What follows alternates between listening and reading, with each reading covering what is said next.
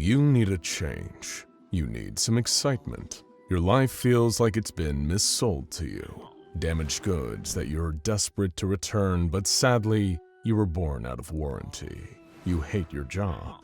You hate your home.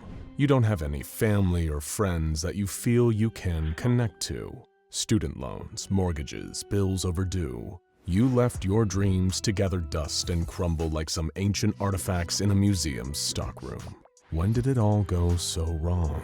Nothing has turned out the way you hoped it would when you were a kid. It's all just been a series of compounding mistakes. Why did nobody tell you after a certain point that life just seems to get worse and worse? It's not that you want to die. No, that isn't it at all. You want another throw of the dice. You want to start again, at a different place in a different time.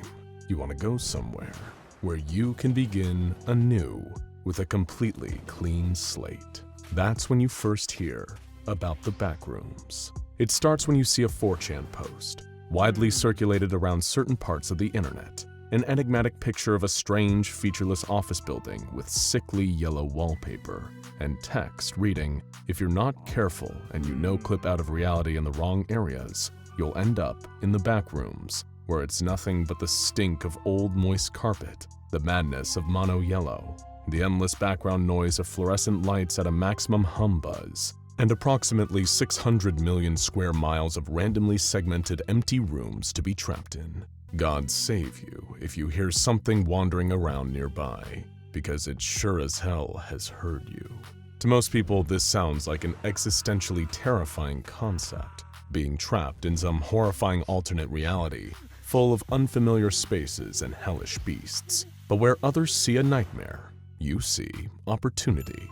The Backrooms. Is it just an urban legend, or could such a place be real? With nothing else to sink your time into, you begin your investigations. That's when you start to realize that there's so much more to this whole Backrooms phenomenon than you could have possibly have imagined. There's more than just buzzing lights and yellow wallpaper. According to some fan forums and wiki pages online, the Backrooms is comprised of a huge number of levels, each with its own unique ecosystems, environments, and entities. It's a whole world, a whole dimension unto itself. A place where you could spend years searching and never see all of it. A place where you could up sticks, leave this world behind, and start a new life. However, there's one weighty caveat beneath it all.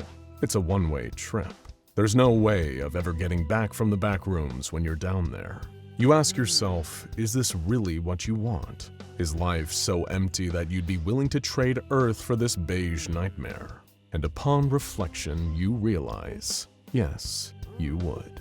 The Backrooms is your ultimate destiny. So you begin to prepare.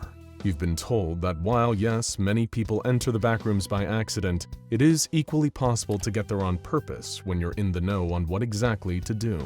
But you're not ready to start your new life in this piss-colored hell world just yet. According to all the sources you're reading online, there are certain preparations and equipment you need to take care of first, or your stay in the Backrooms may be a lot shorter than you intended. Experts in the ways of the Backrooms recommend bringing a first aid kit for treating any possible wounds incurred during your explorations, as well as a weapon. The weapon demands are very specific, recommending a machete or a long knife as an ideal weapon, with firearms being powerful but far too risky. The sound of the report can attract all kinds of unwanted attention from the entities lurking in the otherwise empty hallways. They also recommend bringing a timer, as the concept of time is heavily scattered in the Backrooms, as well as a canteen for storing water. Other than that, Backrooms experts recommend bringing everything you might bring to a particularly intense camping trip. Snacks, a sleeping bag, durable clothing with plenty of spares, a backpack, a headlamp or flashlight, a ski mask, a thick coat, knee and elbow pads, and if you're feeling particularly cautious, light blockers and night vision goggles. You better come in prepared. After all, you're never coming back out again. Next comes actually figuring out how to leave your life behind and enter the Backrooms. You remember what it said on the original post about how people can no-clip out of reality and into this frightening world, like something out of a video game. But how could a person no-clip on purpose? As it turns out, the Backrooms community already has your back there. From years of experience and observation, they've figured out the secrets to no-clipping into the Backrooms. It is important to note that there are no surefire ways of entering the Backrooms, only ways to increase your chances of the no-clip. The community widely lists these as some key places where no-clip potential is far higher. Walls that are a shade darker in abandoned buildings. Doors that they look like they shouldn't lead anywhere or in a random place. Any area that gives paranormal feelings, such as hair standing up, buzzing electric currents, a sense of unease, missing the last step on a flight of stairs and falling on your face, though the official literature specifies that this usually does not work, only in very select flights of stairs, and the anomalous properties of said stairs disappear or move after 2 or so entries using this method. The final stated method is interacting with a glitched chair, though what exactly a glitched chair constitutes is really anyone's guess. You decide that the abandoned building approach is perhaps the most practical way to enter the Backrooms, seeing as you don't feel like intentionally falling down the stairs all day. You decide to spend the next several weeks journeying around your area with all your gathered equipment, ready for the trip of a lifetime. You hop between dilapidated buildings, running your hands across the walls, hoping this would be the one to take you to the place where you want to spend the rest of your existence. It seems almost like your efforts will be fruitless, until you reach the abandoned paper mill about 15 miles from your hometown. On the inside, you feel the strange hum of energy, the raised hairs on the back of your neck. It's almost like there's electricity in the air. Perhaps this is the place. You exhale, trying to calm your nerves and venture further in, looking at the walls until you find one that's conspicuously darker than all the others. Some part of you knows, yes, this is the one. You take another deep breath, inhaling the last lungful of air you'll ever know from this world. You stride towards the dark wall, closing your eyes before the point of contact. You open your eyes, and suddenly, you're there. Welcome to the Backrooms. Is it everything you'd hoped it'd be? The washed-out, ever-present halogen lighting always flickering slightly in a way that's equal parts intriguing and maddening? The endless rows and rows and rows of hallways with that same almost featureless yellow wallpaper. The stinking eternal carpets, damp with what many believe is spinal fluid. You can hardly believe it. You're actually here. In order to avoid losing your head, you remember the 4 steps from the Backrooms forums. Step 1. Don't panic, as panicking causes you to lose your senses and make noise, which may attract unwanted visitors. Step 2. Make a mental note of your surroundings and determine which level you've landed in. Step 3. Accept the Backrooms as your new home, because you won't be returning to Earth ever again. Step 4. Stay here, as attempting to escape will most likely lead to more dangerous levels. There are no exits from the Backrooms, and it is difficult to even attempt to find one, as you must pass through many dangerous levels and unlikely occurrences. Of course, you plan to follow these rules selectively. What would be the fun in just staying on level 0 for the rest of your life, when there are so many other levels still out there to explore? But still, you know you need to wander around for a while first. The only way to get from level 0 to level 1 is through no-clipping, just like how you got here in the first place. So you decide to take a walk and explore the locale, still haunted by those eerie buzzing noises and the squelch of wet carpet underfoot that makes you feel a little nauseous. The further you venture in, you start to see and hear strange things. Maybe it's the light and sounds seeping into your mind. You read on the forums that while there are no entities lurking on level 0, the spatial anomalies of the level itself can be disorienting, and the stimuli can cause hallucinations, both visual and auditory. And lucky you seem to be experiencing all of them. The humming and buzzing of the fluorescent lights are unbearable sometimes, like a power drill boring its way into each temple. You can't tell if this is a function of the other hallucinations or the thing causing them. There are these awful chittering sounds, like insect legs, and you can't tell if they're coming from the nearby walls or worse, inside your head. Then come the voices. They're identifiably human, but they're not in any language you can recognize. You haven't even been here that long, but already you worry you're going insane. The hours drag on as you wander through the empty zone, a sea of drab, jaundiced yellow. You try your best to count backward from 100 in hopes of drowning out this frightening mental noise, from the voices to the bugs. Every so often, you'll pivot, hearing things moving behind you and seeing something flash past in the corner of your eye. You just keep repeating to yourself, "It's not real, it's not real." Sometimes you see what looks like distant doors or staircases. Perhaps those will be the way out, your gateway to level 1. But every time, by the time you reach them, they've already gone. Your paranoia is already starting to increase, and the longer time goes on, the worse it gets. You start to focus more on that drab yellow wallpaper. Do you see something moving behind the pattern? Are those insects? No, it can't be. It's all in your head. But you keep thinking, have I seen this section of wallpaper before? You know time and space don't work the way they should in level 0. What if you're just going in circles until you dehydrate or starve? You begin to wonder if your old life back on Earth was really so bad. But it's too late now. You're trapped here. There is no escape. The only way to go is deeper now. And just hope that what you find down there is more horrific than this. The one moment of salvation is when you find yourself in a small square room with manila walls. There you find documents left over from other people who'd been trapped here, reaffirming much of what you already knew. A key part of one of them reads, Level 0. This is the level you are currently within. A unique property of this level is its isolating effect that prevents any two wanderers from seeing or interacting with each other, even when standing in what should be the same location, as well as its shifting non-Euclidean nature. No clipping, as described earlier, is the only safe, documented way to exit this level. Level 1. Reaching this level should be your next goal. Our primary base, which is one of the safest locations for you, is located here. Level 1 takes the appearance of an infinite warehouse, stocked with crates full of supplies. Crates of supplies? That sounds nice. You exit the manila room and keep searching, traveling around on what very well could have been an infinite loop. Welcome to the Backrooms. One way or another, you are going to die down here. And you know on other levels that there are nightmarish creatures lurking around too.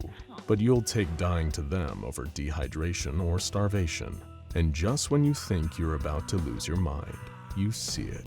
A wall that seems conspicuously darker than the rest. Could this be? You feel that hum of energy again, the hair standing up on the back of your neck.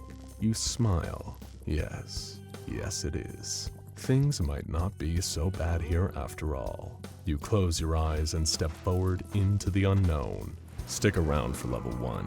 Let's see just how deep this rabbit hole goes. Welcome, Explorer.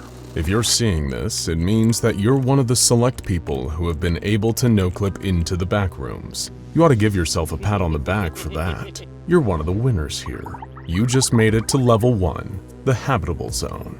You take a deep breath, sucking in a waft of thick, metallic air that tastes like an oil slick. Your first impression is that it looks a little like an abandoned warehouse that's seen better days, or one of those spooky parking complexes you were always afraid to walk through after late shifts at work. But here, fear isn't an option. It's like Dune.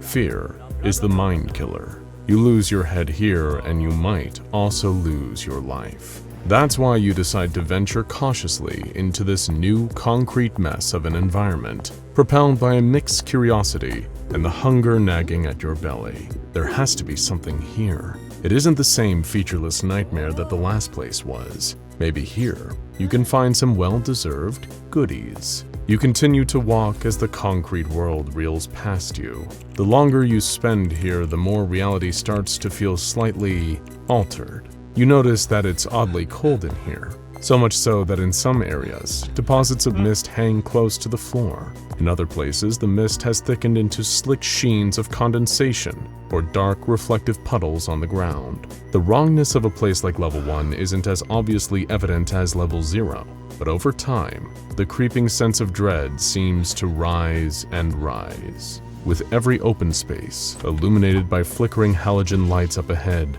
with every long, dim corridor with phrases like, "Welcome to Hell," and "No one escapes," spray-painted on the walls. With every hall dotted with great concrete pillars that could be hiding anything, you start to feel your heart rate rise. You begin to wonder, weren't there meant to be people on level 1? You were sure that you read that back in the Manila room on level 0. The document had said, Level 1. Reaching this level should be your next goal.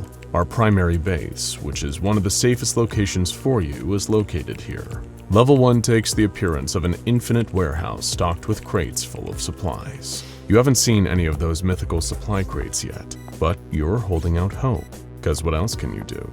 That thing about the primary base was also encouraging. That means other humans are out here, possibly even in force. Safety in numbers. Wouldn't that be a fine thing? Your stomach grumbles painfully again, and you keep walking.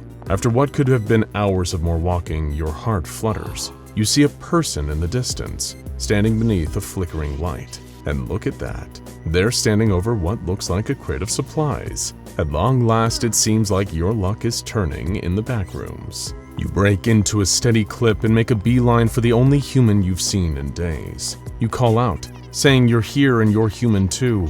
You can already taste the energy bars and the delicious almond water. It'll taste so good. But you can't help but notice the person leaning over the crate in front of you isn't moving. They aren't reacting to anything you're saying, like they're a store window clothes mannequin just fixed into place. In an instant, you feel this unassailable dread wash over you. You grind your heels into the ground and come to an abrupt stop. As if sensing you now, the stranger jolts to life and begins to turn.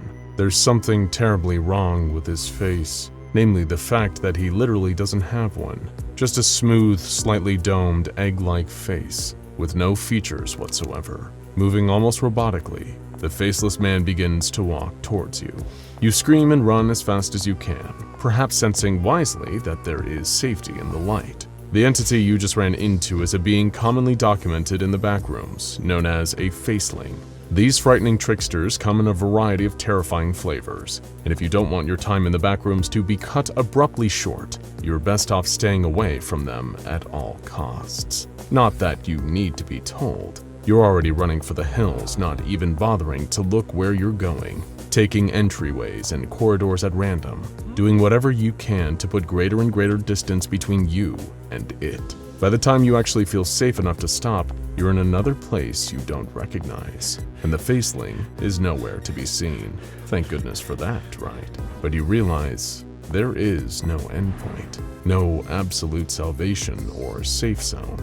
You just need to keep wandering and hope you don't encounter something even more dangerous. Here's the thing. There are theoretically plenty of actual real-life human beings trapped on level 1 of the Backrooms. The problem is, each level is constructed out of millions of miles of alien geometry, not bound by the same laws of physics that dictate our home dimension.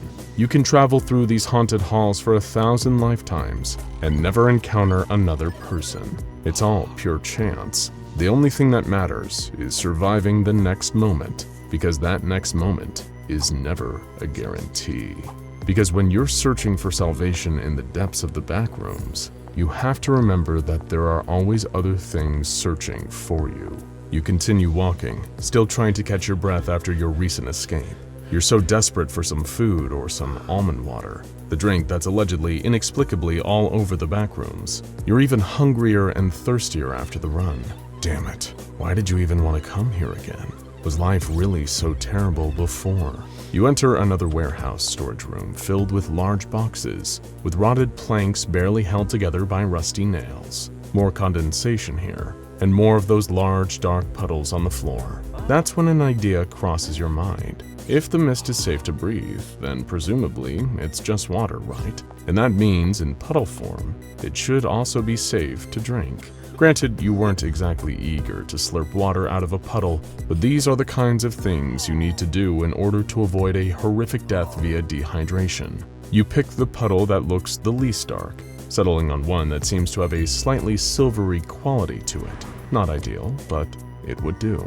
You dropped to your knees and leaned in towards the puddle, preparing to swallow your pride and swallow some of this nasty floor water. You wish you were braver about this kind of thing, but believe it or not, your hesitation actually saved your life this time around. You're about an inch away from the silvery water when, in an instant, it takes the form of a terrible, grasping hand and reaches for you. Your reflexes pull you back from the wriggling fingers, scrambling back on your butt as the puddle seems to reshape and transform. It had never been real water. It was actually another common hostile entity in the backrooms, known as a duller. The reason that even things as innocent as puddles can't be trusted in the nightmare space. Dullers are large, devious monsters that function as ambush predators. They take on a semi-liquid state and imitate an innocent puddle on the ground, just waiting for some unlucky explorer to come and stick their feet where they shouldn't. At that point, it'll latch onto its victim and never let go, dragging them into its form and ruthlessly devouring them. Very few people who come into contact with a duller in their liquid form live to tell the tale, so you just nabbed yourself a hell of a lucky break from an otherwise certain doom. But you're not out of the woods yet. The duller, now in its physical form, begins lumbering towards you. You've got no time to recover. You need to get up and move right now. You spring up to your feet and run for it before the duller has a chance to go for round 2. You keep running, room to room, hallway to hallway, through this warehouse straight out of perdition. It's exhausting. Is there literally anywhere you can relax in this place, even for a moment? If you're lucky enough to survive this horrifying episode, you can bet your ass that the future PTSD is already in the mail. But as you're running, you suddenly stop, noticing that you're in an oddly dark corridor. The lights flicker on only occasionally, giving brief moments of illumination. The active fear that came from running from the duller begins to melt away, instead replaced by the icy dread that you've come to associate with the many ambiguous terrors of the backrooms. You just know something terrible is about to come round the corner. You just didn't quite expect that feeling to be completely literal in its accuracy. With each flash of light, you see a door squeaking ajar and something moving behind it. There's a low, guttural growling noise, something primal and vicious. You get the sense that whatever's behind there, it is a truly dangerous predator. It enters, beginning with a tangle of filthy matted hair that obscures whatever face might be underneath. With each flash of light, you see a little more. It has human skin, each of its limbs seemingly oddly human in isolation, but the configuration is all long. Its body is built almost like a hairless dog, a badly assembled jigsaw puzzle made of human parts. Also, it's hungry, and you look like food. You naturally turn to run, and it gallops after you on all fours, growling and snarling. While this living nightmare is new to you, it is a very familiar creature for veteran explorers and survivors of the backrooms. They're referred to as hounds, dangerous bestial monsters that hunt down survivors to either devour them or infect them. That's right, infect them, because these creatures carry a dangerous pathogen, often referred to as the hound virus. It's fast-acting, can spread through bites, and leads to a horrifically painful transformation that converts human beings into hounds themselves. Of course, that fate doesn't sound all that fun to you, so you run like hell. Remind us why you wanted to come here again. Don't get us wrong, we know bills, rent, the job market, and student loans suck, but there's gotta be a better alternative than this. Adrenaline carries you where more conventional energy fails to step up to bat. You can hear the growl of the hound as it follows you for about 20 solid minutes of relentless running. It feels like a miracle when you enter a new room and the growling behind you gives out. You're safe again, for now.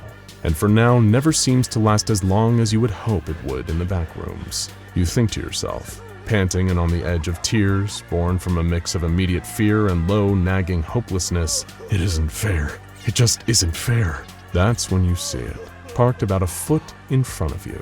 A big, beautiful supply crate, made out of a relatively pristine-looking wood. After the trio of horrors you've seen today, it feels like seeing the pearly gates. You approach with ravenous intensity and pry the lid off the crate with your fingers. Inside, enough almond water and energy bars to last for days. You eat and drink your fill. It's the first time in a long time that you feel close to happy. Perhaps with this small light in the darkness, you'll have the strength to keep going, but nothing can prepare you for what you'll encounter next. After taking your fill from one of the supply crates, you take a moment just to breathe and assess your next options. You've been running through the halls of this hell like a headless chicken. It's time for you to calm down and get methodical.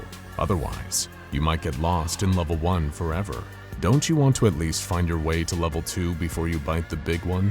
You shove as many energy bars and bottles of almond water into your bag as you possibly can. just to avoid the encroaching horror of starvation and dehydration later. It's a little less exciting than some of the other ways you can die around here, but it's the most common way to go. Even if you're the kind of supreme badass who could kick most backroom entities through the nearest wall, you're still vulnerable to starving to death. So you continue your journey through level 1, searching for some kind of way out. You read somewhere that finding your way through the right aperture can lead you to no clipping into level 2. You don't know much of what's supposedly down there, but so far level 1 has been an absolute nightmare. So surely, can't be much worse than that, right? Of course, you will come to regret thinking that. As you pass through warehouse floor after warehouse floor, corridor after corridor, you see something miraculous. Another human being dressed in cobbled-together tactical clothes and wielding a machete, recently stained with black blood from some unknown source. But seeing black blood on this stranger's blade is definitely better than seeing red. The person smiles, raising the machete and asking if you're human. When you say yes, which to be fair he already knew, he lowers his blade and beckons you over for a handshake. The stranger tells you his name is James, and that he's a raider. This frightens you. You've played a whole bunch of Fallout games, so when you think raider, you think bloodthirsty psychopath that will kill you and steal your stuff. But this is only because you're not that familiar with some of the factions at play in the Backrooms. Of course, there are far too many groups and factions to discuss right here, but all you need to know about the Raiders is that they're big fans of freedom. They hope for the Backrooms to stay independent, rather than being ruled by the same systems of greed and corruption that rule the world outside. They want the Backrooms to remain the strange new frontier that it was always meant to be, for those who actually want to be there, at least. James the Raider tells you that they lost the rest of their team in a scramble after they were chased by a whole pack of hounds. He even managed to kill one, hence the black blood on his machete. He's established a camp nearby, and if you want to come camp with him overnight, you're more than welcome. There's safety in numbers. You decide to take him up on his offer and camp out with James the Raider for the night. Perhaps in the morning the two of you can go out on a hunt for an exit, or other explorers the next morning. He's busted up an empty supply box and used the planks of wood as firewood. It's clear that this guy has been here much longer than you. You hope with enough time, you might be able to learn from this man. Maybe with the knowledge imparted to you, the Backrooms might become the fun, exciting adventure you hoped it would be. James says he'll take first watch, cleaning the blood off his machete with a rag. You can get some well-earned sleep at long last, and given how exhausted you feel, you welcome it. But it's a rough, uneasy sleep. You keep having dreams filled with strange images, huge, hissing metal pipes snaking off into infinity, glowing eyes and teeth in the darkness, looking at you, getting closer and closer. What does it mean?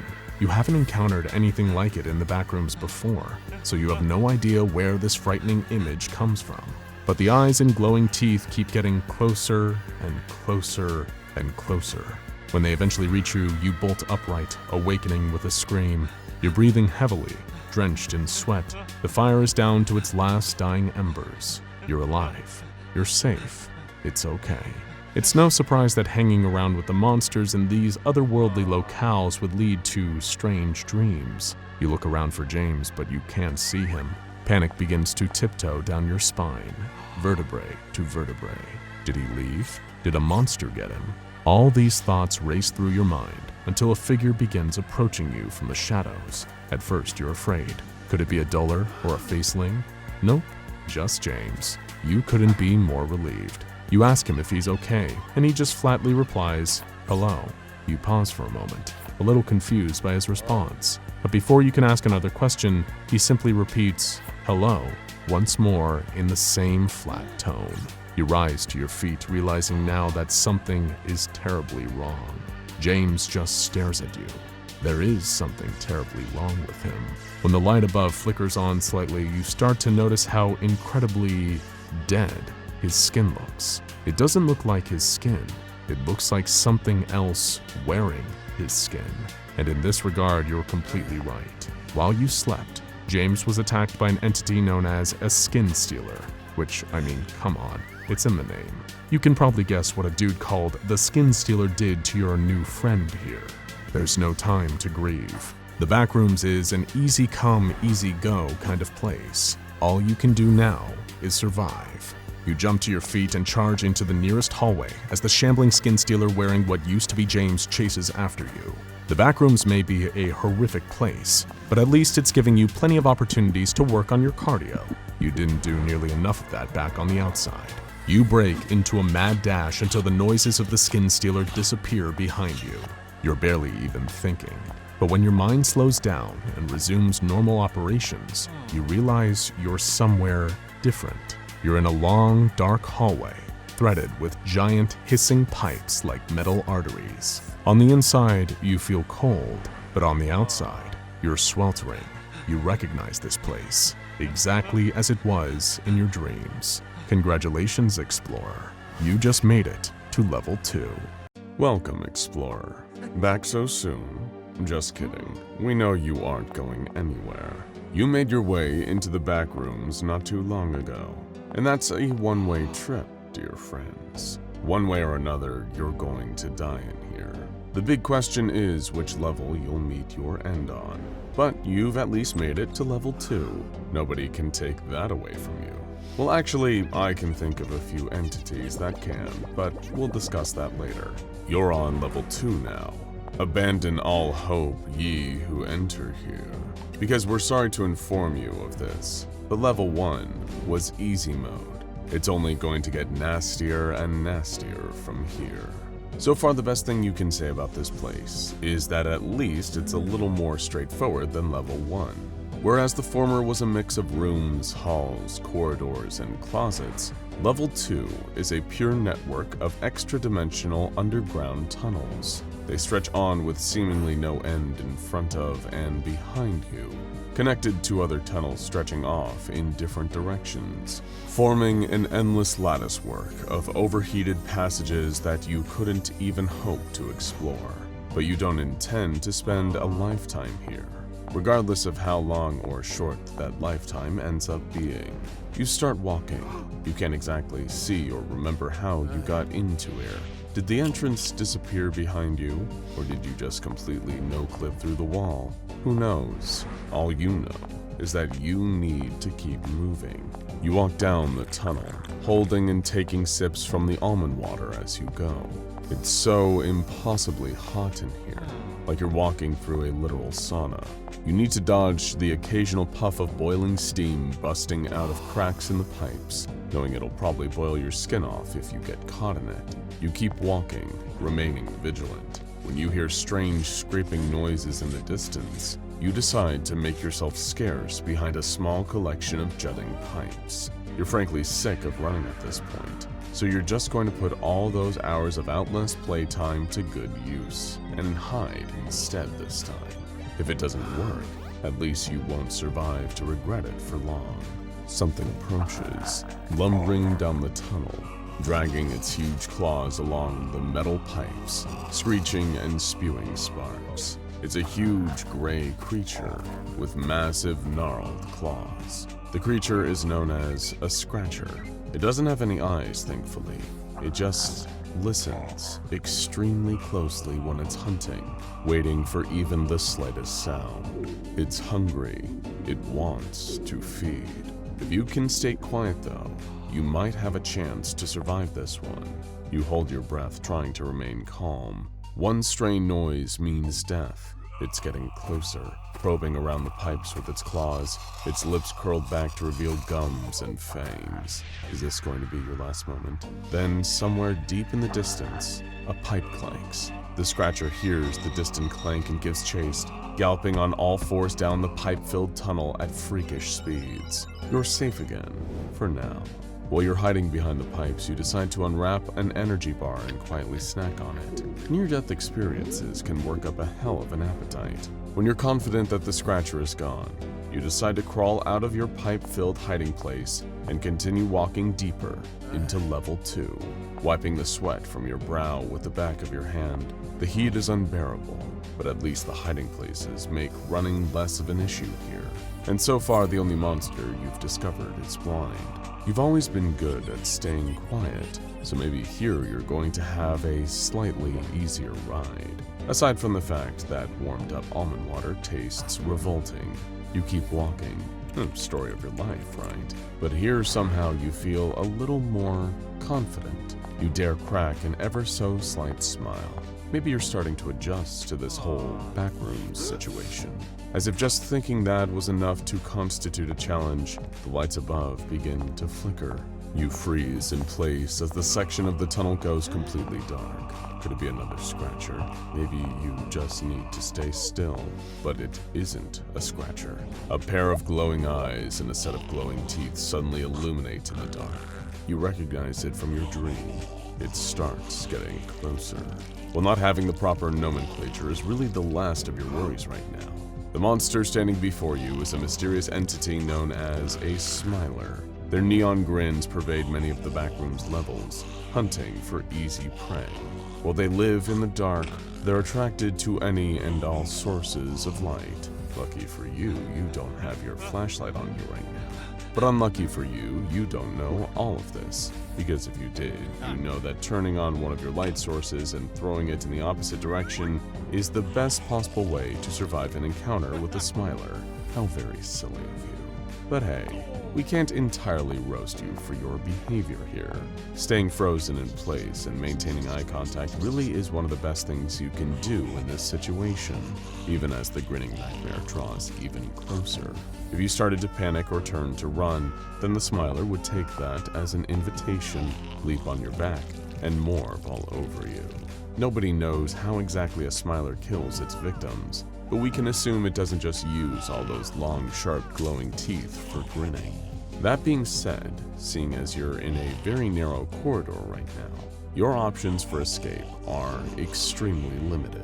You're currently speedrunning all stages of grief until you reach a kind of placid, guess I'll die, acceptance. There are worse ways to go than getting chomped by a Smiler's glowing jaws, surely. That's when a ball of light sails over your shoulder from behind. It seems like an abnormally bright industrial glow stick, sailing in a smooth arc, bouncing off the distant ground and tumbling into the darkness. Lucky for you, it's enough to distract the Smiler, who immediately pivots and follows it into the darkness. Somebody just saved your life. "Come with me if you want to live," calls a rugged, manly voice behind you. You turn and see him there, flanked by a pair of subordinates, both wielding planks of wood with rusty nails sticking out of them. He's a tall, broad-shouldered man, his lantern jaw peppered with light stubble. His biceps ripple out of his sleeves, his eyes a piercing blue. His hair is pulled back and tied into a manly ponytail. This is the man who saved your life, your jacked angel. His name is Austin, and you don't hesitate for a second to run down the corridor with him and his men. He's the kind of guy you'd be happy to follow anywhere. He and his men lead you into a nearby utility room, where he's hidden a variety of supplies. Almond water and energy bars are plentiful, along with a wide variety of weapons. He tells you he's impressed that you managed to survive all the way to level 2 with so little firepower. As it turns out, level 2 is one of the only levels in all the backrooms that can be accessed directly from the normal world. You shudder at the thought. Going from level 0 and level 1 was bad enough. The idea of unexpectedly clipping from reality straight into this pipe-ridden nightmarescape feels like it'd be a one-way street to certain doom. Austin hands you a revolver, its cylinder full, as well as 5 additional bullets. He tells you that this might save your life someday, but if you're not careful with it, it could also be the catalyst for your demise. After all, guns are loud, and when monsters down here catch wind of a couple of reports, they'll come running like it's a personal dinner bell. You nod, taking it all in. Austin also tells you that what you're seeing here is a small detachment of his level 2 settlement. In total, there are about 30 people down here that organize themselves into small 3-man scouting groups, going on daily reconnaissance missions in shifts to gain a better understanding of the mysterious area around them. Knowledge, after all, is power. It's the best way they can come to master the place they're trapped in. The next step will be finding your way to their main level 2 encampment, where the rest of the group is located. You can meet them and start your new role as a member of the team. While you initially wanted to go to the Backrooms to see it all, to explore, to get some excitement after the horrors you faced, part of you just wants to settle down on level 2 for a while and earn your stripes. You can build alliances and train yourself with the different weapons available to you. So when, perhaps in weeks or even months' time, you actually make your way to level 3, you can feel ready for the challenge.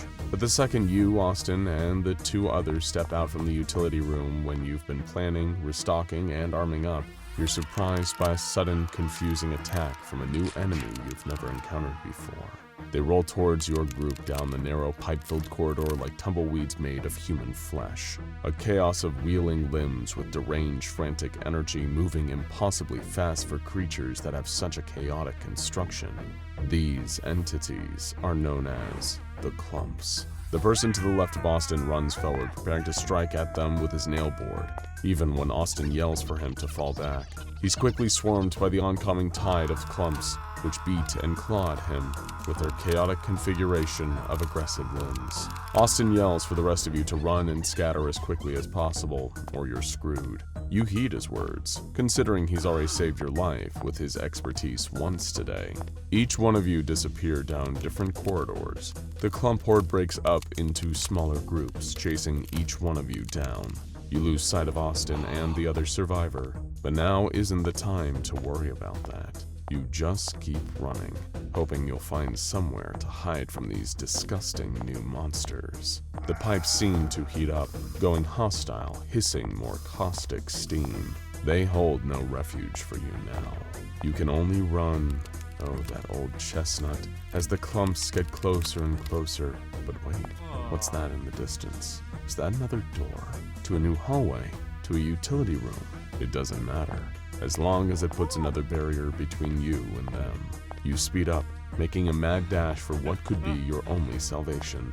You just hope to the god of the Backrooms, if there is one, that the door is unlocked. At the last possible second, with the clumps hot on your heels, you reach the door and throw it open, slipping inside. You slam it behind you and lean against it, breathing hard, waiting for the boom, but it never comes. Congratulations, you escaped, but you're not on level 2 anymore. Out of the frying pan and into the very jaws of hell.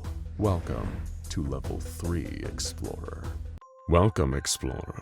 Still trapped in the Backrooms, are you? Well, no surprise there. It's not like there's ever been any recorded escapes from this terrible place. But hey, maybe you'll be the first. Oh, sorry. The prospect just struck me as a little amusing. Don't mind me. Anyway, where were we on your long and winding journey deeper into oblivion? You've opened the door and walked into a new place. Below you, a floor made of dusty white tiles, like filed bone. Above, an unforgiving metal ceiling, with steel gates corroded with rust and dripping with deposits of crusted on. Well, you probably don't even want to think about that. The dirty brick walls standing on either side of you look ancient and chipped, in some places bearing the echoes of scratching fingernails. Pipes snake along the tops and bottoms of the wall, hissing and gurgling, cracks dribbling a thick black liquid that smells toxic and makes you feel dizzy to even look at. In the distance, machinery hums, whirs, sparks, and roars, like you're trapped in the belly of some great metal beast. Heat prickles on your skin. Did you see something move in the distance? You're not sure. All you know is that almost instinctively, your hand finds its way over to the revolver and the handful of bullets in your pocket. You sense that you might need them soon. Why wouldn't you need them after all? You've just walked into hell. Or as we call it around here, level 3 of the Backrooms. Do make yourself at home. After all, it might end up being your final resting place. You take a deep breath and start to walk deeper into the first corridor. The machinery seems to get louder and louder the deeper you get into the hall. It's the grinding, metallic embodiments of dread. If your fear could make a sound right now, it would be that exact sound. Silent Hill Otherworld, eat your heart out. You didn't realize just how much you valued your interactions with other human beings on previous levels until you got here. Level 3 is like if loneliness had big, hungry jaws, full of grinding, gnashing metal teeth. Incidentally, while there's no way for you to know this, Level 3 is actually one of the biggest levels that the Backroom has to offer. Its area is estimated to be a staggering 350 million square miles, which is over 14 times as big as the entire circumference of planet Earth. That's why your likelihood of actually running into other human beings in here is extremely low. But hey, keep your chin up. There are still plenty of other things you're way more likely to run into down here. You keep moving, trying to push out the sound and the fear. You've survived this far, that's gotta count for something, right? You keep repeating this like a mantra to yourself, hoping it'll give you strength as you approach a rusty iron door and pull it open with a high-pitched whining screech. The sound makes you cringe. Your time in the Backrooms has taught you that drawing attention to yourself around here is a very bad idea. So you try to stay discreet whenever possible. There are plenty of things down here you don't want noticing you, and it won't be long before you run into one of them. You pass through the endless matrix of grimy, bricked-up hallways. It reminds you a little of Level 0's complex and maze-like spatial layout, but with all the industrial grease and grime of Level 2. If you weren't almost sick to your stomach with fear, it might almost be nostalgic. You allow yourself a perverse little chuckle about that. What a strange experience this whole thing had been. Ironically, it really made you appreciate the life you ran away from. There is an eerie expansiveness to this place, but not much uniformity to each individual room and passageway between rooms. You keep pressing onwards, because you've learned by now that it's the only thing you can do down here. Sometimes you're walking through vast cavernous tunnels filled with hissing pipes. Sometimes it's passageways so narrow you need to enter a prone position and crawl along on your belly to avoid the seemingly ever-lowering ceiling. It's like a funhouse without any of the fun. You make your way into a slim, slimy corridor where you turn sideways and try to avoid the sludge dripping down the bricks. The very fact that you haven't seen anything yet somehow makes you even more nervous. The anticipation is bubbling over, knowing that somewhere in these millions of miles of hellish passageways and rooms, there are plenty of entities that want to hunt you down and teach you a new definition of agony. As you walk, you find a vast cavernous passageway with a curved metal roof. In the distance, you notice a metal grate, like prison bars, separating one half of the passage from the other. You approach the bars cautiously, looking at the darkness in the distance. Is that a single flickering light you can see beyond all the dark? Do you see someone standing in the light? You're really not sure. You get a little closer, practically touching the bars. That's when the shape in the distance disappears out of light, gone. It's hard to explain, but there's something about these bars that fills you with dread. It's though when you look at them, you feel trapped. It's like you're locked in a big cage with huge invisible eyes staring in at you. You're being watched, but by what and why?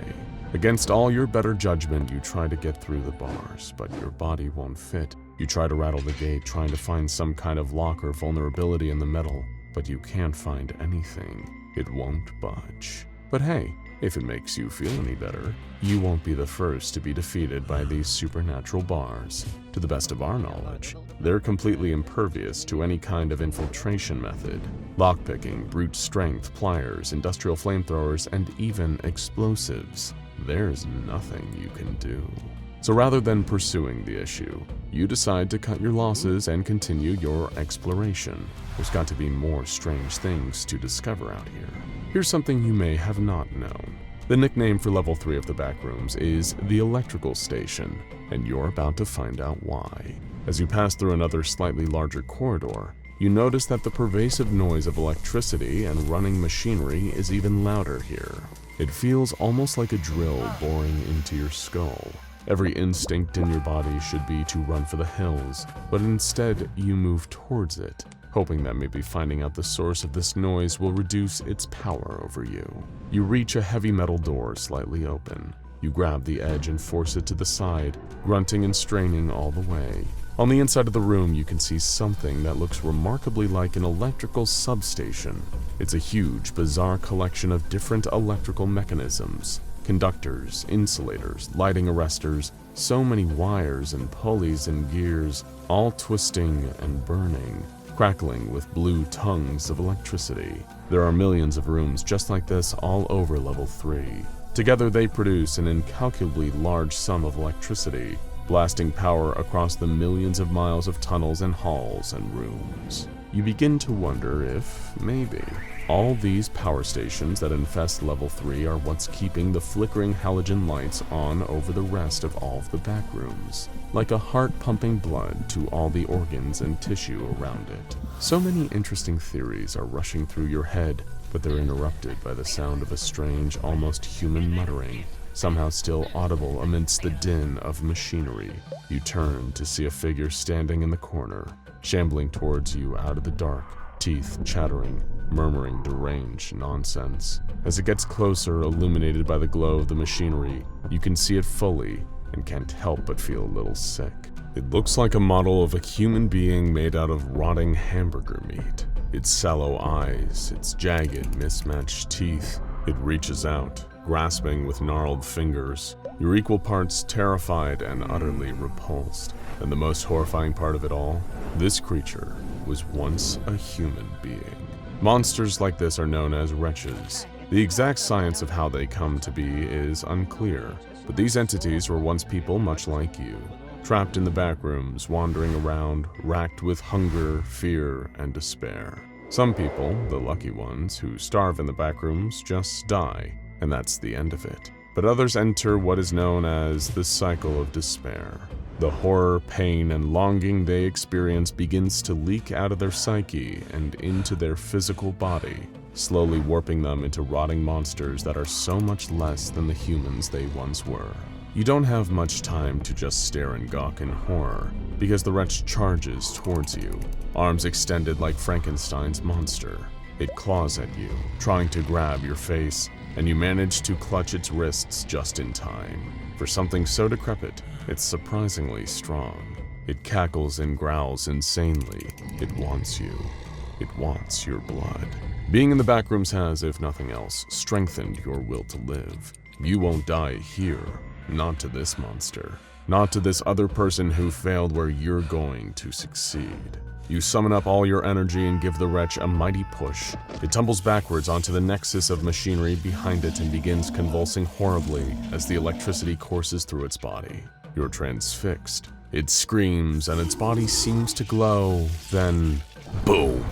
The wretch explodes, spraying you with a mist of awful rotten meat. The creature is dead.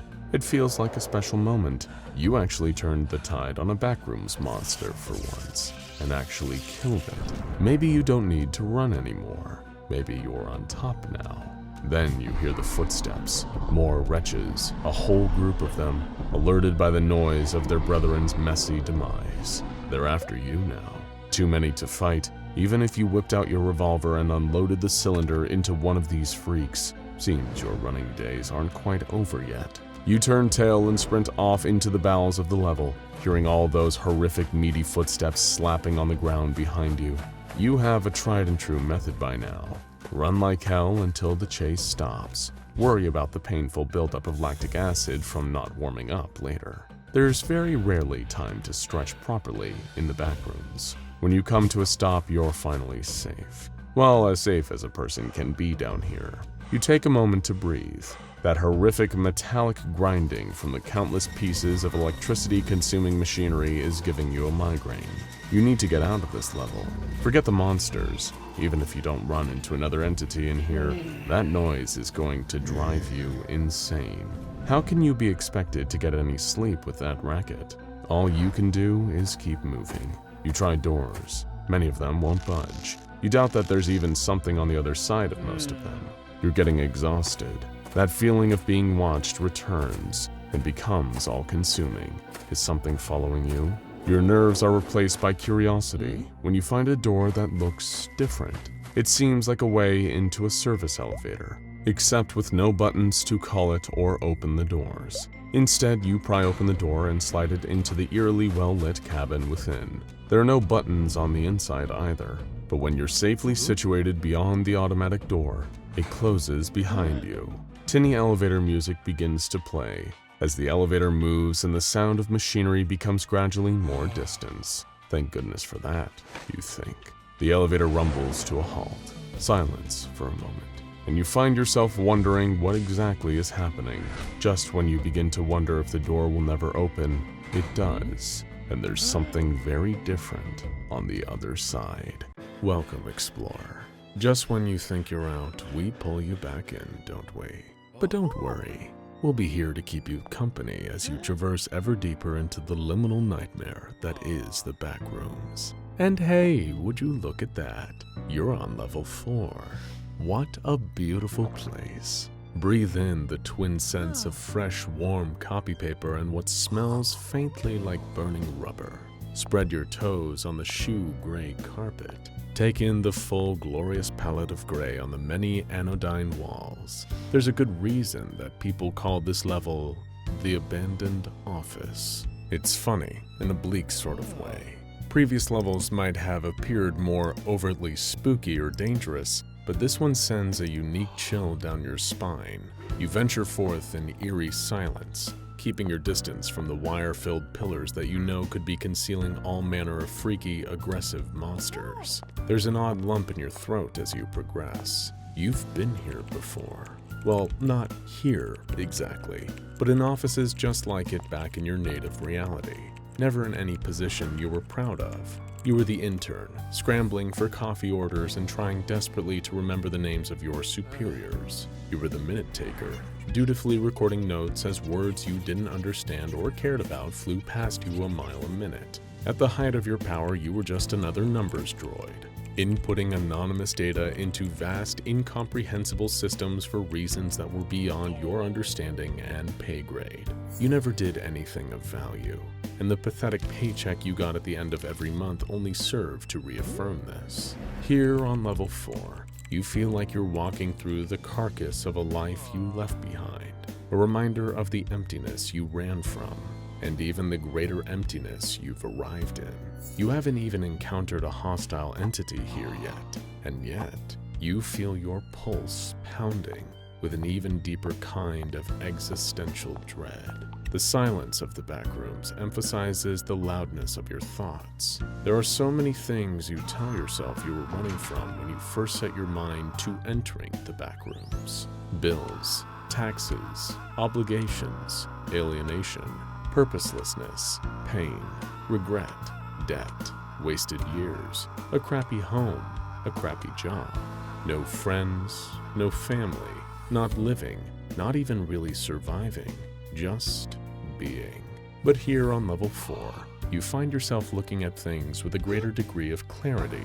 Sure, all those things are problems, but they weren't the big problem, were they?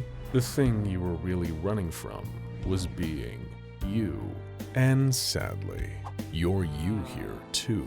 You try to push all those bleak thoughts out of your head. What does it help you to believe these things? The Backrooms is all about survival. If you find yourself slipping too much into your own internality, it leaves you as a sitting duck for a truly dangerous creature, lurking out here in the mazes of hallways, electrical pillars, and abandoned dust-gathering cubicles. You have to be fully present and constantly aware of your surroundings. There's something oddly compelling about the environment of level 4. Despite your own very personal existential baggage, this place is oddly more inviting than a lot of what you've seen. It doesn't have an endless drone or walls that are deadly to touch, nor nauseating damp carpets and a thick toxic miasma hanging in the air. It feels like a snapshot of the year 1999, on the precipice of the millennia, and the world changing forever, just without any of the people in it. That much can be expected of the Backrooms, at least. You walk down darkened corridors and through doors marked in a language you don't understand or even recognize. You're smart enough to know the drill by now, explorer. You need to search for supplies, other friendly explorers trapped in here with you, and of course, and exit to the next level. You keep walking for hours, occasionally breaking to sit on a rotating office chair, just for your own amusement. The lack of entities on this level seems almost conspicuous, doesn't it? Especially after what an onslaught of vicious creatures these last few levels were. Not that you want to look a well-earned breather in the mouth. There's another thing about this level that you can't help but find a little peculiar. This is the first Backrooms level you've seen that has actual windows here. Of course, some of them are completely blacked out, as can be expected, but some of them seem real, with actual light filtering through them. Does that mean there's a way out? Or at least some kind of externality to an otherwise claustrophobic nightmare that is the Backrooms? Tentatively, not even daring to hope, you approach one of the windows. Something has to be exuding all this light, doesn't it? But outside, you see another impossibility that seems typical of this baffling alternate dimension. A spiral made up of thousands of other parallel windows built into an endless tesseract of walls. Down below, it stretches off into a kind of dark and unknowable infinity. Part of you wonders what'll happen if you'll pry the window open and jump out, but you're aware that it might go on for billions of miles. For all you know, there might not even be a bottom. You could be doomed to die of starvation mid-air. So perhaps an experimental jump isn't the best idea, you think. But this does open up a few different fascinating lines of inquiry. You know this is the view out of one of the windows. Who's to say it'll be the same out of the others? You've entered new levels through plenty of means before. No clipping, doors, elevators. Who's to say you don't enter level 5 by climbing through an office window on level 4? So you begin checking the windows. Again, many of them are totally blacked out. You consider trying to scrape away the paint at first, then realize that in the Backrooms, if the world itself doesn't want you looking at something, it's best to be compliant and heed its orders. You don't want to end up like one of the many thousands who would see something so terrible in the Backrooms that it utterly shattered their sanity. You keep looking until you see something that catches your eye in the distance. Is someone standing behind one of the windows? It seems like a mere silhouette, but from the shape of it, it seems like it's a human, not one of the many vaguely humanoid monstrosities that littered the endless miles of the Backrooms. And if it was possible to get onto the other side of some of these windows, then maybe your theory about escaping level 4 via one of these windows actually holds some water. There's only one way to find out. There's no time to waste. You make a run for the window, hoping the person on the other side will see you and open up. And as luck would have it, they do.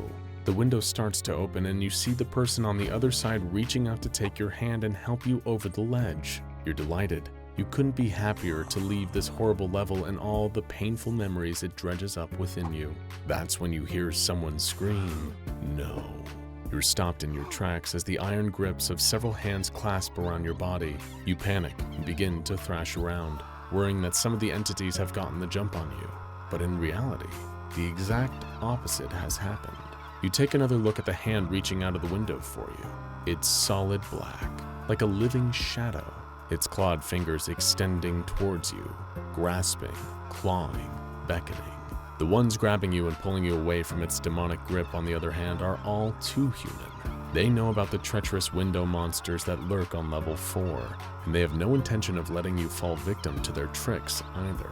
When they pull you far enough from the window that the hand begins to recede back behind the panes, they loosen their grip and let you breathe. You'll sure as hell be bruised tomorrow, but at least this way, you're actually going to live to see tomorrow. Because your mama raised you right, you thank your rescuers profusely before asking them who the hell they are. They tell you that they're a scouting party from the Major Explorers Group Base Omega, the largest human faction in all of the Backrooms. With them, you're in safe hands at the very least. Once you've gotten over the shock of yet another near-death experience, they help you up and escort you to Base Omega.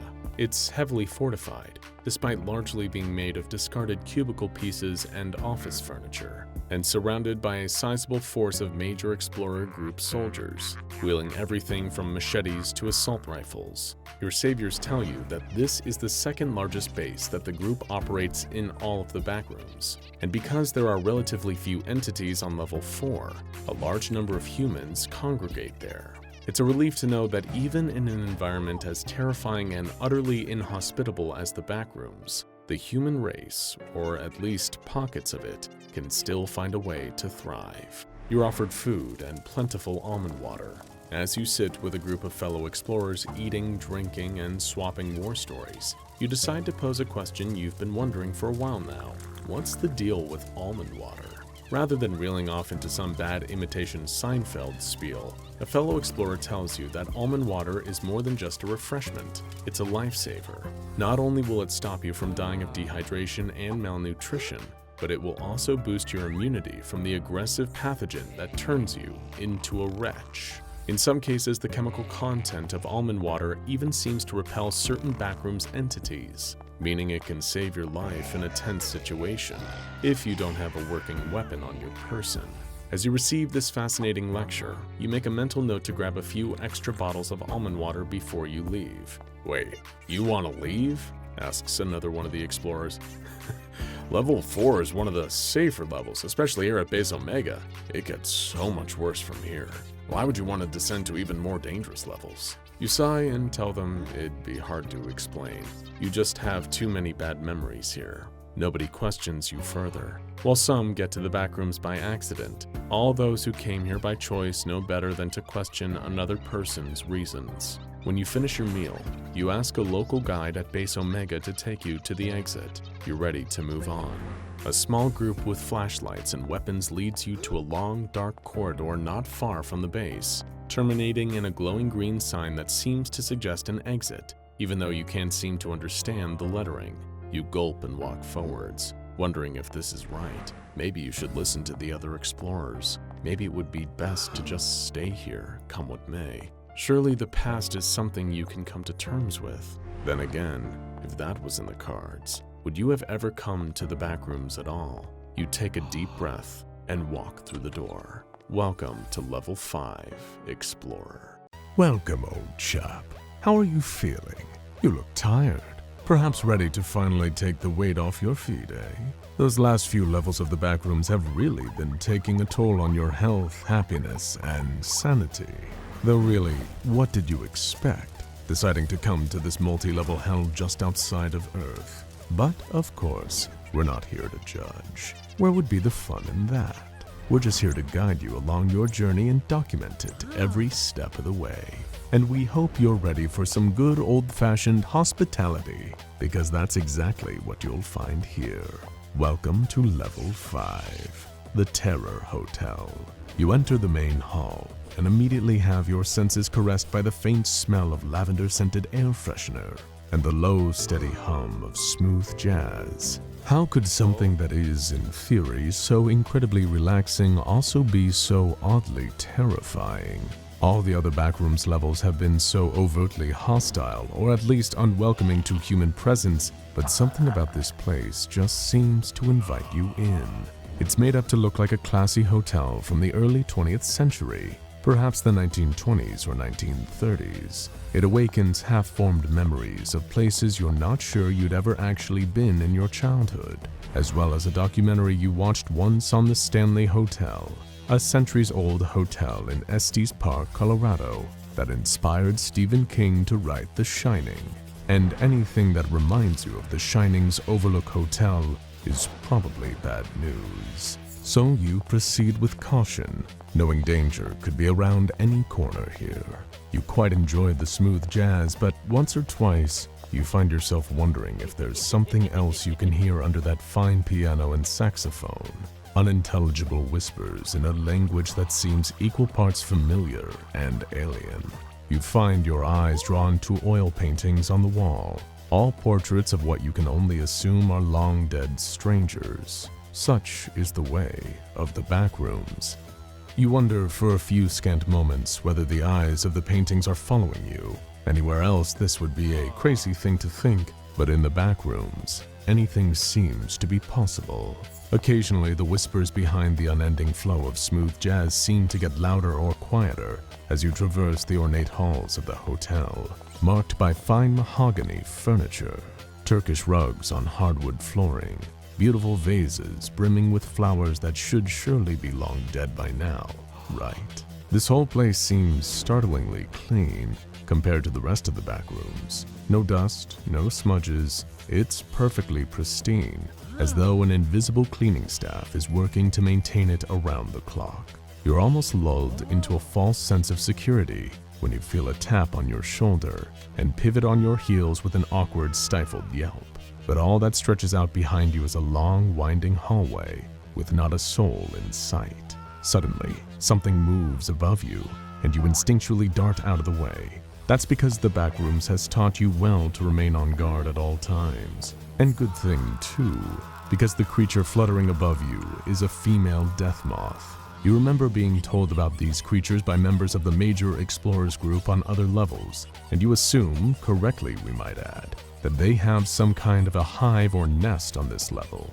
While behavior can vary from specimen to specimen when it comes to the death moths, it follows that the males of the species are relatively harmless, while the females are decidedly not.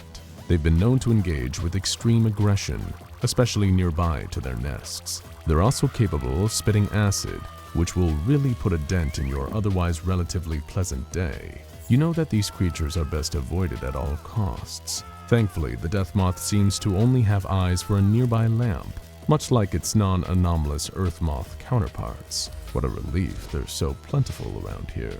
When you're confident that the death moth is gone, you quietly get up and proceed. You've got no interest in getting your face melted off today, or any other day for that matter. After so many encounters with the most horrific monsters you can imagine over the last few months, you're always alert for potential horrific threats, often hiding in plain sight. That's why, when you see a small black and white cat wandering around, you immediately expect that it will explode or grow tentacles, or actually be a lure controlled by a giant fish or spider creature, hiding just outside your line of sight. Funnily enough, the last thing you expect is it to come over and start talking to you. And yet, that's exactly what it does. Life can be a little strange like that, friends. The cat approaches and says, "Hello there, explorer. I'm Samantha. I like to frequent the level 5 hotel. Rather nice, isn't it?" Partly out of the sheer surreality of the situation, you blindly agree. "Say, you wouldn't happen to have any meat on you," she says in an oddly insistent tone that makes you think it's best to obey her. "If you give me some, I'll tell you your fortune. It's a fair trade." For a moment you worry you don't have anything on you to satisfy Samantha the talking cat, but then you remember that before coming down here, you packed a number of supplies in your backpack, including a turkey Slim Jim. It wasn't the best, but hey, it was meat. You get it out of your bag and offer it to Samantha, who eats it before replying, "You're going to be offered a deal by something extremely dangerous," and leaving. What a heartwarming prophecy, you think sarcastically. In light of that, all you can really do is just keep moving. Your journey continues down the expansive network of fancy corridors that make up Level 5's main hall. How could such fine traditional opulence end up feeling so incredibly unwelcoming? Now and then you notice swarms of death moths in the distance and continue making the wise choice of hiding away in the dark corners until they've passed. Occasionally you'll see dead ones on the ground, being feasted on by strange horned rat-like creatures known as death rats. It's all one big, perfect ecosystem of strangeness down here. Eventually, you find yourself somewhere different. There's a silver plaque next to a grand set of mahogany doors with the engraved moniker, The Beverly Room. You venture inside, hoping Beverly isn't some nightmare creature that'll immediately rip you to shreds or shake you down for more meat in exchange for vague psychic readings. But instead, you find a gorgeous network of grand ballrooms, the kind that you imagine must have hosted countless Shining-esque parties back in the day. The only notable piece of furniture in these otherwise cavernous rooms is a table, covered in an assortment of esoteric items, including various drinks that you know better by now than to sample, and a half-finished game of mahjong. There's an odd aura of evil coming off of the game board that somehow tells you that you need to stay away. The last thing you notice before putting some distance between you and the mysterious table is a paper note, scrawled quickly reading, "Beware the Beast." In the back rooms, you really wish it would be more specific. You feel another tap on your shoulder and quickly turn around. expecting to see nothing but instead, against all odds, saying, Amelia Earhart. Yes, that Amelia Earhart, standing behind you, looking exactly the way she did when she disappeared on that fateful and monumental flight. It turns out that many famous people who just mysteriously went missing in the past ended up inside the backrooms after an unexpected no-clip. After all, it really can happen to anyone. Before you can say a word, she puts a finger up to her lips and shushes you. There's clear fear in her eyes. Suddenly, you can hear a mysterious growling noise coming from somewhere. Honestly, it really isn't clear where it's coming from. It seems almost like it's being projected directly into your head. This, naturally, leaves you feeling a little nervous. But Amelia Earhart, who seems to know what she's doing, takes you by the hand and leads you away to a nearby hall, where the two of you hide in different dark crevices. You have the good sense to just stay put and wait as the growling gets louder and louder. But soon, it's ear-splitting, almost deafening. Part of you wants to scream just to drown it out, but you get the sense that doing so would mean instant death. That's when you see it. A huge quadrupedal mass made of multicolored pipe cleaners? You'd laugh if it wasn't so utterly terrifying. And you're right to not make a sound, because this creature is a growler, a highly aggressive and predatory entity that hunts down any living things it can find to assimilate and devour. It uses echolocation to hunt its prey, so any noise you made would have spelled certain doom for you. The one saving grace is that growlers are phenomenally stupid, so it doesn't spend long looking for you when you aren't immediately evident. Soon after it arrives, it moves on, taking that horrific psychic growling with it. You breathe a sigh of relief when you're just back to whispers and smooth jazz. But by the time you feel brave enough to exit your hiding place, Amelia Earhart is sadly long gone. You had so many interesting historical questions for her too. Instead, you just keep walking, because that's what you've learned to do in the backrooms. At least the locale here is a little more visually stimulating than the other levels you've been trapped in. You look up at the portraits on the walls and notice something eerie. They're all smiling now, with wide, toothy grins. You remember reading back in high school why people never smiled for these old portraits. The painting process could take hours on end, so it's always best to let your face assume a relaxed position. Big smiles on portraits this old seem to be profoundly unnatural. Oh, I wouldn't say that, old chap. I think it's nice they look so happy. Don't you? You hear that voice ring out. It's smooth, clear, classy, and refined, and yet seems to have an undertone of almost limitless malice, like a pleasant, well-groomed pond atop a lava-spewing volcano. You turn towards the voice and see its origin. A man, well, kind of, standing in the hall about 10 feet away from you. He's wearing a fine suit, but one thing seems off about him. Maybe it's his vibe, his cadence, or the fact he appears to have a green cuttlefish for a head. Before you can formulate a joke about how you must have accidentally wandered into the Has-Been Hotel and are now standing face-to-face with Wish.com's Alistair the Radio Demon, the mysterious cuttlefish-headed man speaks up again. I'm the proprietor of this hotel, you see. I take great pride in knowing that it's running smoothly at all times. But you see, it's a hard job for just one man, even as hard as a worker as I. Would you consider becoming a business partner of mine in the hotel business in exchange for equity and other benefits? It's been a surreal day.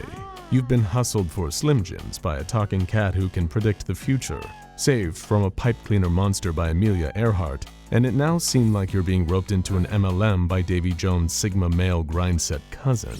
Maybe it would be a good idea to just settle down and get into the hotel business on level 5. A bit of stability would certainly be nice, wouldn't it? The stranger seems to sense you're mulling it over and moves in for the kill. How about you come back to my office and we'll get the papers drawn up, eh? I'll give you an incredible deal. Deal. That word. Suddenly, everything clicks into place. You remember Samantha's prophecy. You're going to be offered a deal by something extremely dangerous. The paper from the table in the Beverly room also flashes back to you. Beware the beast. That's when you have your usual suspects moment and it all clicks together. This is not a legitimate business partner. Oh no. This budget bill cipher is actually the beast of level 5, the most dangerous entity on the entire level, and you need to get out of there now.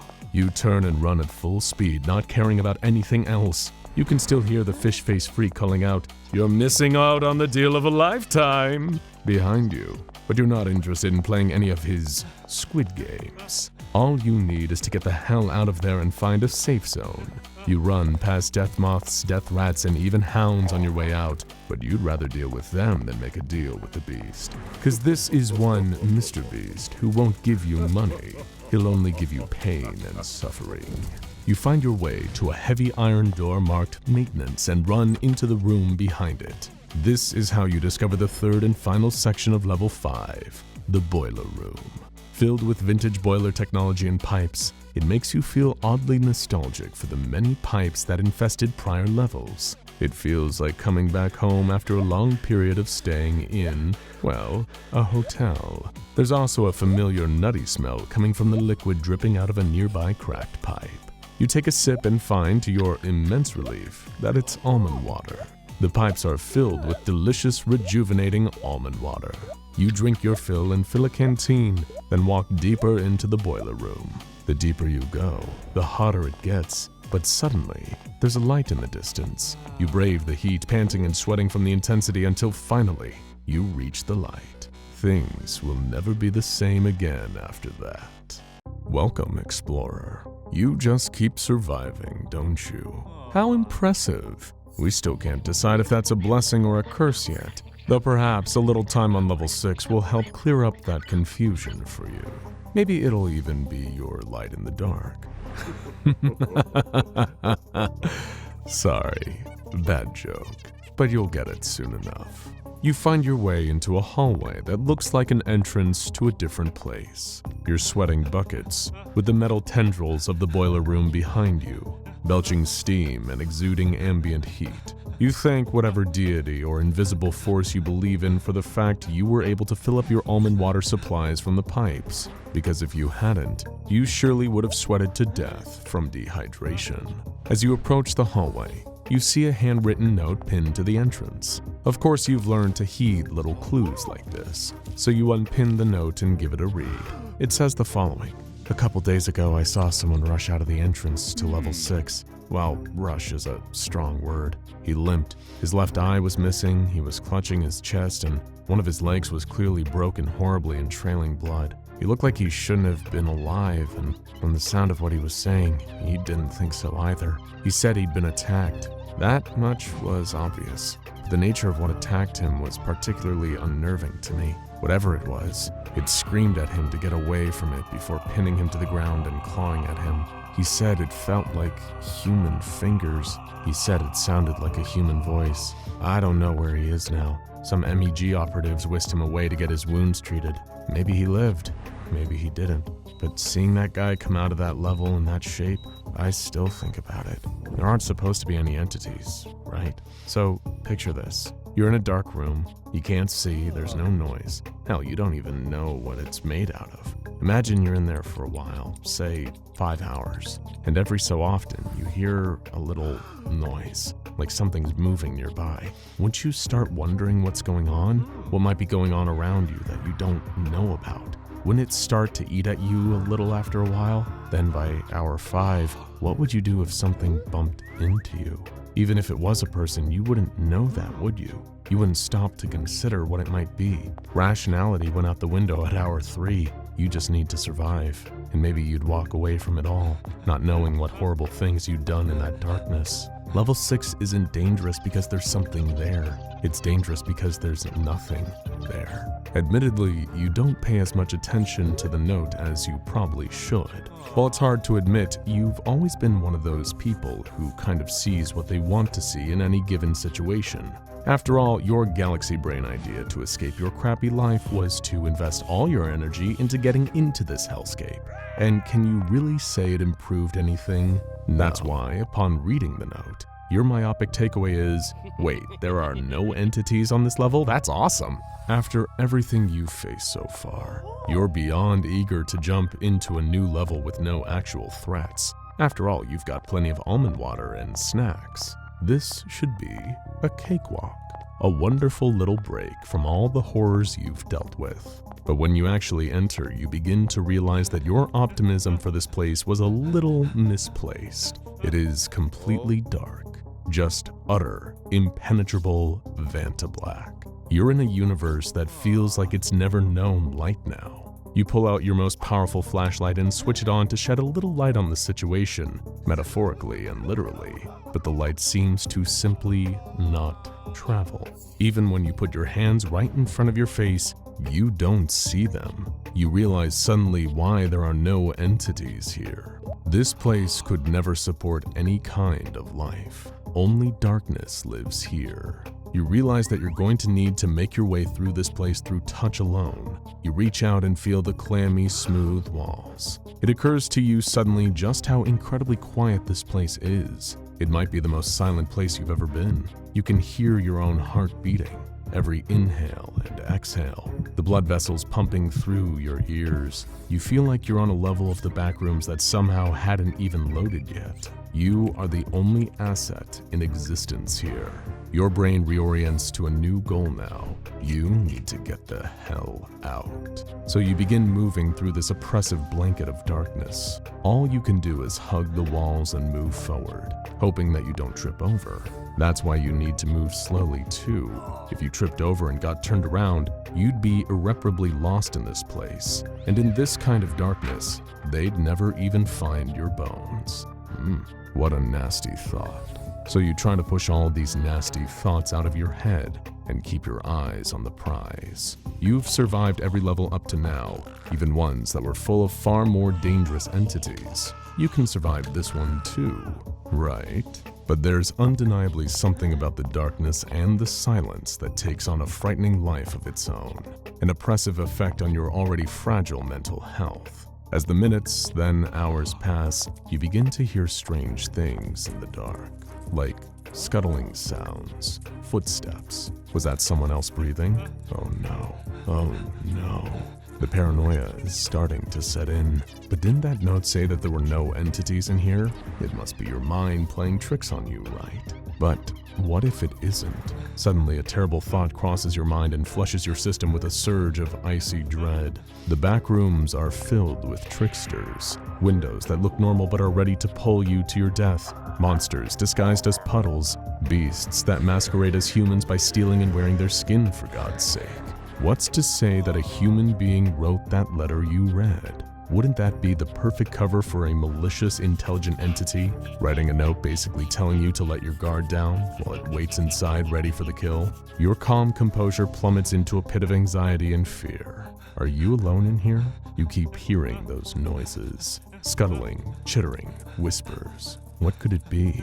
A 6-foot cockroach with a switchblade, or a giant unkillable spider who wants to drink your liquefied guts? Or something so much worse? Something truly unknowable, something truly, cosmically nightmarish. You're prepared to walk into some Lovecraftian fever dream, but instead something else somehow steps from the darkness, illuminated by some unknowable light source. And it isn't some eldritch beast, it's worse. It's your old boss, Mr. Bateman, the one who fired you from the last job you had before you decided to give it all up for the Backrooms embrace. He's wearing that same nasty, hate-filled sneer from the day he called you into his office to give you the axe, sending you back into poverty.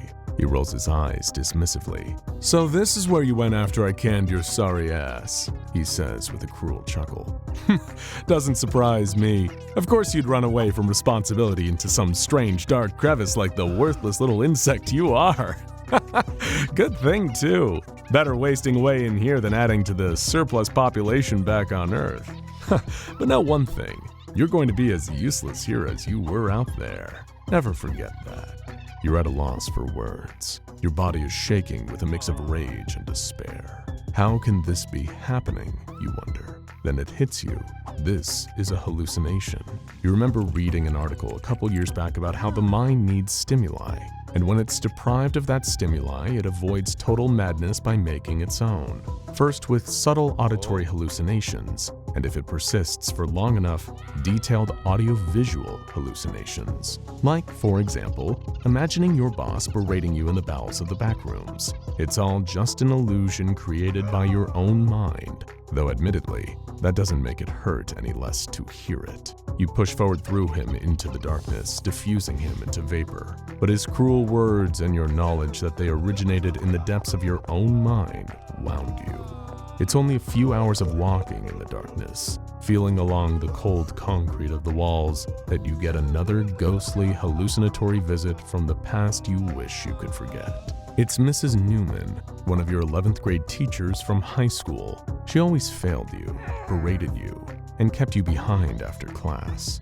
Just seeing her there, enshrined in light like whatever the opposite of an angel is, you can feel yourself breaking out into a cold sweat. Fears and anxieties you haven't felt in a decade are clawing their way up the walls of your heart and into your mind. You'd genuinely rather deal with monsters. She clears her throat like she always did, and says in that same shrill voice that always cut right through you, Well, well, well, fancy seeing you here in this dark and dismal place. It suits you.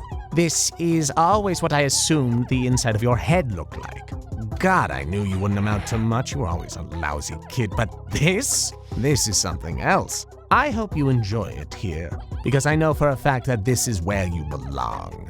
You can feel the tears stinging your eyes. She's not telling you anything you didn't know, but that doesn't make it hurt even a smidgen less to hear it relitigated all over again. After all, that's why you're here, isn't it? Because you were so worthless and pathetic out there, you needed to run away from reality. You knew there was no place for you in that world, so you hoped against hope that there would be some small place for you in this one. Was there? You do what you've always tried to do, push through the pain and move on. Mrs. Newman shatters like glass and disappears as you walk through her. And just like that, you're in total darkness again, with silence as your only company. It is truly the loneliest place in the world, but that's fine. You lie to yourself. You're used to loneliness, but not this kind of loneliness. Part of you could even pray to run into a smiler, just so you'd have something to keep you company. You'd take attempts on your life over more emotional torment right now. It just hurts too much. It's several hours after that wandering and wobbling through the darkness that you encounter them. The ones that you thought, that you hope you would never see again. But there they are, emerging from the darkness, your dear old mom and dad, brows twisted in disapproval and eyes burning with the low, gnawing malice that you know they've always had for you. You feel yourself getting weak at the knees. You try to form the words, but nothing comes out. Your fear and horror are bone deep. They speak, somehow using one voice between them. You are nothing. A waste of space. We wish we never had you. You made both our lives worse. Again, nothing you didn't already believe, but to hear it puts you through agony. Every word lacerates you. You begin to sob and just keep walking, having no idea how much time passes. All you can hear is your own crying, bouncing off the walls of all these dark, narrow corridors and bouncing back to you, like a reminder of just how terrible you feel. This is what you came here to escape, so why can't you escape it here? Your thoughts are finally jogged when you almost trip and fall down the stairs. Wait, stairs? Does that mean a way out? It's hard to even quantify the relief you feel going down those stairs, following what inexplicably sounds like breaking tides of the ocean down below. But hey, you'll sure as hell take that over the oppressive silence of level 6. You've learned now that there are things far worse than monsters in the dark, suffocating halls of the backrooms. You take a deep breath and walk into the light. Welcome back, Explorer. We hope you brought your swimsuit, because level 7 is considerably more, well, let's say, immersive than the previous levels. And we mean that in the entirely literal sense. If you happen to suffer from Thalassophobia, I'm afraid you're about to have a truly terrible time. But really, given the near infinite number of Backrooms levels out there, there's going to be at least one or two that are perfectly tailored to your specific personal phobias. Oh, doesn't it feel wonderful to be represented? Welcome to Level 7, Landlubber. First things first though, as soon as you enter Level 7, you pop out into the entrance room. This is about as typical as things get here, so do take the time to drink it all in and appreciate the familiarity before we send you into the madness that lurks beyond the walls. This room doesn't seem that odd, by Backroom standards at least. There's a large bookcase against the left wall, filled with a variety of bizarre, unknown books you've never heard of before. Not that you were ever the bookish type out there. But that's not the only furniture in the room. You've also got a small coffee table, a chair, a fluorescent light overhead, and a number of other miscellaneous pieces. There are also some items that other prior explorers have left behind, perhaps to make what follows a little easier. You notice a rebreather and a series of oxygen tanks that you can only hope are full.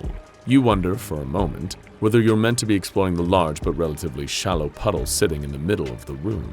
A cursory check with the ruler you brought with you, thankfully, proves that this puddle really is just a regular puddle. This, naturally, causes your attention to turn to the mysterious door on the other side of the room. You've learned to trust the significance of strange doors in the Backrooms. You approach with caution, taking the small revolver you've been packing for a few levels now out of your pocket. You slowly open the door, only to see a defiance of physics that almost breaks your brain to even consider. It's as though you're looking down on an ocean, perhaps 5 meters from you. Somehow, the wall that seems like a sidewall here is the ceiling to the ocean below. Talk about trippy. But your mind has already spent some time adjusting to the strangeness of this world. You're already thinking of potential solutions. If you can find some rope in this room, you can create a passage between these two gravitationally displaced zones. So that's exactly what you do. You find a rope, anchor it to one of the larger pieces of furniture in the room, and drop the other half down towards the ocean. Brilliant move, explorer. Next, you consider the need for a vessel. Perhaps you can create a makeshift raft out of items in the room. How clever, you think to yourself. I'm really getting a handle on this whole thing at long last. You decide to pour the books out of the bookcase and use the other items around the room to modify it into a makeshift raft. You also stock your backpack with the rebreather and various oxygen tanks. With all this and the supplies you already have, crossing the ocean should be a piece of cake. You throw your makeshift raft down into the depths and rappel down the rope towards it, feeling like some classic adventure hero. Soon enough, you're sailing smoothly across what feels like an infinite expanse of dark, rolling water. You feel like you're at Point Nemo, the part of Earth's ocean that is further from any point of land on the planet. Even with all your supplies, there would come a point when thirst and hunger would drive you mad, all the way to the grave. But hopefully, you tell yourself, you'll find something resembling civilization, or at least whatever passes for it in the Backrooms before then. You notice there's no sky up above, just an endless concrete ceiling 5 meters above you. And despite the lack of light sources, everything seems to have at least a dim glow down here. You sail for a while, remembering how much you enjoyed learning about seafaring pirates as a kid. You're just living the dream out here, aren't you? You turn your eyes downwards into the black depths of the mysterious ocean and notice something a little strange. You can't see any fish, literally any of any variety. It's like the ocean itself is just dead. Something you've learned about the Backrooms is that oftentimes the absence of entities can be just as anxiety-inducing as their overt presence. Certain frightening questions begin to plague your mind, like, were there never other creatures down there? Or worse, did someone else down there kill them? Your frightening existential musings are interrupted by a sudden act of shocking violence. A spear suddenly protrudes from the bottom of your raft. Its tip appears to be some creature's fang, sharpened to an even deadlier point. There's something uniquely terrifying about this. Up until now, you haven't encountered an aggressive Backrooms entity that was capable of using tools and weapons. Things just went up a level in danger. But you can't really concern yourself with the wider implications of this act when something underwater is still trying to smite you. The spear comes up through the floor of the raft again and again. You're lucky that you're able to dodge each strike, but that doesn't stop water from flooding into the raft, quickly causing it to sink. The spear comes up through the ground again, and you fall backwards off the boat, into the water. You scramble to put on the rebreather as the icy cold of the water steals your last gasp. As your eyes adjust, you see the monster destroying your beautiful raft. You'd learn later that people call this creature Tiny.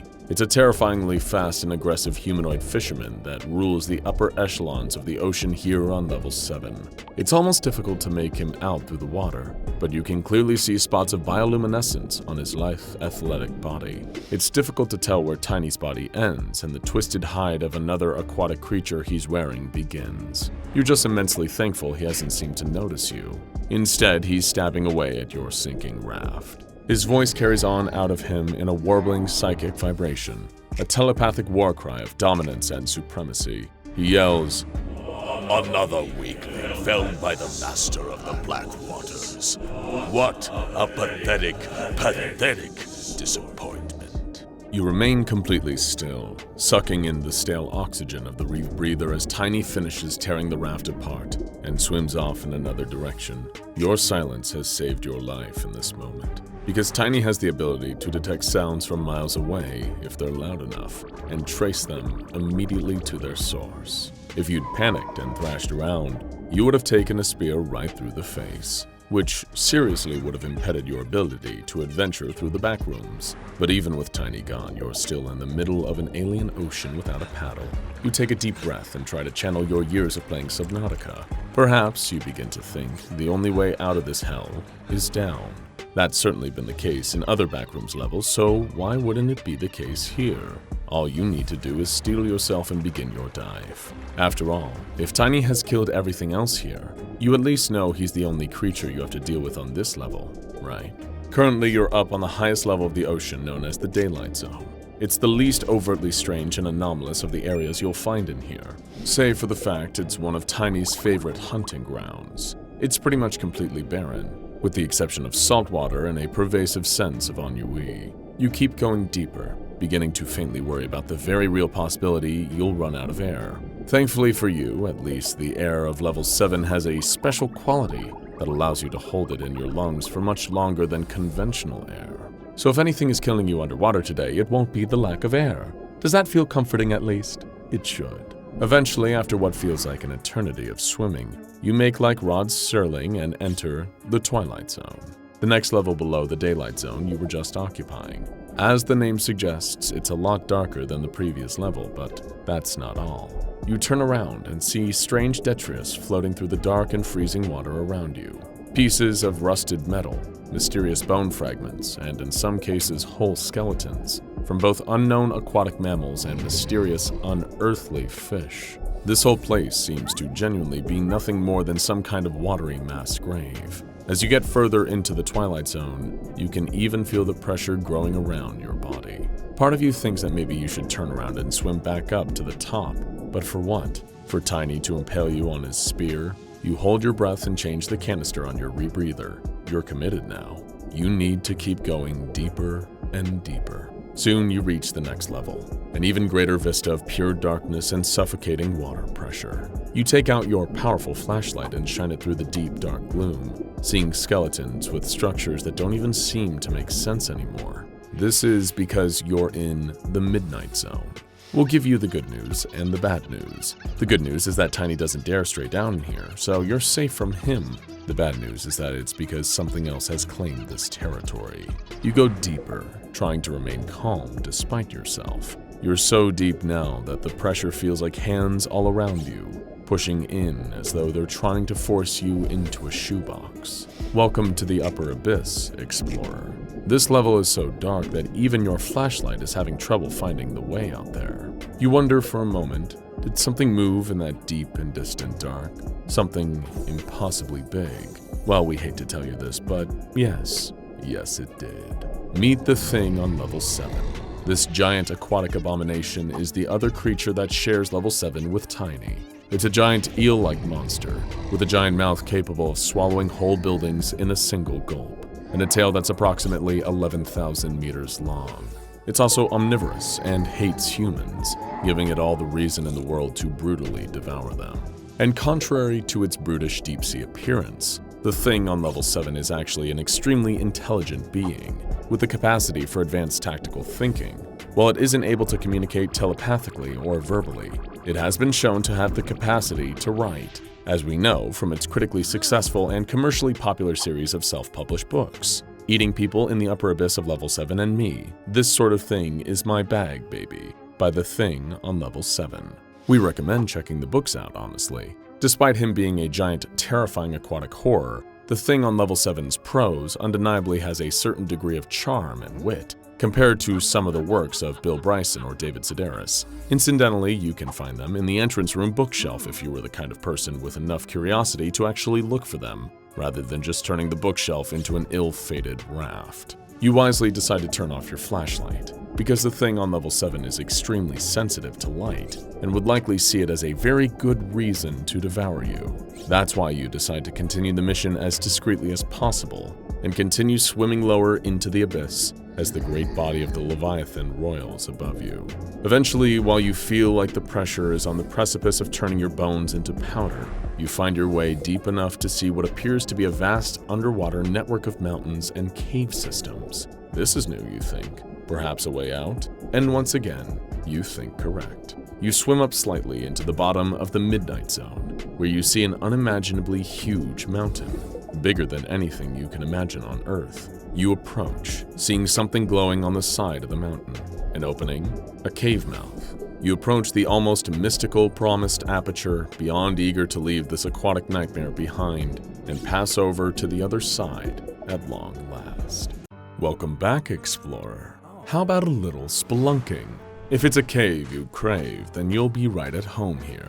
Just be warned, these passages can be a little stalactite. And if you're not careful, you stalagmite meet your end here. And if you think these puns are lethal, just wait until you see some of the truly horrific creatures lurking in and around the caverns you're about to risk your life traversing. Welcome to level 8. We hope you brought spare batteries for your flashlight. That's because this level is an incredibly complex and treacherous series of caves, caverns, and tunnels leading off into infinity.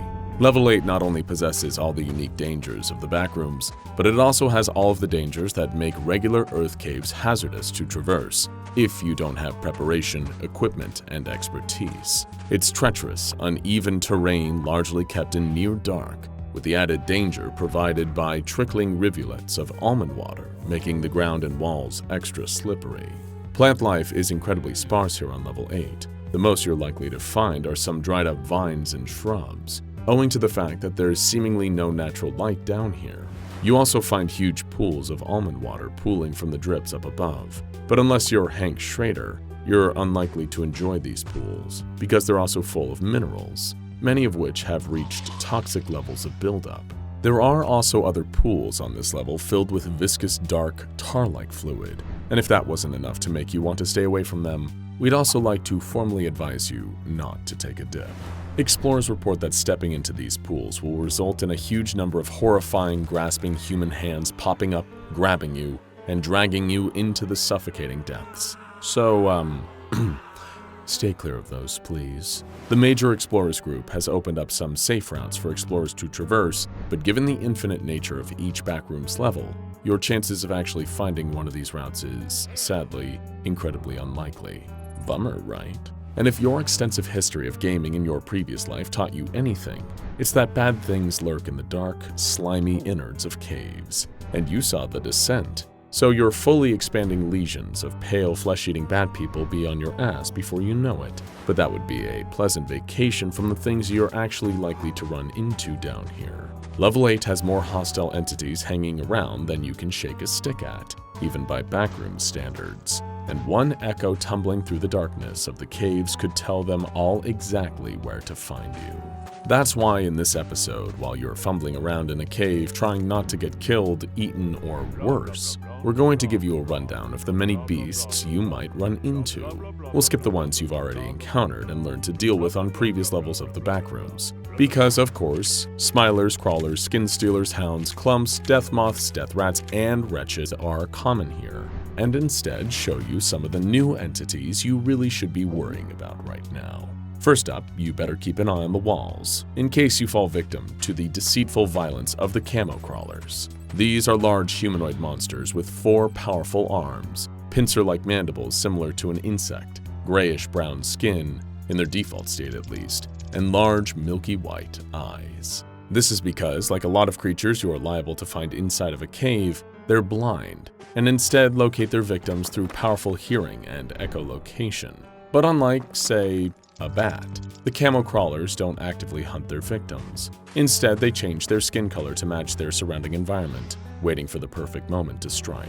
Next comes a considerably more ethereal creature known as a transporter, or in some cases, a grabber. And sadly, we don't mean Jason Statham or Ethan Hawke will run into you into the backrooms. Sorry. These are actually floating legless shadow people that roam the backrooms more and more frequently the further you go down. For reasons unknown, they have a tendency to appear at T-junctions and passageways. If you don't turn tail and run in enough time, they'll make the passages around you turn into walls, blocking off your escape. At that point, they'll float towards you and grab your shoulders. At this point, one of 2 things will happen. If you're unlucky, you may just die right there on the spot. If you are ostensibly luckier, you'll be thrown into some other level of the backrooms, where all you can do is hope that you'll be a little safer here. Really, it's best to just avoid the transporter altogether. Speaking of entities that you do well to avoid at all costs, meet the Paralees, some of the most invasive horrors that the backrooms have to offer. These psychic parasites resemble incredibly small garter snakes, which may appear harmless at first, but if they can get close to you, you're in for a horrifying fate. They'll use their psychic abilities to disarm you and crawl right into your ear, at which point they'll lock their teeth onto your brain and begin a 3-step process. During the first step, which can last for weeks, the person afflicted will begin to lie uncontrollably, deceiving everyone around them for seemingly no reason. During the second phase, they'll begin to travel around the rest of your body, leading to mental unrest and profound physical discomfort. Your speech will be impaired, and you'll find yourself only able to eternally repeat slithering, crawling, slithering, until stage 3 takes hold. At this point, the Paralee will crawl back into your brain and take full control of your body until you die. It will even lay eggs in your body, leading you to become a breeding host for even more Paralees. Sleep tight. Except you really shouldn't sleep, because you might run into a hostile child faceling. We know what you're thinking. Wait, why are you telling me this again? I encountered a faceling already on level 1. And while you are correct there, there's an important distinction between a faceling and a child faceling. The adults are, for the most part, pretty docile and harmless. But if you see what seems like a strange, long-haired little girl in the distance, then buddy, it is time to run for your life. Child facelings are demonic faceless children with sharp blades and nasty attitudes. And if you get caught off guard by a group of them while you're in the cave systems of level 8, you may end up on the business ends of their blades. Next comes an entity that isn't really actively aggressive, but is still best avoided for reasons we'll discuss very soon. The Fault Crawlers. These are centipede-like entities that live in colonies across the backrooms, with elongated mandibles resembling that of a stag beetle. These creatures are highly poisonous, so we'd advise you to avoid eating them at all costs, if you're that kind of weirdo who just loves eating centipedes for some reason. And again, while they won't ever directly attack you, their presence can be a bad omen, as it can be a sign of more dangerous entities lurking nearby. Speaking of even more dangerous entities, we have one of the most mysterious entities in the upper levels of the backrooms, the Reviuks. Despite their somewhat whimsical name, these beasts are not to be trifled with. If ever you enter an area and the ground seems to be vibrating, then it's time for you to get the hell out of there, because you're likely about to be the victim of a hungry emerging Reviuk. When you see the ground beginning to crack, it's probably already too late. A pair of huge muscular arms are likely to pop out of the ground and drag you underneath to your doom. Sometime later, your skeleton, picked clean, will be shoved back up to the surface. So be sure to walk without rhythm, and you won't attract the Reviuk. Okay, now let's have a little bit of fun and lighten the mood. Just because we're in a cave shrouded in perpetual darkness doesn't mean we have to be all doom and gloom, right? So to make us all feel a little better, how about we hang out with a bunch of huge spiders? Oh, doesn't that sound like fun? Oh, I can just feel the joy and enthusiasm coming off of you. You're in wonderful luck in this regard because level 8 is absolutely filled to the brim with these 8-legged pals. They're so synonymous with this level that these enormous spiders are known as the arachnids of level 8. Let's meet them.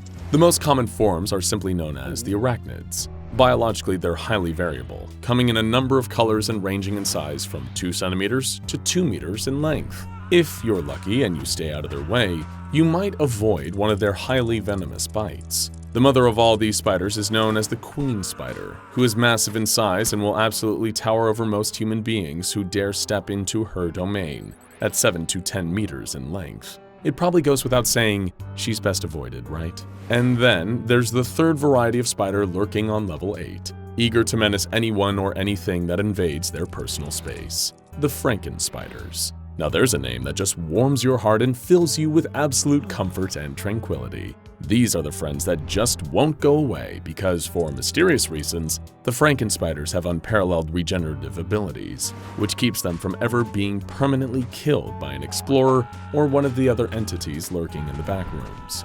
We recommend keeping a flashlight handy because light can act as a deterrent against the arachnids of level 8, and almond water can work wonders in helping to treat the venom of spider bites when applied topically. And this brings us to the last significant monster of level 8. So significant, in fact, that they have a notable effect on the very topography of the level.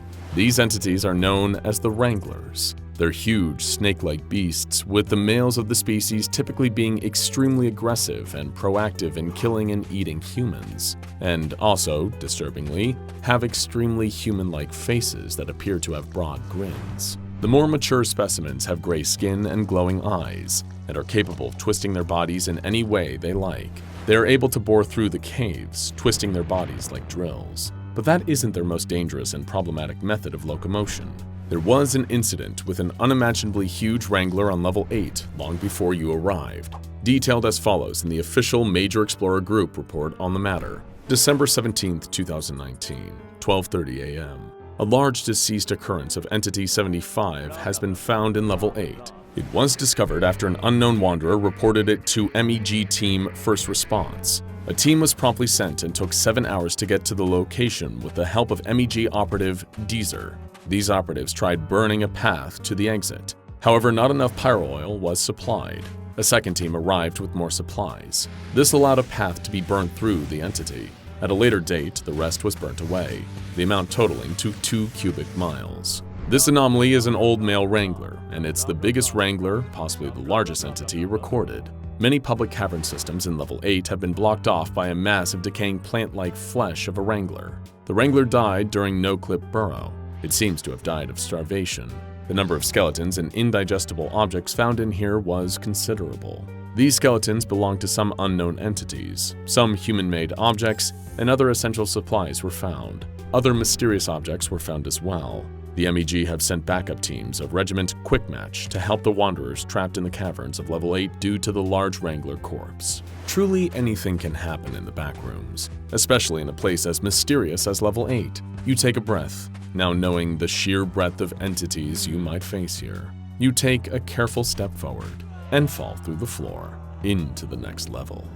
You wake up with your cheek kissing the moist, dark concrete below. You can scarcely even remember how you got here. But as you awaken and come to, rising shakily to your feet, the most strange and wonderful thought comes over you. Have you finally escaped? Because the locale that surrounds you isn't an endless office or an underground industrial hell, nor a haunted hotel or a vast, terrifying ocean. It's a suburb at twilight, one that you vaguely remember. Did you grow up here?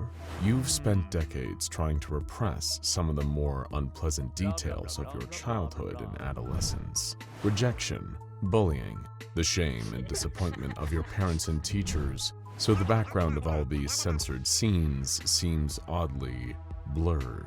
You breathe in the cool night air. It feels fresh. It feels real. Can it be true that after all the fear and suffering, all the lessons to make you appreciate what little you had in your native reality, the backrooms have spit you back out into it? It is possible, but you need more data to confirm or deny either way. You begin wandering the dark and desolate streets. It feels familiar, of course. but something feels off. Something hard to even articulate. There seems to be no cars, not even parked in the driveways of the many middle-class houses and cheap-looking McMansions. Though you reassure yourself that plenty of people in the suburbs have garages, which could explain why there aren't any visible cars. And who's driving through the suburbs at night, anyway? The streetlights are sparse and dim, barely cutting through the gloom, but considering the truly supernatural darkness you've experienced before, your eyes are quick to adjust. A cool mist hangs in the air, caressing your skin. You're hopeful, but not stupid. You're always on the lookout for new entities hiding around every corner, even if you want to believe you've finally escaped the backrooms. You've been through too much to be a fool anymore. Tired of ambiguity, you decide it's time to take a more direct approach. You approach the nearest house and knock on the front door. If you've escaped and you wake the people up inside, they'll probably think you're a huge jerk, but it's at least the most direct way to answer your burning question. But there is no answer. You knock again, a little harder this time. Nothing. You can feel your heart rate beginning to quicken. Perhaps one more knock. Maybe they're heavy sleepers, right? That could always be the case. You rap your knuckles against the door. Knock, knock, knock. To your surprise, it just swings open, revealing a dark hallway within. Almost automatically, you step inside, wanting to at least know what's happening here. Curiosity killed the cat, but satisfaction brought it back. But in this case, the more you find out about this strange situation you've walked into, the more unnerved you feel. You notice that all the photo frames in the house are empty or oddly blurred, like you're in a display house. You try the light switch. Nothing. The power must be out. All the evidence is mounting that something isn't right here. You pull out your flashlight to aid in the search. The house is eerily empty. Something is so wrong here. There are seemingly no signs of human habitation in here. None at all. This place is dead. Eventually, you find yourself in what you assume must be the master bedroom. Strangely, you see that the bed is a mess in here, implying that perhaps someone had slept here not too long ago. That's a good sign, right? You then notice a written note on a large, heavy cabinet to your left. You pick up the note. The top of it reads, "I fell through the floor. I sunk down and landed in an unfamiliar place. There were no spiders, but still I felt like I was being watched. Around me there was a street, houses and dead trees everywhere. My head felt and still feels fuzzy, like TV static in my brain. I lost consciousness, but apparently had an outburst. According to Centurion, I was talking about death, pain, weakness, all kinds of awful things. Level 9 is level 6 on crack. I can tell there are going to be things, but the effects on your mind are bad, almost as bad as level 6. Well, there goes your hope of escape. Welcome back, Explorer. Surely you didn't think it'd be that easy, did you? Truth be told, kid, we're just getting started. So you better buckle in and enjoy the ride as best you can.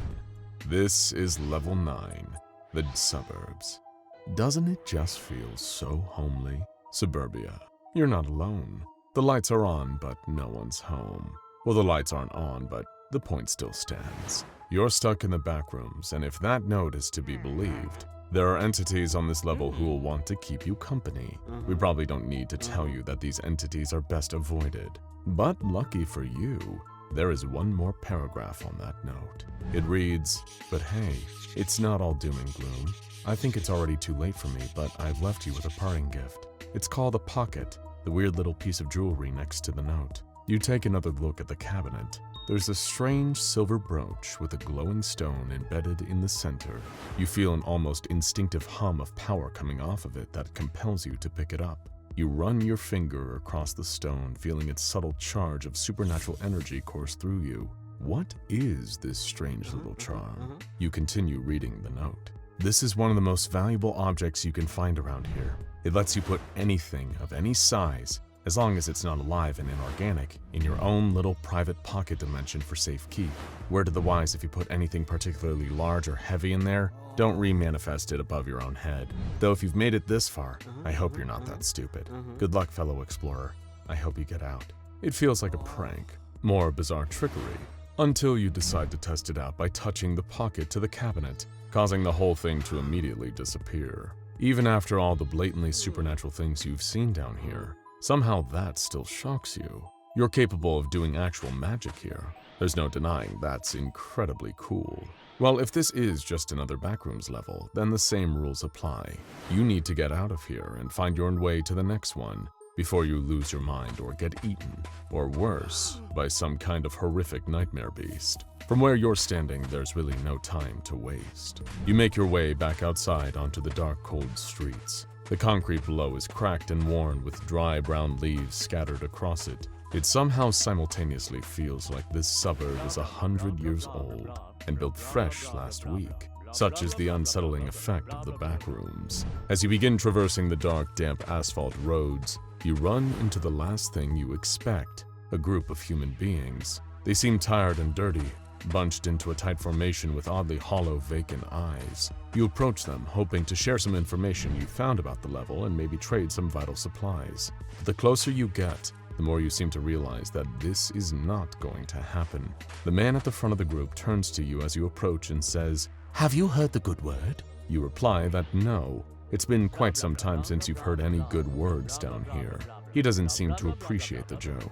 Instead, he pulls out a photograph of a hyacinth blue macaw, which appears to be covered in kiss marks. He and the rest of the group seem to show an almost holy reverence for this bright blue parrot. They all begin to chant uncomfortably out of sync, Jerry is everything. Jerry is what I live for. All hail Jerry! Jerry presumably being the macaw. You're really not ready to commit to a new system of faith right now, parrot-related or otherwise. So you nod politely and walk briskly away from the crowd of Jerry devotees. You just get the sense that you're going to be better off elsewhere rather than sticking with these parrot proselytes. As you keep walking, you try to take in deep lungfuls of that cool night air and regulate the pace of your breathing. You remember what it said in that note you read earlier. I can tell there are going to be things, but the effects on your mind are bad. Almost as bad as level 6. Considering that level 6 was the site of your previous full-blown mental breakdown, you're not exactly eager for a do-over. You're going to try to keep thinking happy thoughts, despite it all, and find your way out of here. Suddenly, you hear childish giggling and cheering. You quickly look around, worried you're going to be suddenly surrounded by a horde of blade-wielding child facelings. But no, there's nothing standing around you. Oddly enough, you begin to realize that the noises you heard seem to be coming from directly above you. You steel yourself and look up. About 50 feet in the air above you, there are strange flocks of multicolored kites, or at least flying entities that look like kites. Despite the eeriness of the childlike noises, you get the sense that these entities mean you no harm. They're all just flying away in one uniform direction. How odd. You keep walking, acknowledging that on some level the Backrooms could occasionally be beautiful in their own very peculiar, very unsettling way. After walking for a little longer, you see some lights in the distance. They're moving. Could that be a group of people with flashlights? You get closer, hoping this could be a group of fellow explorers who hadn't fallen into the thrall of Jerry.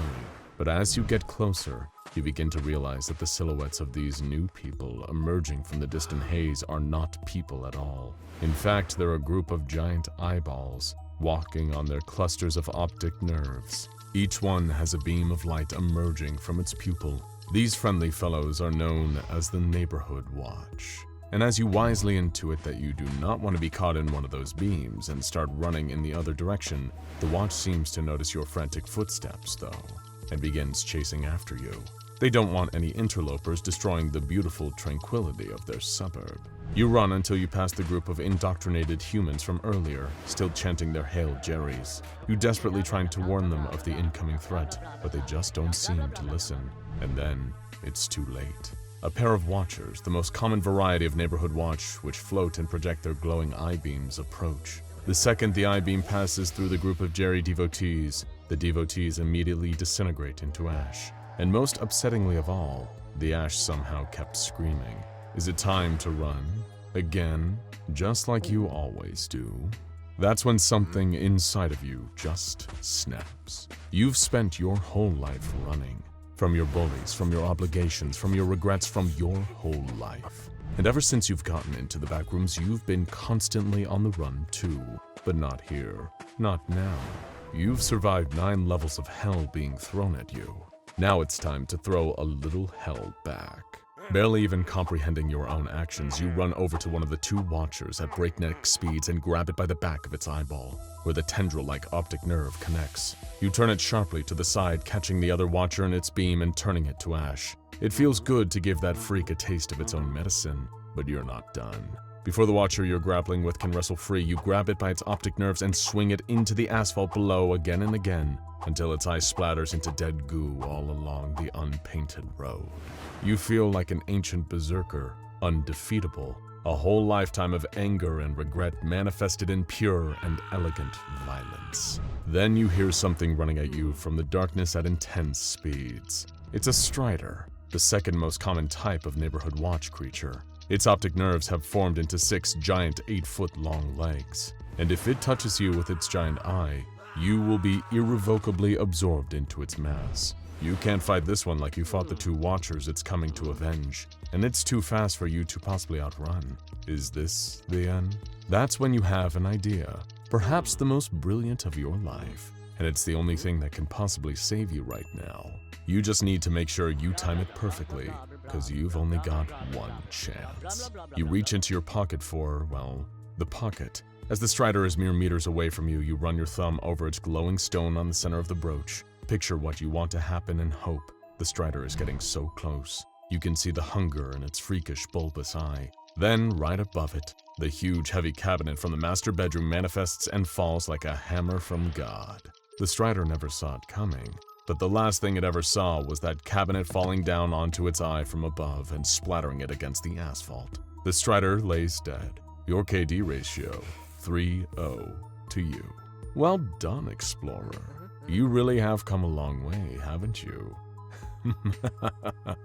Perhaps these monsters should be afraid of you. You breathe a sigh, surrounded by the ash that used to be a human and watcher, and the unpleasant slime of 2 exploded eyeballs. The only thing left intact is a photograph of a hyacinth blue macaw laying on the ground. All hail Jerry, indeed. All you can do is keep walking down the dark and empty roads of level 9. It all seems so identical, until you notice a grassy area off the side of one of the roads. Interesting.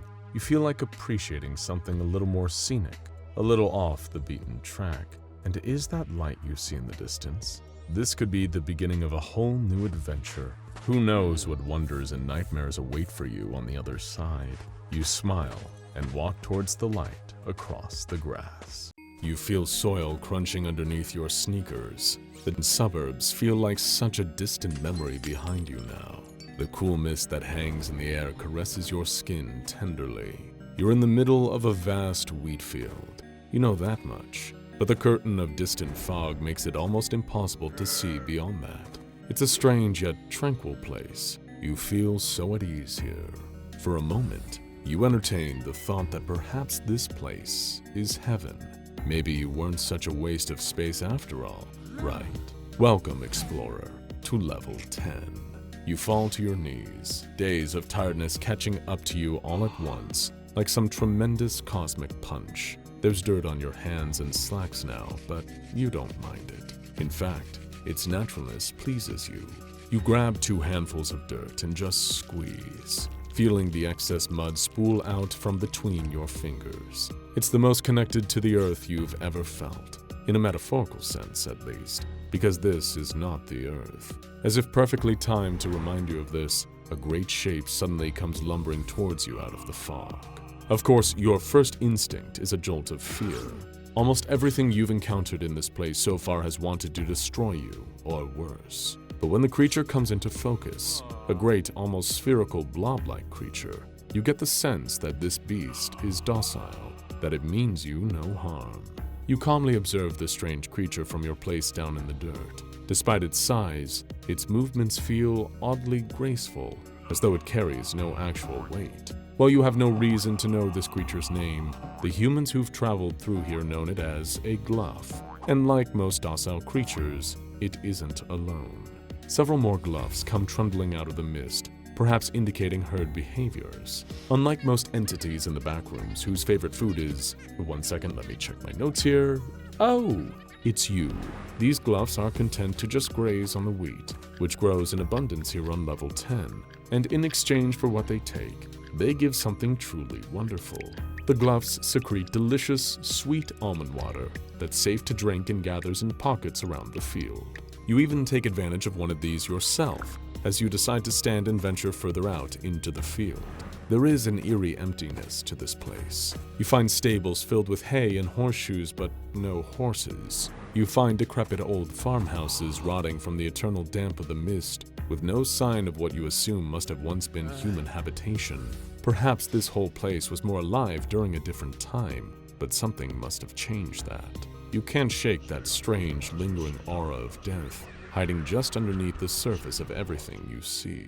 You happen upon a pocket of almond water left in the ground by a gluff and take a long, satisfying swig. Immediately, you feel rejuvenated. The vigor returns to your body as if by magic. You stand again, feeling renewed, feeling ready to take on this level. You remember now, you're not just a survivor anymore. You are a fighter. You managed to outsmart and kill 3 different neighborhood watch creatures on the last level. Anything you encounter on this one better learn what it's dealing with quickly. You continue walking. You know well enough now that sometimes the best thing you can do in the backrooms is walk and hope, though at least your recent victories have bolstered your confidence a little. You pass more gluffs along the walk, minding their own business as you mind yours. You think to yourself, it's nice to encounter entities that seem to understand the concept of personal space, and they even have the courtesy to provide you with sweet, sweet almond water too. Eventually, you see a different shape emerging from the distant mist. It's honestly the last thing you expect. What looks like a small cluster of stone towers built hundreds of years ago, like something straight out of the Middle Ages. Despite this, they're left standing tall. You've always been a little bit of a history enthusiast back on Earth. And let's be real here, a major high fantasy nerd too. How many hours of playtime have you clocked on Skyrim again? But hey, let's not get into that here. Perhaps against your better judgment, you know that you want to take a look inside these mysterious towers. So, what are you waiting for, explorer? You climb up until you find your way to an entrance. It's an old wooden door. You take a screwdriver out of your supplies and pry it open with a few good pushes. You really are getting the hang of all this, aren't you? You walk inside and begin ascending a grand spiraling staircase up towards the top of the tower.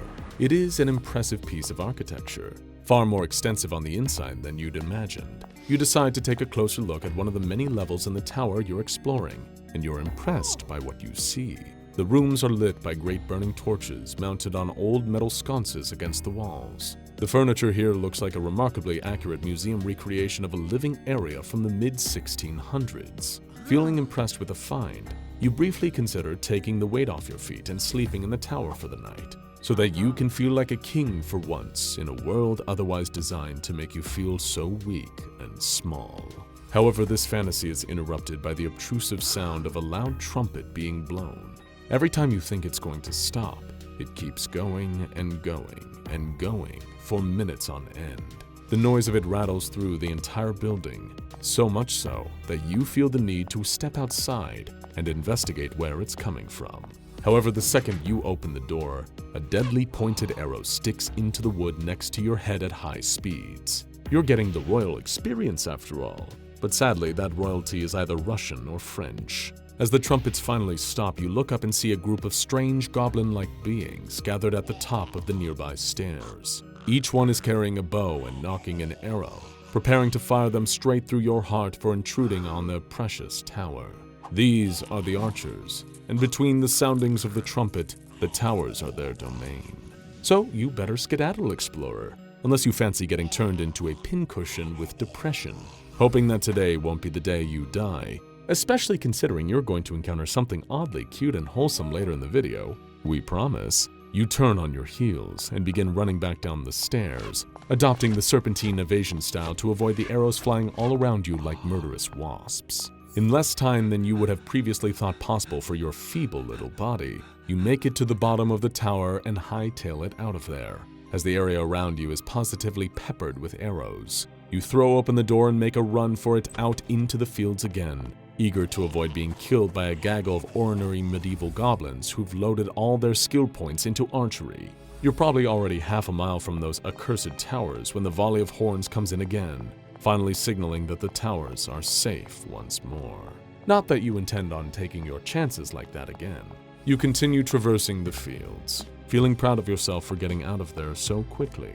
You stop to take a celebratory sip of almond water from one of the pockets on the ground. Its sweetness replenishes you. It makes this crazy world make sense again, if only for a brief moment. There's something curious and enigmatic about level 10, something that lends itself to a mystery, almost begging to be unraveled. Once a group of explorers on level 5, the infamous Terror Hotel, happened upon a Polaroid camera and a pile of notes next to a puddle of mysterious dried liquid. The camera contained several pictures, but all of them were of the vast, misty fields of level 10. The explorers were also able to compile the stack of notes next to the camera, which went as follows. I've been walking for maybe 6 days, and there's nothing but this dirt road and the fields surrounding it. I tried going off route and I got put back on the path. There's almond water in the fields. It tastes sweet. I've been hearing trumpets and roaring in the distance, and I saw something in the fog. I snapped a photo of it. I can't identify it right now. If you hear someone yell fire, go back to the path immediately. Someone just shot a goddamn arrow at my shoulder and I'm still bleeding. I think I saw a tower in the distance and someone on top with a bow. Everything's calm. It's silent. She saved me. An angel appeared in the sky, trumpet in hand. If you find yourself in level 10, stay in one spot. She'll find you faster that way. To this day, nobody knows who exactly she is. But hey, if you keep looking, explorer, you may eventually find out. We just hope that when you do, it doesn't make you regret everything. But really, what are the chances of that happening, right? Be sure to let us know your theories on who she is down in the comments, too. Now that's a long enough almond water break, explorer. Let's continue. After more wandering, you happen upon something extremely strange. Though, of course, in the Backrooms, extremely strange is a highly relative concept. You've seen abandoned farmhouses and stables from what could have been the 1800s. You found old stone towers straight out of the 1600s, and now you've discovered a strange little town that looks like it's been plucked right out of 1985. This is Malt Town, home to a decent collection of fellow Backrooms explorers, and protected by members of the Backrooms non-aligned trade group, who are holed up in a nearby outpost known as the Level 10 Resource Station.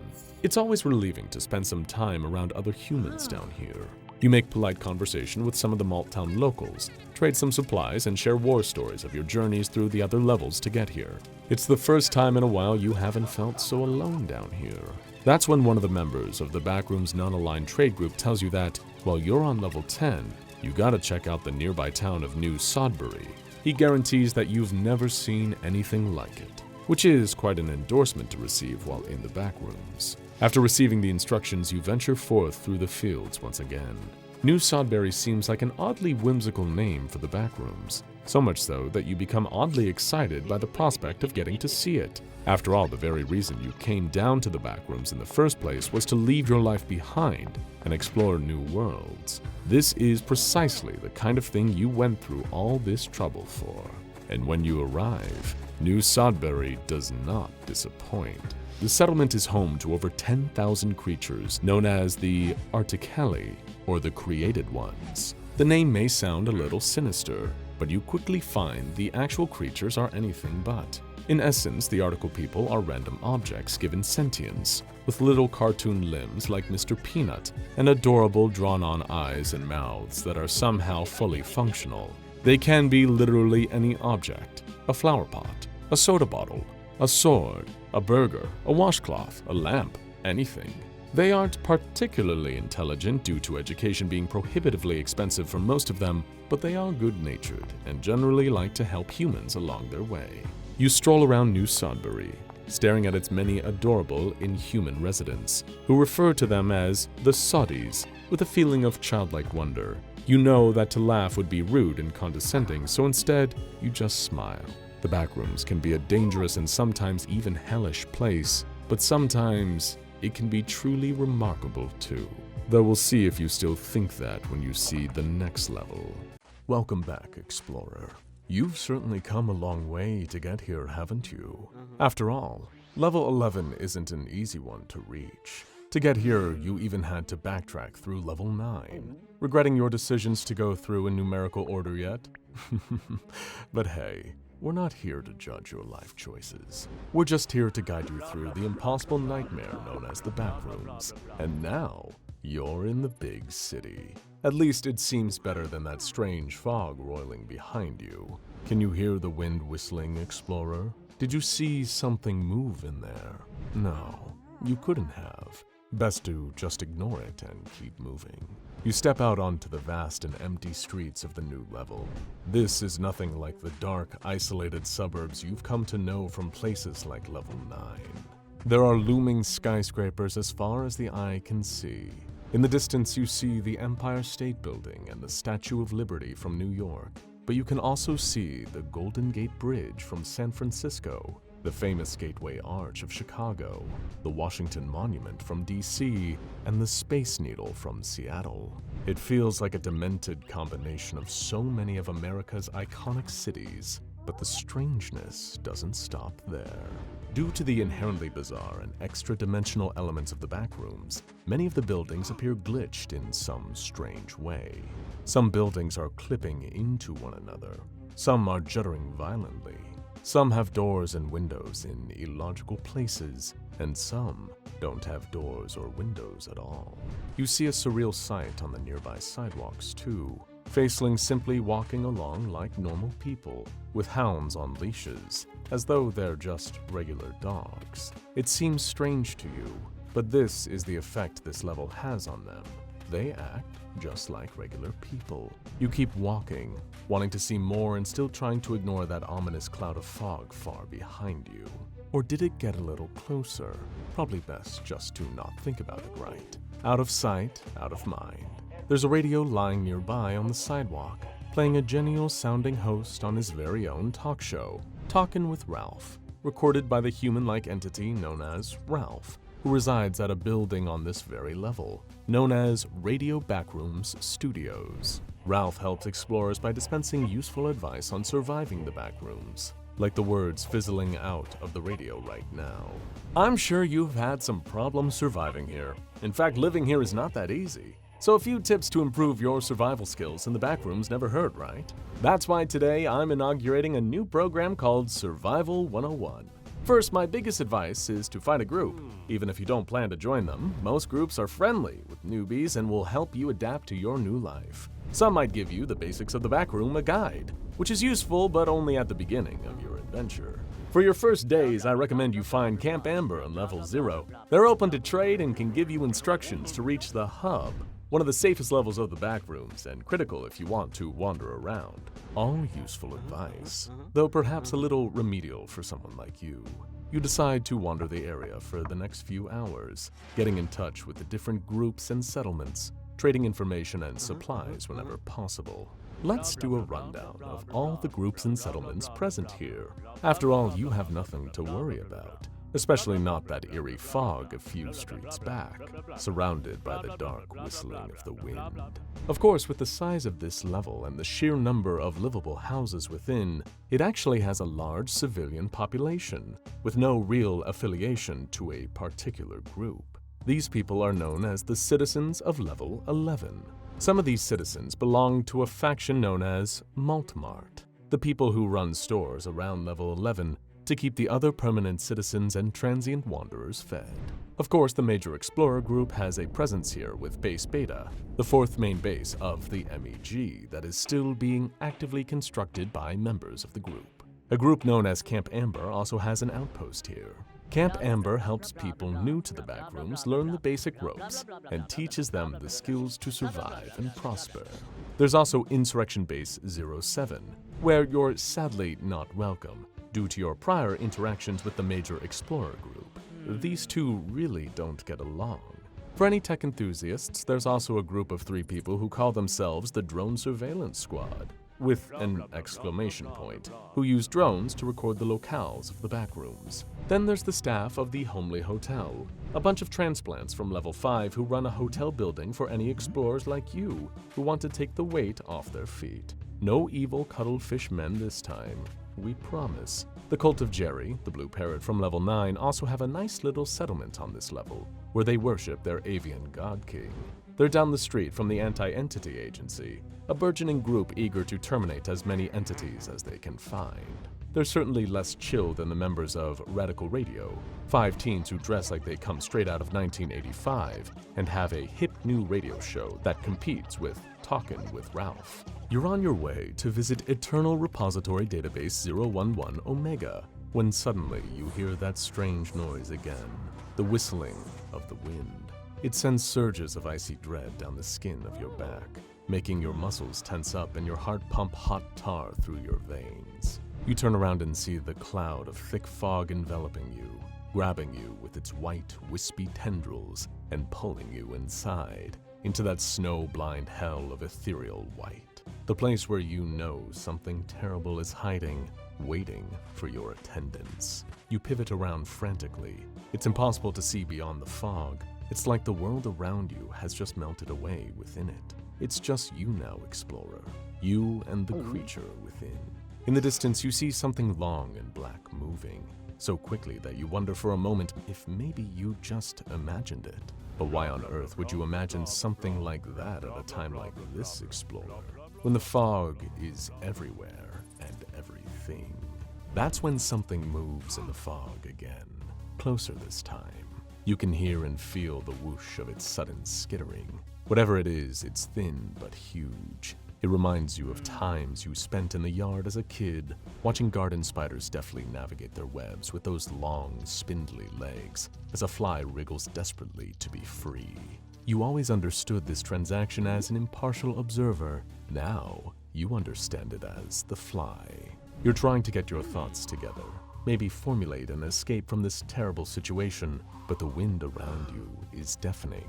You can barely even feel yourself think. And is that you thinking, really? Your mind is suddenly flooded with new memories. Memories you're sure aren't your own. You suddenly remember your parents hunched in the corner of the room, trembling with fear as you approach holding a fire axe, murder burning in your eyes. You remember the people you care about crying because of words you said. You remember your world falling apart and you causing it. You are worthless.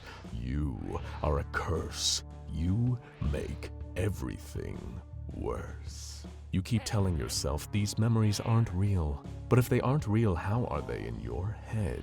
It's almost like something else, some other entity is forcing the thoughts into your brain. They're infecting everything, growing and spreading out like a cancer. You feel like you don't know anything for sure anymore, except one thing. You are in the presence of great evil.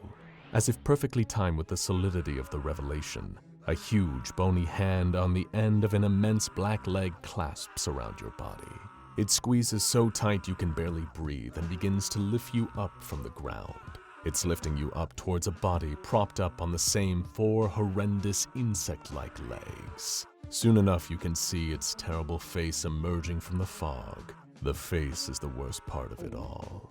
It's not that it's inhuman, quite the opposite. It's that it looks far too human, save for its milky white eyes and loose jaw lined with razor-sharp fangs. Every time it breathes, you can hear more of those deafening wind noises bellowing out of the creature's mouth. This entity is known as the Mangled, and in all likelihood, it probably followed you here from level 9.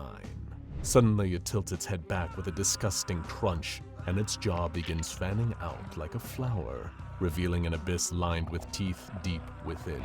You close your eyes and accept it. Your time in the Backrooms is over. Your attempt to escape your terrible life has failed. And the worst part is, you know you deserve this. That's when you hear the most awful screeching sound as a huge silver spear pierces up through the Mangled's body from below. It spews dark brown fluids as it begins to collapse to the ground, its arms going limp and dropping you too. You scream as you fall before hitting the concrete below, along with the twitching body of the Mangled. You notice that the second it hits the ground, the tip of the giant silver spear descends, stabbing through the Mangle's head and putting it out of its wretched existence. The wind sound stops, and the fog begins to clear. You couldn't be more relieved that the mangled is dead, but now you're beginning to wonder about the entity that killed it. As the fog clears, you see a huge humanoid shape standing before you, at least 9 or so feet tall. He's wearing tactical gear underneath a dark black cloak and carrying a huge silver spear. Aside from his size, he seems almost human. But then, you can finally make out his face and see he doesn't have eyes. But that doesn't make sense, does it? Because standing before this creature, you have never felt more watched in your entire life. It's like the gaze of 1,000 eyes is boring into your flesh. It's almost unbearable. I am the mighty Argos. The entity Argos booms. With my spear of justice, I carry out the law here. I will purge the sinners from this place. I will erase their scourge from my plane. Of course, you think filled with dread, out of the frying pan and into the fire. Saved from the mangled only to be executed by your savior for being the terrible person that you are. Argos is the most powerful entity on level 11, a punisher of sin, who is also impossible to understand and quantify.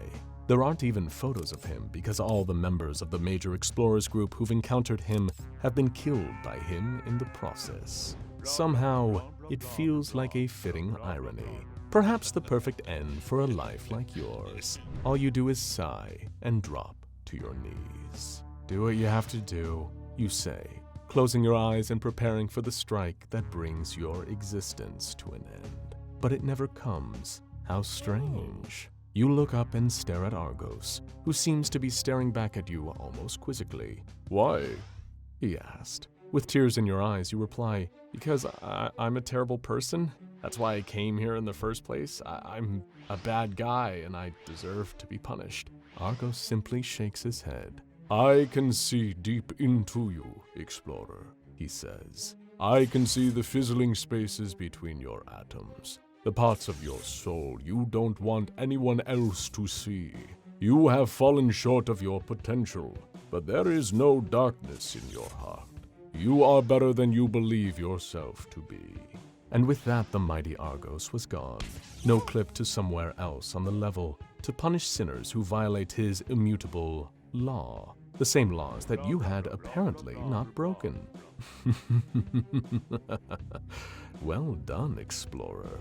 You rise shakily to your feet and brush the dust and grit off your clothes. Another level, another survival. You can't help but indulge in a little chuckle about that.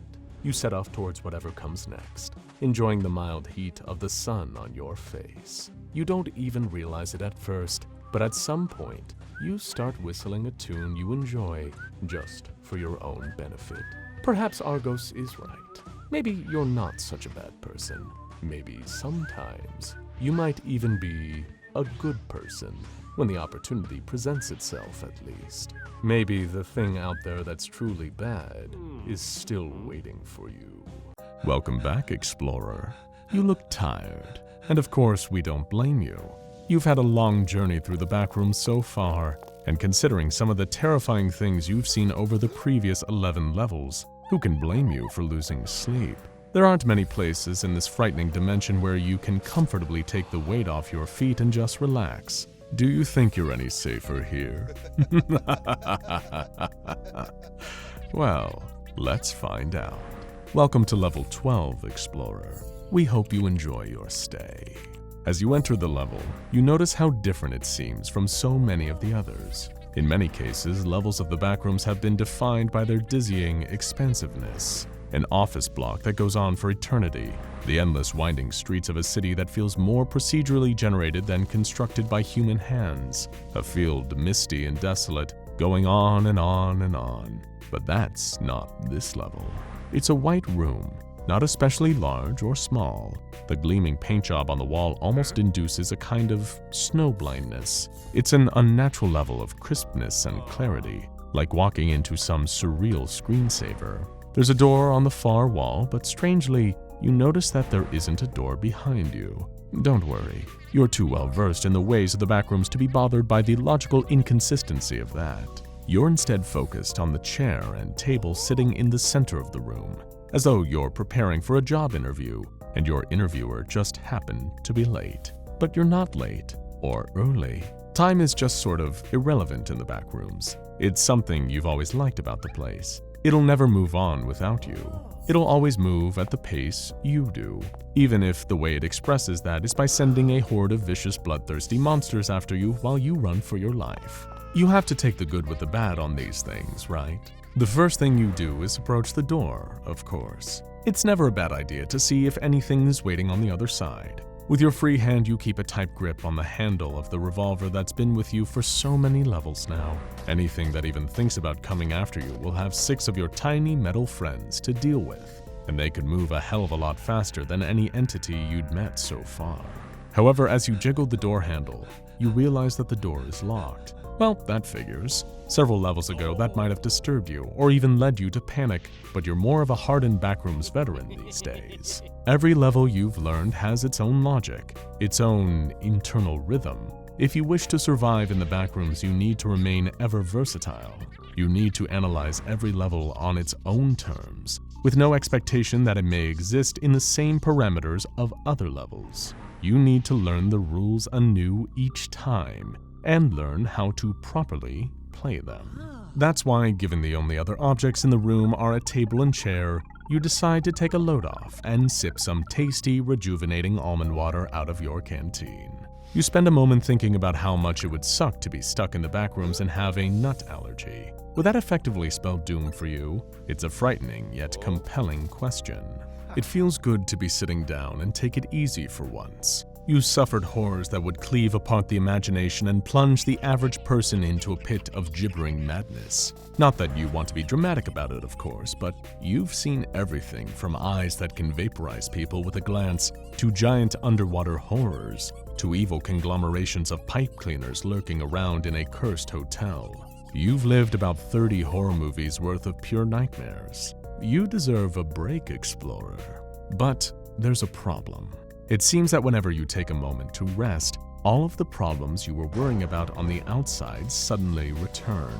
Your regrets about your family and friends, your fears about your worth and mortality, your doubts about whether you have an intrinsic meaning as a person. You breathe a sigh and shake your head, wishing all the thoughts in your head would settle down for a minute and let you rest. There's an eternal debate raging inside you. Which do you prefer?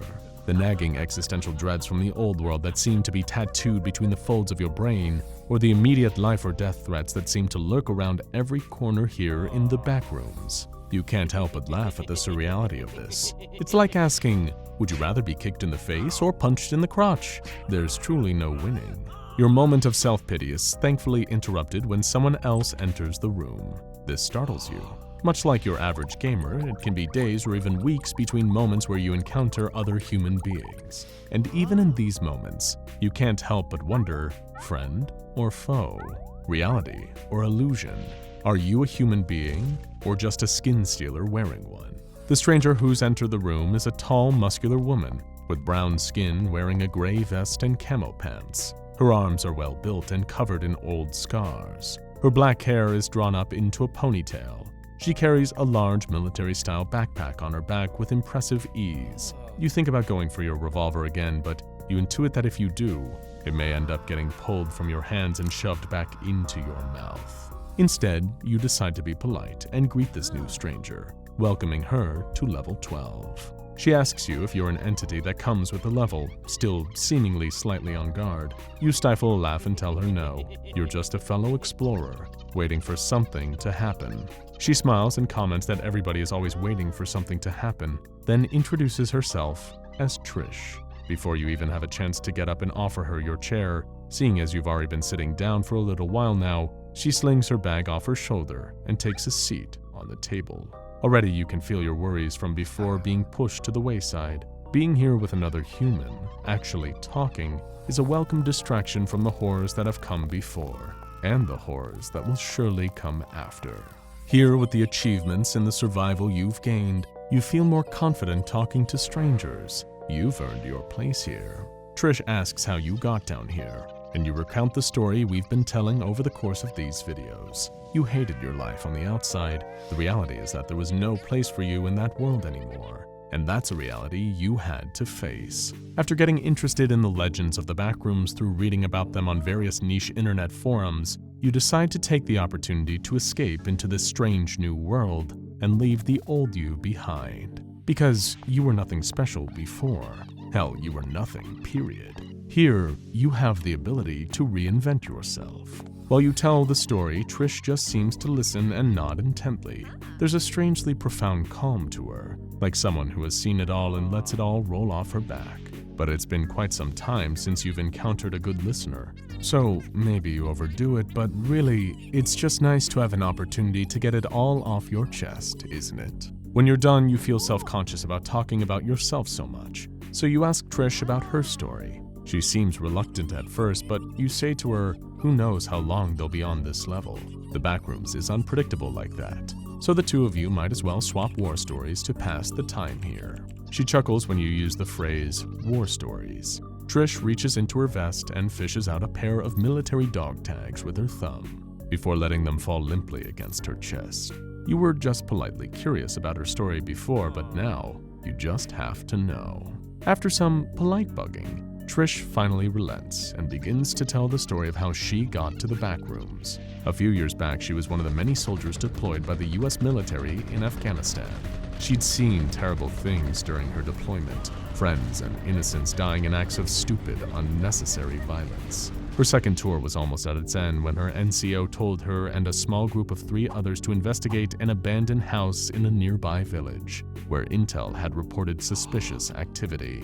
When her little group entered the building, they noticed that one wall seemed conspicuously darker than the others. Thinking logically, they assumed this might be a false wall hiding a secret room. The last thing they expected was to touch it and then all be no-clipped into the Backrooms. Trish and her fellow soldiers had been making their way down through the Backrooms ever since, much like you.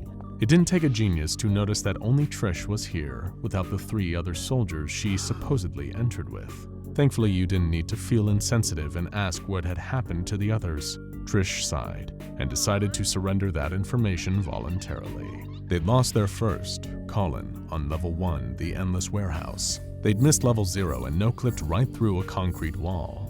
None of them had ever heard of the Backrooms before, so this was an entirely new experience for them. This is why Colin, who'd been one of the bravest among them, was so easily ambushed by a group of dullers in the hallway, who dragged him away and ate him alive. Trish shuddered. She'd never forget his screams. The second teammate she'd lost, Andreas, had been the most adventurous member of them all. He was the kind of guy who took chances. He'd go for the moonshot that everyone else was afraid to take. That's why when they were on level 4, the abandoned office, he felt immediately drawn to the windows. And as someone who almost underwent the exact same fate, you know how this sad little story ends. Andreas prized open a window hoping to crawl up and get some help. He was instead grabbed by a pair of huge clawed hands which dragged him into oblivion as he wailed on in horror. Trish breathed a little heavier as she's recounting the fate of her team, but you get the sense that this might be the only time she's ever gotten to tell someone about this. You know well enough yourself. It can be cathartic to share, even when the sharing is painful. The third and final member of her team was lost in level 5. His name was Derek, and he'd been the youngest member of the team. His timidness had kept him safe until now, but it was clear that being trapped in this terrible place had been weighing on his mind. He stopped talking, developed a haunted 1,000-yard stare. The horrors of this place were hollowing him out. In some moments, Trish had even noticed him talking to himself. Trish sighed and said, I think it noticed his weakness. It saw a vulnerability it could exploit, so of course it targeted him, targeted both of us. They were wandering through the luxurious halls of level 5 when they'd heard a strange voice in their head, deep and refined, but at the same time, it had a cruel, untrustworthy, serpentine quality.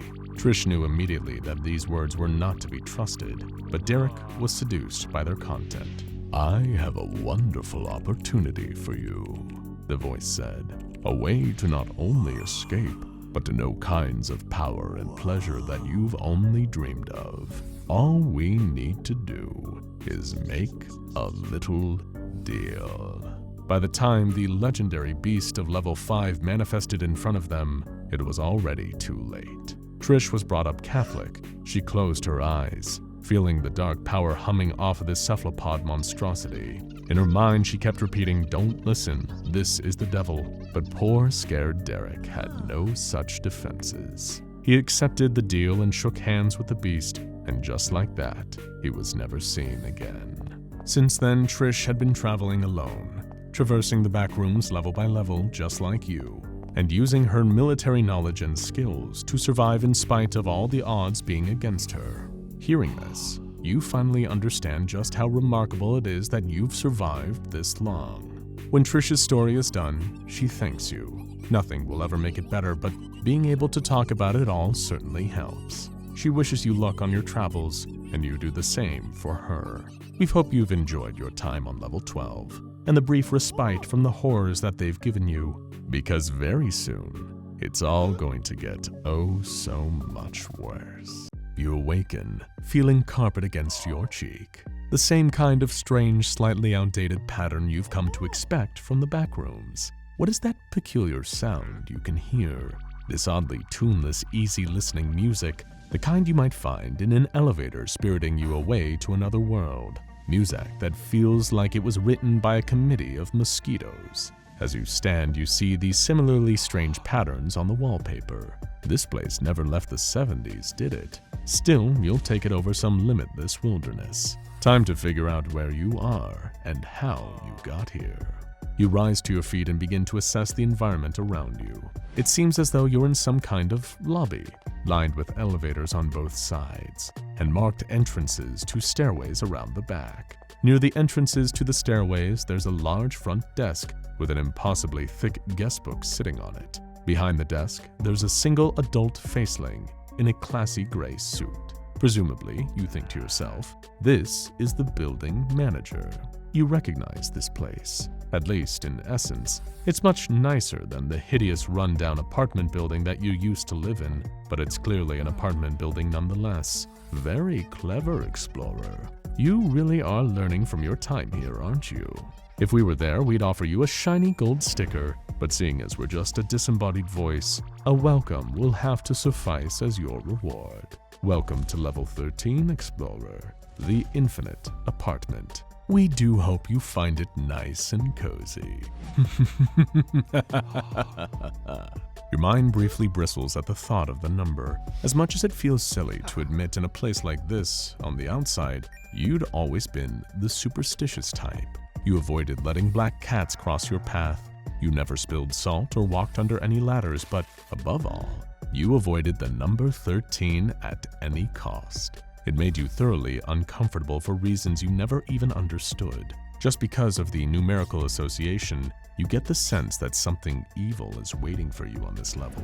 A kind of evil that you haven't encountered before, even down here in the backrooms. Suddenly, you remember how you got here. It wasn't even your choice. You were in the previous level, the blank white room, when you suddenly just no-clipped through the floor. And now you're here, with a sense of vague dread gnawing at your guts. Wonderful. Isn't the backrooms full of the most delightful surprises? You'd better get moving before something finds you. Because believe us, in the backrooms, something is always looking. You decide to avoid the elevators. After all, you can't trust windows here, so why would you trust a small metal box that traps you inside for the duration of your trip? Those things are unsafe enough in the real world. You imagine that if you stepped inside one in the backrooms, the chamber would suddenly fill with digestive juices and dissolve you into nothingness. No, thank you. You're going to get some exercise and take the stairs instead. However, you aren't prepared for just how many sets of stairs there are. They're an iron staircase that seems to just keep ascending, floor after floor after floor. Of course, this was probably to be expected. Nothing in the backrooms goes on for a normal amount of space or time. Why would this apartment building be any different? Your best bet is probably to pick a floor at random and go explore, hoping to find some answers, some goodies, or maybe even some fellow human beings. We're glad that you didn't notice that the floor you happen to choose is floor 13. Chance really does have a sense of humor. The floor is furnished in a similar fashion to the lobby. Dowdy carpets, ugly patterned wallpaper, a kind of stale smell lingering in the air. Like much of the Backrooms, something about it just feels a little off. You decide to draw your trusty revolver, the one that's done a decent job of keeping you alive all this time. You're preparing for something dangerous to appear around the corner of the long door-lined hallway. So when that exact scenario plays out, you feel oddly vindicated. There's a low guttural snarling as a hound rounds the corner, its face twisted in an animal malice. It's the first time you've gotten a sense of emotion from a hound, beyond just the animalistic hunger that drives most of the monsters here. This creature hates you, and it wants you dead. So if you want to survive, you're going to need to make it dead first. The hound charges and you level your revolver. No more running. That's not who you are anymore.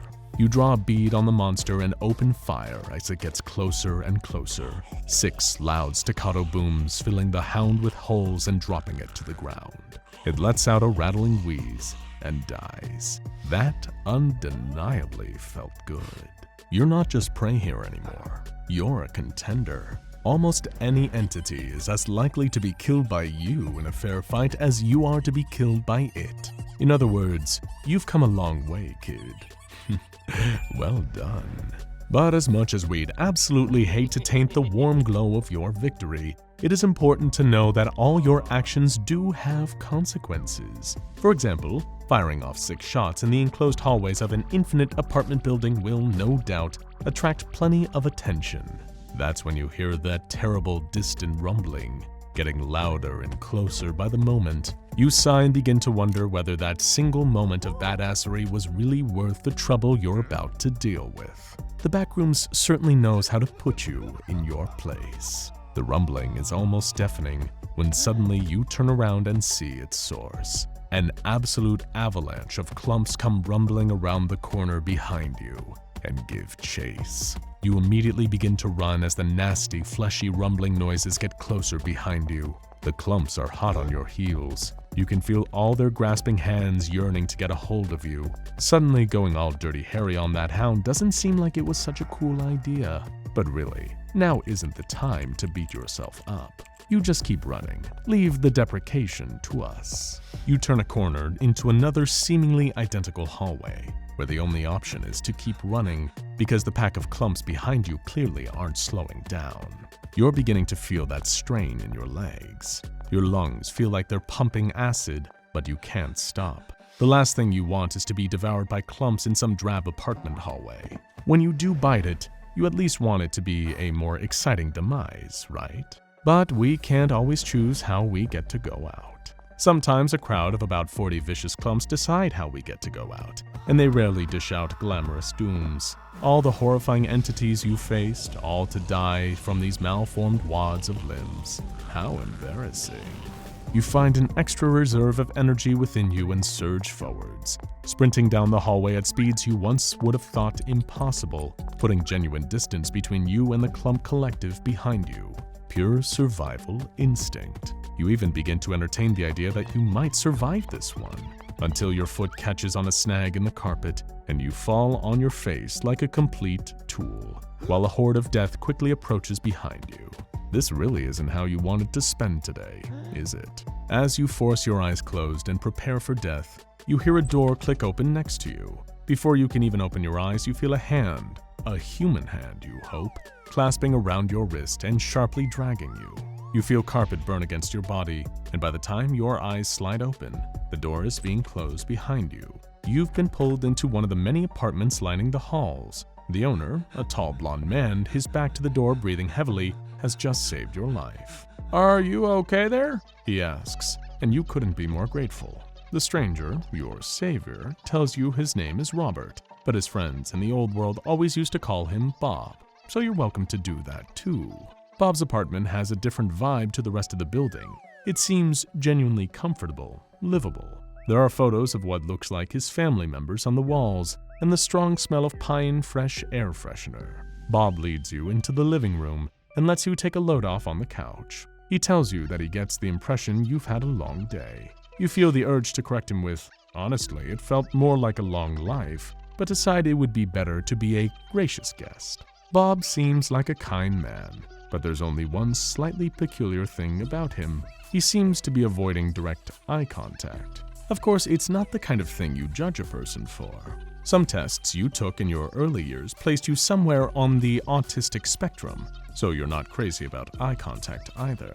Bob asks if you care for tea, and when you politely accept his offer, he scurries off to the kitchen to prepare you a cup. Bob tells you that he's one of the many thousands of residents here in the infinite apartment. If you ask the faceling at the desk for a key, you'll even get a room all to yourself, just like that. Since finding his own little space, he's been rebuilding a new life here, making the most of it. Bob returns soon after and hands you your cup of tea.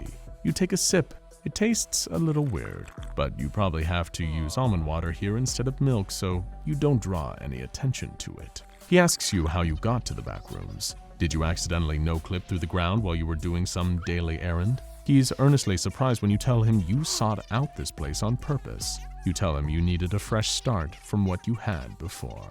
Bob nods along, listening intently. Oh, fresh start. I get that. You ask him about his story, and he says that he'd be more than happy to tell you, but first, he'll grab some cake from the kitchen. You look hungry. As Bob leaves the room, you perform the typical procedure of nosily looking around his apartment just to kill time. It beats the hell out of being chased by the clumps in the hall. After perusing the books in his bookcase, you decide to snoop at his family photos. That's when you notice something strange. The photographs themselves are normal, but it seems that Bob has scratched all the eyes out of them. How strange. You start to feel a little woozy, a little light on your feet. Something is terribly, terribly wrong here. You turn and see Bob entering from the kitchen. He's smiling, holding a cake in one hand and a very large knife in the other. He says, "Oh, you're looking a little under the weather there, pal. Don't worry, I'll give you the first slice." Those are the last words you hear as you collapse and Bob's carpet rushes up to meet your face. When you wake up, your arms are tied to restraints on the wall. On either side of you, there are a pair of skeletons in very similar conditions. Bob is standing across from you, still holding his knife. You think about screaming for help, but you get the sense that it won't help you here. He clears his throat and says, "On the outside, the papers called me the eyeball killer. I'm not even the first one to be called that. It's depressing, the lack of creativity. Still, I got lucky, all things considered. The police found all the bodies I dumped in the lake and came looking for me. Of course, I made a run for it, tried to hide out in an old abandoned house on the edge of town, and the next thing I knew, there was some little blip, and here I was. Like you said before, a fresh start. And here I can kill as many people as I want. Everyone just believes the creatures do it." Bob gives a diabolical laugh as you try pulling at your restraints. This is just your luck. Of course you'd still find some way to run into a literal serial killer in the Backrooms. The ropes are bound so tight around your wrists, it seems like you have no hope of escaping them, as Bob draws closer with his huge blade. However, in his excitement to do very unsavory things to you, Bob made one crucial mistake. He didn't tie up your legs. You wait for him to get close enough, raising his knife for the first blow. That's when you lunge out with your feet, taking his legs out from underneath him and sending him tumbling towards you. You dodge away from the falling blade as, just as you hoped, it cuts through the restraints on one of your hands. With one of your hands free, you quickly untie the other and make a mad run while Bob regains his footing. "Where the hell do you think you're going?" he growls. But you don't intend to answer him. Instead, you run out of his apartment with incredible speed as he hoists himself back up and gives chase. You're running down the hall again, this time with a very human threat hot on your heels, ranting about how he wants your eyes. And you really, really, really don't want Bob to have your eyes, but you also can't run forever. You turn a corner, and at the end of a long hallway, you see one of those damn elevators. While you're still a little afraid that the elevator will eat you alive, you're absolutely certain that if you don't get away quickly, Bob will 100% kill you.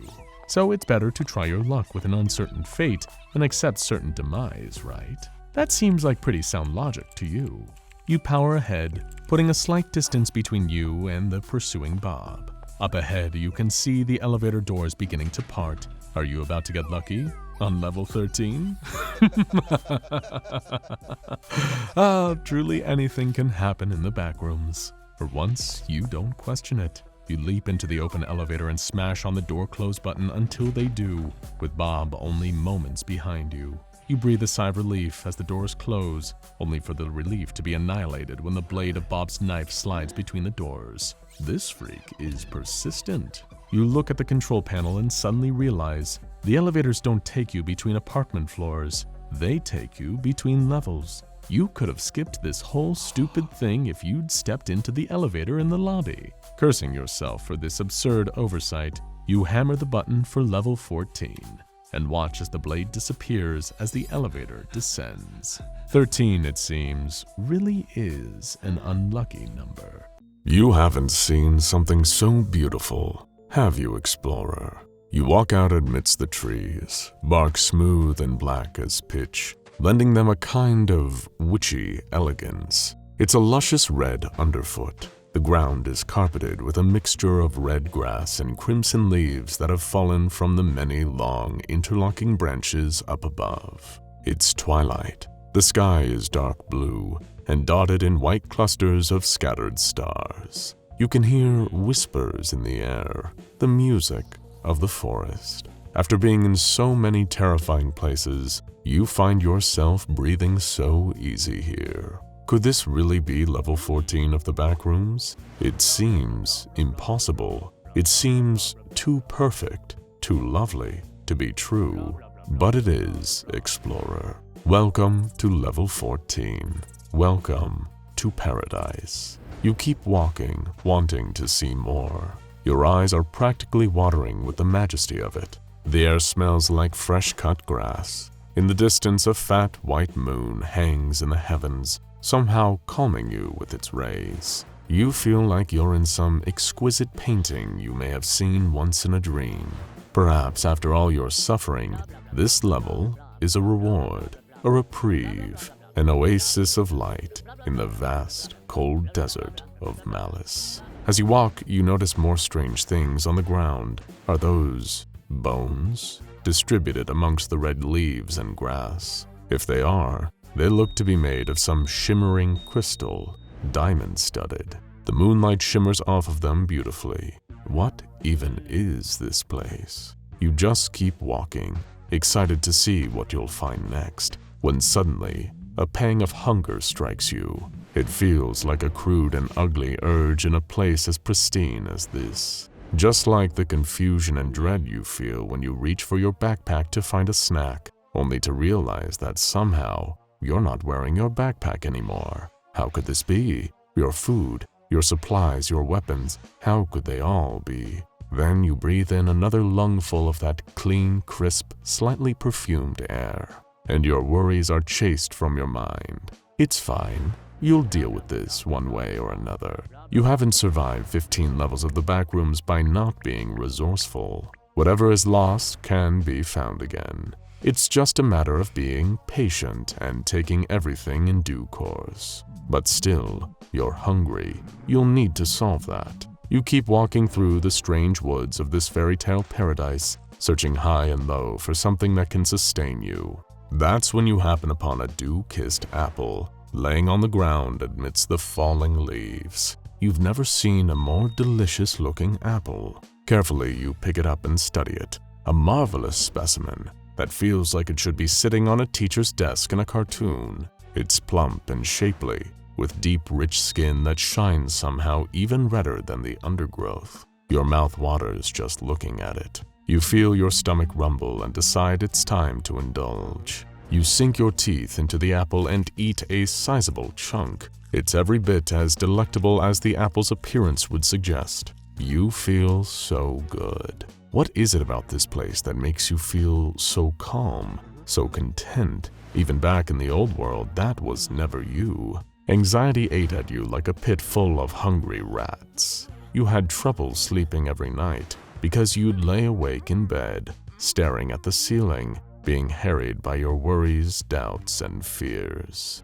It was debilitating. You couldn't sleep, but there were so many days you couldn't even get out of bed. You were terrified of the world, even before you entered this realm filled with nightmares and monsters. You always had some invisible force kneeling on your chest, making it harder to breathe.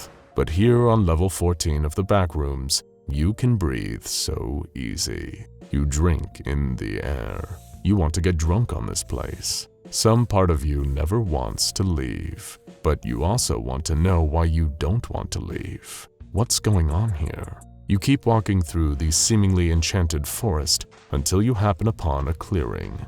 A vast, flat plain carpeted with the same red grass. And there are people here. Happy, smiling people, all dressed in white robes. It's a wholesome pastoral setting. People dance around a maypole. Others sit at a long table feasting and chatting happily. It's the most truly content you've seen other human beings in the Backrooms. The air sings with the most beautiful music, but you can't see anyone out there playing it. Is it really out there, or just in your head? You can't quite tell. Suddenly, some of the dancing people notice you and begin to approach. They're smiling so warmly, their arms extended. You feel so welcomed. You hardly even notice it, but you're beginning to smile. It's the first time in as long as you can remember that you feel like you belong somewhere. The people of level 14 invite you into their clearing to join them in their revelry. They speak about this place with the same kind of reverence that you feel in your heart. They tell you that they'd had terrible experiences in the rest of the Backrooms. They lost friends and loved ones to the monsters lurking on the many levels. They'd been chased by smilers and dullers, attacked by beasts in the deep, dark waters, and tortured mentally by the beast of level 5. Level 14 was an oasis, a reprieve from the horrors. Why would they ever want to leave? And their words, they resonate with you. You've experienced a lifetime of being unsafe. Is it really so wrong, so selfish, to want to take it easy for whatever time you have left? This place seems so nice. Don't you want to see the rest of it? Don't you want to make a nice little life for yourself here? One of the smiling robed people invites you over to a nearby dinner table. It is a beautiful feast, with various roast birds, apples, glass bowls full of delicious-looking berries, succulent sliced ham, and a variety of desserts, from elaborately molded jello to bowls of warm, delicious custard. The first apple was certainly tasty, but you couldn't be more eager to partake in this incredible meal. You take a seat, one seemingly reserved for you, and someone passes you an ornate metal goblet full of a fruity-smelling drink. You drink deeply. It is divine, transcendent. When you place your goblet down on the table, one of the others leans in with a jug and fills it back up. You're surrounded by so many grinning faces, all welcoming you, all wanting you to be here. It's such a warm, loving feeling. Is this place heaven? But now, it's time to eat. You and the others congregating around the table begin to fill your plates, cutting away parts of chicken, turkey, quail, liberating slices of ham, grabbing vegetables, and pouring on decadent sauces. After weeks or perhaps even months of energy bars and thermoses full of almond water, to eat real food like this feels like the greatest luxury. You eat ravenously. You want to take your fill, just like all the others. That's when you see one of the people across the table making eye contact with you, smiling. It's a slightly older woman, perhaps in her mid-50s. Maybe you're projecting, but she seems oddly motherly to you. "Are you glad to be here, explorer?" she asks. You swallow your mouthful of chicken, washing it down with a goblet of that tasty, fruity liquid. You nod, smiling politely in return. "Good," she says. "You're meant to be here. This is paradise. It's a beautiful, perfect place. A warm blanket, a soft, protective membrane that keeps us safe from the horrors of this universe. It is kindness and abundance. It is our mother and father. We will stay here, and we will receive its bounty." It is a little eerie, but you decide to continue smiling and nodding. The food is good, the vibes are immaculate. You don't intend to ruin anything. After all, who could blame someone for going a little loopy in the Backrooms? It is a stressful place to be, to say the least. Perhaps once this might have bothered you. Maybe seeing something that seems a little eerie like that, a little off, would have made you feel nervous. You've learned to notice little things in the Backrooms, but here, you don't feel that same sense of unease. It's as though, on this level, your brain is being flattened. That's when you notice another apple sitting on the table. It looks just like the one you found in the forest. So red, juicy, and plump. Ignoring everything else, you pick it up and take a big bite. Again, that delicious flavor cascades down your throat. You chew for a moment, savoring the taste, when suddenly, something feels off. It isn't so much the taste, but the texture. You feel like something is moving against your tongue. What the hell is that? You grab a napkin off the table and spit into it. What you see within horrifies and disgusts you. A blob of dark brown mush, filled with wriggling maggots. Shocked, you turn and look at the apple you just took a bite out of. It looks rotten and withered, covered in furry mold with browning flesh within. It's alive with hundreds of maggots. You drop it onto the table with a horrified splat. "What's wrong?" the older woman asks. You look up and gasp. The table is completely different now. The food is rotten and rancid, covered in mold, hungry flies, and nasty wriggling creatures. The formerly pristine white tablecloth looks like used toilet paper. The robes of the people around the table are equally tarnished. The revelers, the people of level 14, are filthy and emaciated.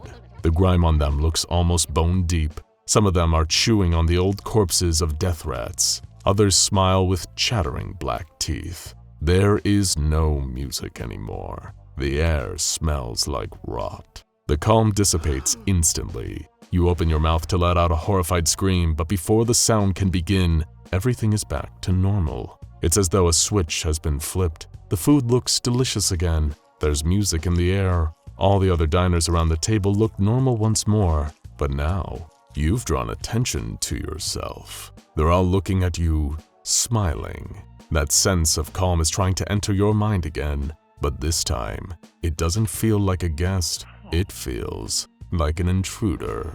This level is trying to sedate you, to numb your perceptions, to keep you from noticing the truth of the matter. It's like you're in Plato's cave and you've just learned the meaning of shadow. What is seen cannot be unseen. You turn from the table and vomit onto the red grass, drawing even more attention to yourself. "Is something wrong, explorer?" the old woman asks. You don't want to answer her. You want to get out of this monstrous place. Without saying a word, you climb out of your seat and begin to run back towards the woods. You can hear the people in the white robes rising up from their seats to pursue you, but you don't have time to look back. Not if you want to live. And despite yourself, you now know that you really do want to live. Life is full of mixed blessings like that. You keep running back into the woods. They still seem beautiful for a moment. The red grass and leaves, the gorgeous dark trees, the shimmering crystalline bones. You blink for a moment, and momentarily, everything changes. The trees and branches are dead, rotten, and wilting. The ground is littered with decaying corpses all laying face down. The whole environment stinks of death, so thick and overpowering you feel the urge to vomit. You look over your shoulder and see the filthy people with soiled robes and hungry eyes sprinting through the forest after you. And lucky for you, their malnutrition leaves them without energy. Soon enough, they fall behind, fading into the darkness. Another blink, and everything is normal again.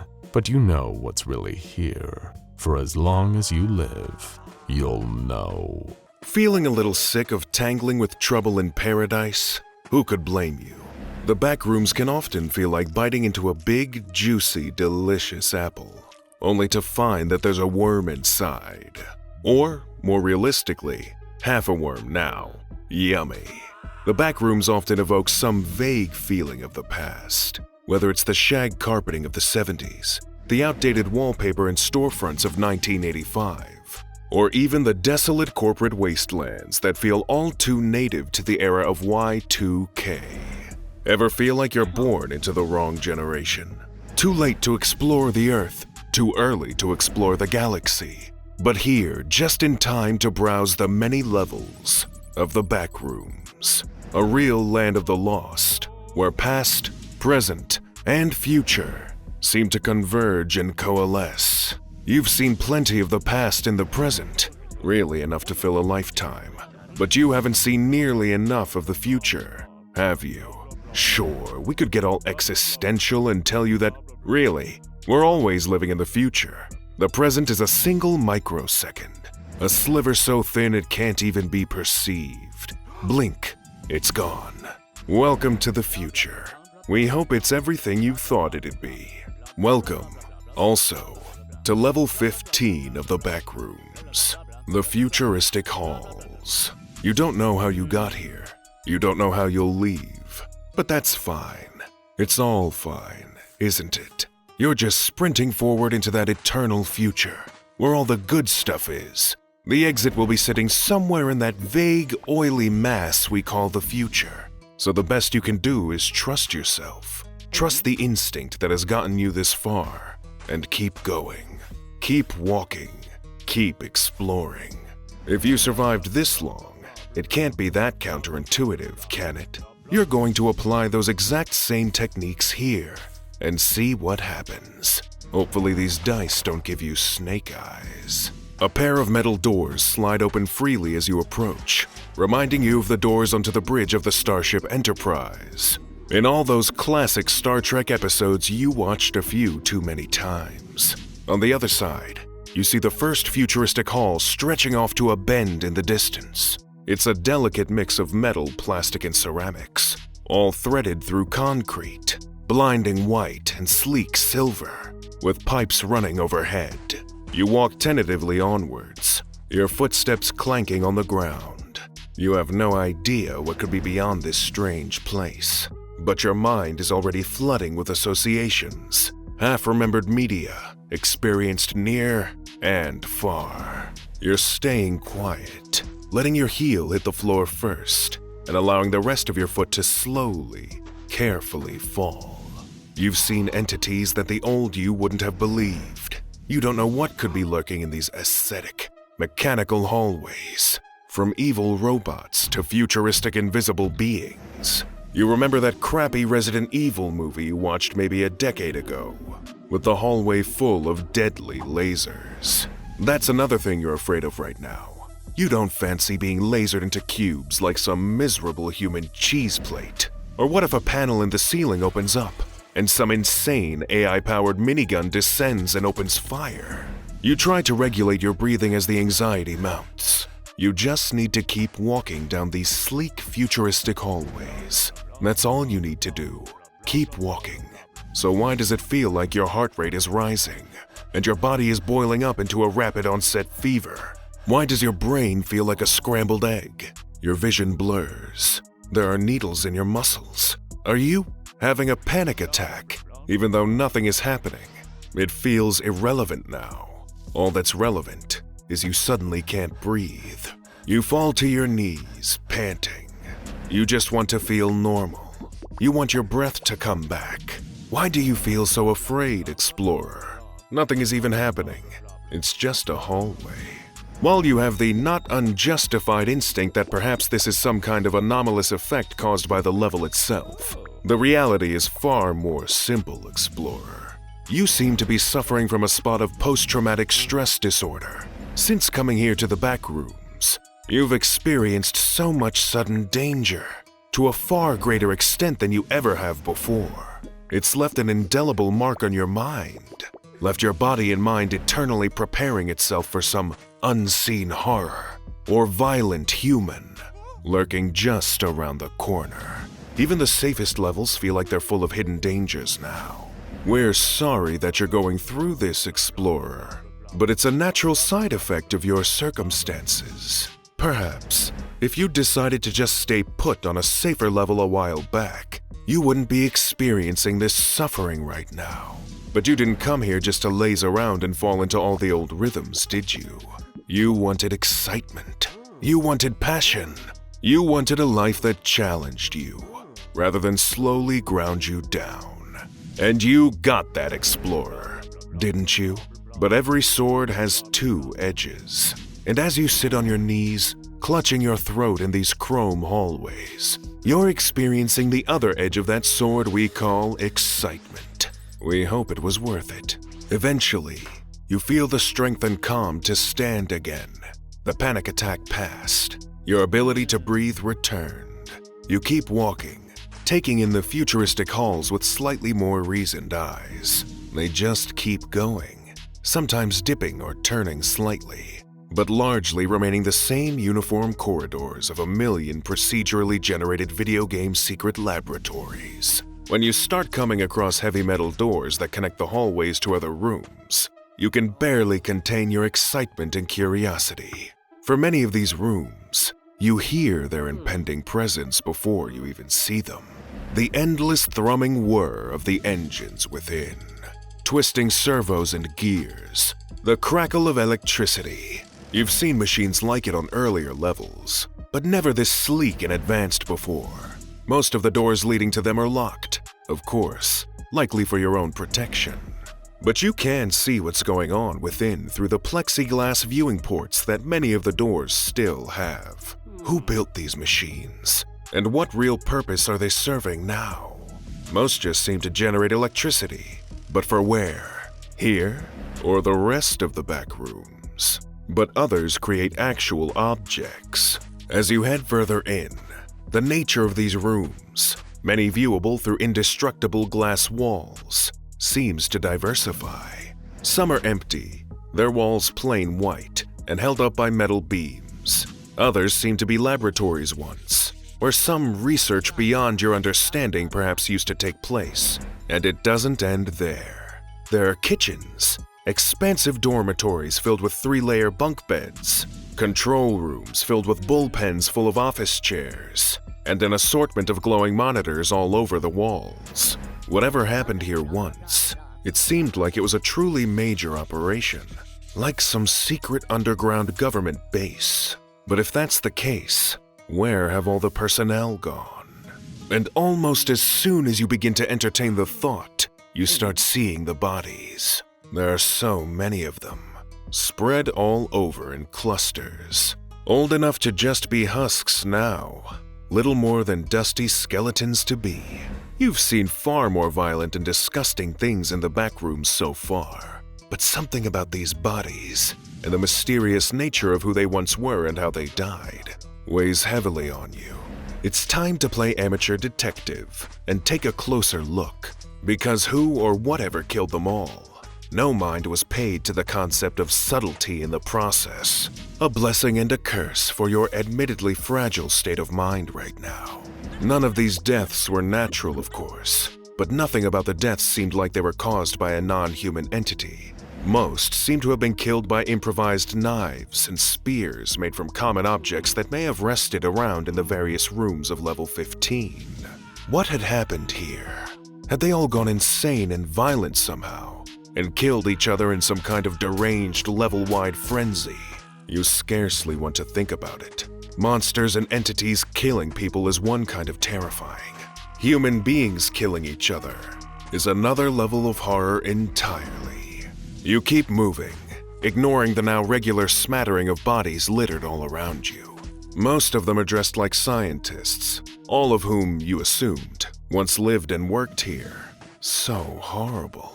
An hour or so later, you pass by another strange room. There are a huge pile of dead hounds, right next to a giant burning furnace of some kind. You need to pour your mind into some other subject, or the anxiety of not knowing is going to drive you insane around here. You need to bury your thoughts in the abstract, or existing this firmly in the undesirable present is going to drive you insane. So, you ask yourself a question you're surprised that you've never actually asked yourself before. What exactly is the Backrooms?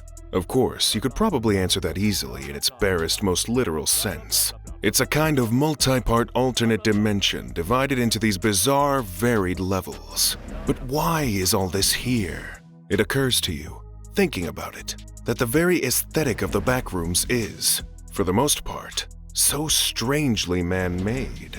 Like we've said earlier, so many of these levels evoke these relatively recent periods of human history, just a little off in some way or other. This means, presumably, that the Backrooms as a dimension isn't as old as Earth. After all, how could these levels have come to be without the real-world inspirations coming into existence first? The so-called front rooms that we all call home.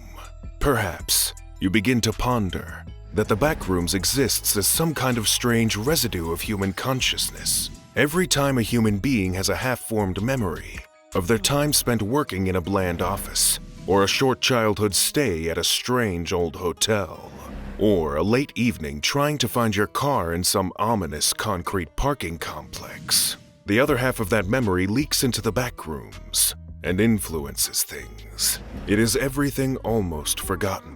Memories, without the core human component that makes them live and breathe within the recesses of your mind. Even now, what are you walking through? Hallways. Endless, strange concrete hallways. These are, by definition, liminal spaces. Places never meant to be a permanent residence. Just a transient bridge between two more meaningful locations. The thought isn't comforting. If your theory is correct, you're swimming in the residue of the human psychosphere. You're part of everything deemed not worth remembering, but somehow hangs on, at least partially anyway. Under that definition, maybe you really do belong here. But before you can slip further into these bleak thoughts that ruled your life out there, you hear another human voice that profoundly relieves you. "Hello? Is somebody out there?" calls a voice from the other side of a heavy metal door further down the hallway. The voice sounds more confused and surprised than anything else. Eager for a social distraction, you run forward. You're suddenly mindful of your clanking footsteps against the ground. The same footsteps that must have alerted this stranger to your presence. Someone or something is always listening around here, it seems. When you reach the door, you call out that yes, somebody is here. You tell the mysterious stranger your name and ask him if he's okay out there. Yes, I'm fine. Well, as fine as one can be down here, the stranger says with a nervous laugh. I'm Enric. I thought I was the only one here. You say that you thought the same, and ask him if he knows anything about all the mysterious dead bodies littered around the level. I'm afraid they were all already dead long before I got here. Enric replies, I've been the only one here for so long. I can't tell you how good it feels to hear another human being's voice, even through a wall. And you can't help but feel the same way. You came here to run away from people, from society, from yourself. But occasionally, in the many desolate levels of the Backrooms, you're just happy to be talking to someone. Sometimes, a little conversation can really save your life. Welcome back, Explorer. Here we are, primed and ready for another adventure in the great unknown of the Backrooms. I suppose it's easy to imagine you're significant when you're the only living one wandering through endless cramped hallways filled with the long since dead. How about we change things up a little today? No claustrophobic man-made creations, no suffocating passages or dusky suburbs, or vast yet oddly anonymous cities. Instead, let's return to nature. It's perhaps been a bit too long since you've touched some grass, don't you think, Explorer? Welcome to level 16. Make sure to breathe in the fresh air while you can. You've no-clipped into another strange and alien place. Well, not entirely alien, just alien to what you've seen so far. You've watched enough David Attenborough documentaries about the Amazon rainforest to recognize the lush bounty of biodiversity sprawling out all around you. The towering ancient trees, whose branches and leaves form a dense canopy overhead, pierced by spears of early morning light that fall upon you like the many thick green vines dangling from above. Mist hangs in the air. How can it simultaneously be so humid and yet carry that distinctive early morning chill? Before you, the undergrowth is thick and fertile. Dead leaves, sprawling networks of roots, wet brown mud with the consistency of clay. The only thing that seems unusual about it is the lack of insects and small lizards or snakes skittering and slithering around. The Backrooms, after all, has its own unique flora and fauna. Things might appear similar to the world you've always known here, but nothing will ever be quite the same. Even 17 levels in, that still takes some time to adjust to. After all, no matter how acclimated to this world you become, you will never be a native here. Still, you continue your journey, observing a nearby flowing river and the great willowy tree leaning down into the water, contemplating grabbing a vine and swinging across it while bellowing like Tarzan. It's not like anyone would see you here, right? No point hanging on to something as petty as shame in this world. As you run after and try to catch some falling leaves like an excitable child, it begins to dawn on you just how much of the life you had before was dictated by worrying about the thoughts and opinions of people you never respected or even really liked. How many years had you wasted trying to impress the people whose thoughts disgusted you? What a funny way to live, explorer. Funny indeed. Soon you come upon something interesting. The first sign of something man-made here in this world of otherwise unspoiled natural beauty. Something metallic is sticking out of the lower trunk of a huge, broad tree.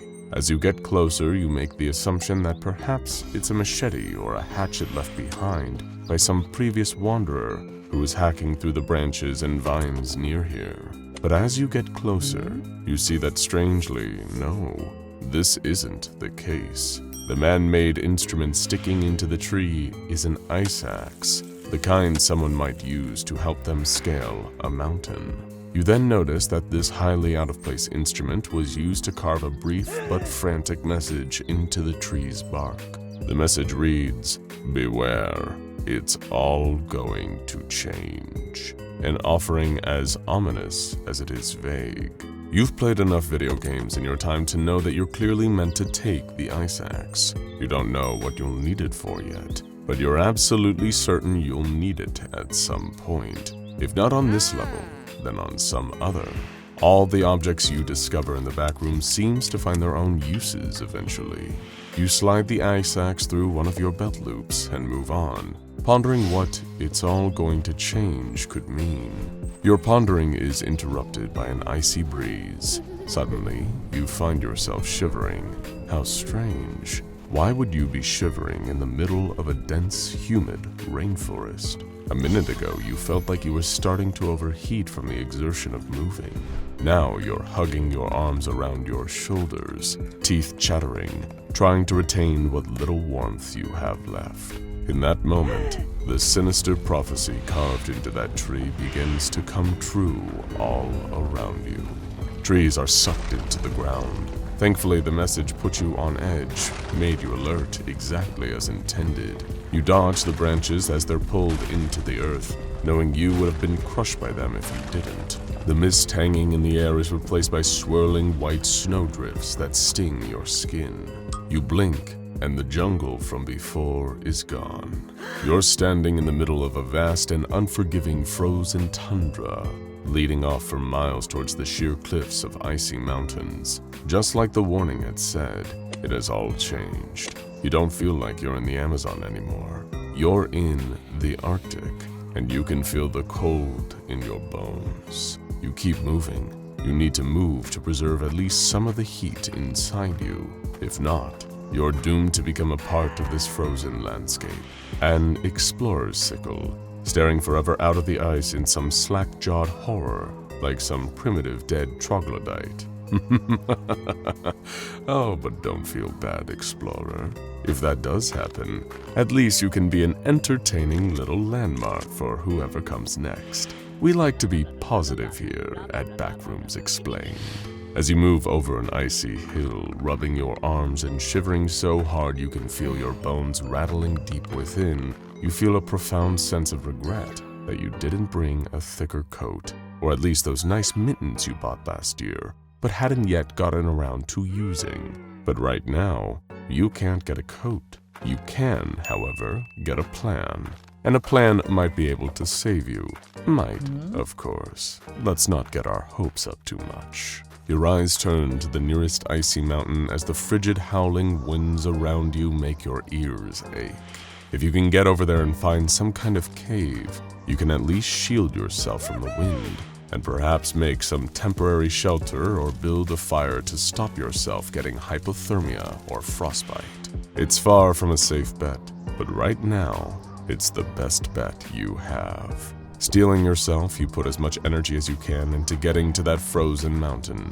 Fortune, it seems, really does favor the brave, because as you reach the mountain, you do indeed find a cave to secrete yourself into. It's hardly warm and cozy, but it's a respite from the lashing icy winds outside, and that makes it feel like a paradise in a pinch. You pull out your canteen and take a long sip of almond water to revitalize yourself, feeling your breathing steady slightly. Now you need to figure out if anything you have on you can make a decent fire. This whole situation has taught you a lot about the values of carrying around a bunch of dry sticks and firelighters in case the world around you abruptly becomes a horrific frozen wasteland. You really never know when this kind of situation is going to come up, do you? As you sit there shivering and wondering if maybe freezing to death isn't that bad. After all, there are so many monsters that could horribly kill you down here. You hear a strange hissing noise and feel something odd falling onto your head. Instinctively, you reach your stiff frozen fingers up to your hair to feel just what fell into it. More snow, perhaps? But no, it doesn't feel cold. It feels like something coarse and rough, and capable of getting everywhere. You look at your hand. Of course, it's sand. Shocked, you look up and see cracks forming on the roof of the icy cave above you, and more sand comes pouring out of the cracks. The whole mountain is rumbling around you like an earthquake. Driven purely by your backroom's honed survival instincts, you spring up and sprint out of the cave before it can implode on you, crushing you with its immense weight. But by the time you're out of the ice cave, you're not in the frozen tundra world you ran in from. You're in a vast, scorching desert, the kind of sandy hellscape that would sizzle a cactus to death. The sun, seemingly right above you, beats down with tremendous force. The mountains of ice that once dotted the landscape are instead replaced with monstrous sand dunes. You're expecting a giant, horrifying worm monster to be attracted by the vibrations of your footsteps and spring out of the ground to devour you. That would almost be preferable to the more mundane but upsetting demise of being roasted to death beneath the red-hot sun like a slab of cheap beef. You sigh and begin to walk again. You return to the old maxim: if you walk for long enough, you simply have to get somewhere, don't you? Personally, we think it's very nice that you believe that, because, well, we appreciate your optimism. We won't tell you that. Technically speaking, not all Backrooms levels obey the typical rules of the space-time continuum, so you can actually keep walking and not move anywhere at all. But please, don't think about that right now. Just stay calm and happy as you can be while feeling like a fried egg. You pull out your canteen again and begin chugging almond water, hoping that one of its rejuvenating properties is preventing this diabolical sun from giving you a severe melanoma. When you're done drinking, you feel how threateningly light the canteen is now, and you begin to worry about your almond water supplies. It is a cruel irony, isn't it? It's been one of the most dangerous and hostile levels so far, and as far as you know, there aren't even any aggressive entities here. The environment itself is trying to kill you.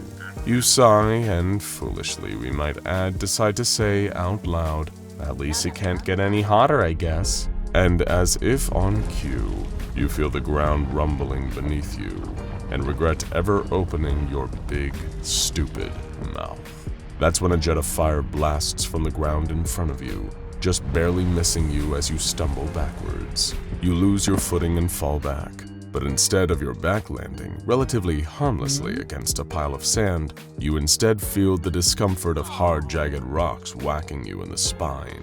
What fresh hell is being delivered onto you now, explorer? The only way to find out is to look and see. You rise shakily to your feet, suddenly feeling an even more intense heat all around you. The sand is gone, replaced by a huge vista made from jet-black volcanic rock, cut apart by rivulets of glowing molten lava. Everywhere you look, massive volcanoes belching great spouts of ash and leaking more lava down their sides dominate the skyline. You're in the middle of some primordial nightmare born of fire and rock, a proto-Earth, before the proto-conditions for life even formed. The air you breathe here feels thick and soupy. You don't currently have the emotional bandwidth to be horrified by this situation. Instead, you just stare blankly across the expanse of lava world and say to yourself, this might as well happen. All you can really do is shrug and keep moving. If you walk for long enough, you will reach some kind of destination, and there has to be an exit around here somewhere. Welcome back, Explorer. We hope you have your sea legs, because on today's episode of Backrooms Explained, we're taking to the open oceans, or at least the Backrooms equivalent, for level 17. Now, don't panic. We're not dropping you back into the briny depths of level 7 to contend with Tiny and the giant beast below. That'd just be inhumane, and who could accuse us of that? Instead, you're going to be the newest resident of the Backroom's largest naval vessel, the Carrier. We hope you find it hospitable, having thankfully no-clipped out of the forever-altering environment of level 16 before you were frozen, burned, melted with lava, and dehydrated in a desert in the same unpleasant afternoon. You find yourself wandering another old favorite, a tight metal hallway. You can hear pipes gurgling and steel creaking all around you. Distantly, you can hear the ocean lapping at the sides of the ship, a mighty aircraft carrier in the literal middle of nowhere. However, you're still feeling hopeful. You'll take a seemingly abandoned naval asset over the harsh environment of an endless open landscape any day. After all, in the confines of the ship, you might be able to get your hands on some MREs, meet some fellow Backrooms wanderers, or maybe even get access to some new supplies and weapons. After all, these last few Backrooms levels really haven't been too kind on your attempts to gather supplies. Nobody said this experience would be a picnic, Explorer. But you keep on walking down the narrow corridors of the Carrier's lower levels, cringing at every pronounced clank your footsteps seem to make. You've learned on so many levels now what a terrible idea it is to draw attention to yourself in the Backrooms. As the old saying goes, when the fox hears a rabbit scream, he comes running, but not to help. You make turns, twisting your way through various reinforced doors and bulkheads. The inside of the Carrier seems to have the same labyrinthine internals as so many other levels. However, what's particularly frustrating about a Backrooms labyrinth is the fact that they are under no obligation to be fair or make sense. Things become a lot less predictable when you're required to lose your more conventional sense of reality. In the Backrooms, truly anything can happen. But that's not always a bad thing. You know this firsthand, because soon enough, you come upon what appears to be an armory, hidden behind yet another reinforced door. You twist the valve until you hear the satisfying pop of the door's locks disengaging, and the scrape of its hinges sliding open. On the inside, you see a truly glorious sight. Racks upon racks of weapons and ballistic vests. As you step inside, you feel like Neo in that one scene from the first Matrix movie. You're truly spoiled for choice, but you decide you'll keep it simple. You grab a handgun, a ballistic vest, and what you assume is a pump-action shotgun. You decide not to mess around with the grenades. You know your own luck. You'll probably just fumble it and blow yourself to smithereens, you clumsy hairless ape. With your newfound armaments, you decide to set off once again and see what you can find. Level 17 has been kind to you so far, a little seasickness here and there aside, so perhaps there are more goodies waiting for you. Who knows? This might even be one of those rare chill levels you sometimes find, which always feel like a wonderful treat. These are the nice, cozy thoughts passing through your mind when you suddenly get shot in the back. But hey, you're not entirely unlucky. The shot seems to have come from quite a distance away, and thanks to the ballistic vest you had the foresight to purloin, it really only feels like someone whacking a baseball bat into your back with tremendous force, cracking a couple of ribs and laying you out against the cold metal ground. That's when you hear the voices behind you. One of them says, "Why the hell did you shoot him, Jonesy?" The other, quivering in a way that betrays a kind of strained paranoia and panic, says, "He was an imprint. I just know it. He gave me the feeling. Imprints? That's a new one. You think to yourself, as you desperately try to summon the strength to stand. Despite the sudden and immense pain in your back, you can hear a pair of footsteps getting closer, and hope that whoever these two are, they're not fans of implementing the classic double tap. That's when you hear the telltale click of a gun being loaded, and a sudden rush of adrenaline springs you back up to your feet, as though you've just been given an electric shock. You turn and see the two people coming down a hallway adjacent to your own. Both shocked strangers, wielding rifles. As the two instinctively shoulder their weapons, assuming that you are indeed whatever an imprint is, you leap out of the way, darting down the hallway out of view. The two strangers waste no time in opening fire. The reports of their rifles are deafening in these tight metal hallways, as are the loud ting-ting-tings of their bullets ricocheting off the walls. You need to get out of here before this pair of paranoid weirdos turns you into ballistic Swiss cheese. You make a sudden turn through a door at the end of the hall and find yourself staring up the shaft of a large metal stairway. It's too late to turn back now. You can hear the distant footsteps of the duo getting closer. All you can do now is start running up the stairs and hope they don't find you. We just have one question. Are you feeling lucky, explorer? Well, are you? Sorry, we won't load the question, but your two new friends are loading their rifles. So you start sprinting up the stairs as quickly as possible. By the time you're halfway up, the two strangers enter the stairwell below you and begin opening fire, sending a volley of bullets up through the stairs below you. Thankfully, these two are no marksmen, so none of the shots make contact, though some, you may readily admit, get far too close for comfort. You just do what you do best, explorer. Keep running. Part of you wishes you could just stop and reason with the people chasing you, but you get the sense you're probably past that now. They truly believe you're an imprint, whatever that means, and to be an imprint appears to be a capital offense. Of course, you have the handgun and the shotgun that you picked up, but even in a life-or-death situation, the idea of turning those weapons against actual people sickens you. You've fought off and even killed entities in the backrooms before, but do you really have it in you to take a human life, even if it means saving your own? But you can't spend too long contemplating ethics, because those two strangers are running up the stairs again. The best you can do is keep moving, and make sure you remain out of their iron sights. So you keep running, darting from hall to hall at random, passing through different doors in hopes of making sure that they lose your scent. This plan ends up paying off, because after a few minutes of frantic evasive tactics, you can no longer hear their footsteps. It seems like you've lost them. Well done, explorer. You take a moment to sit down and breathe heavily as the adrenaline wears off. You feel that dull, throbbing ache in your back again, where the bullet struck your ballistic vest. You're furious at every movie you've ever watched that showed some action hero or super cop shrugging off gunshots with the help of a handy bulletproof vest like it was nothing.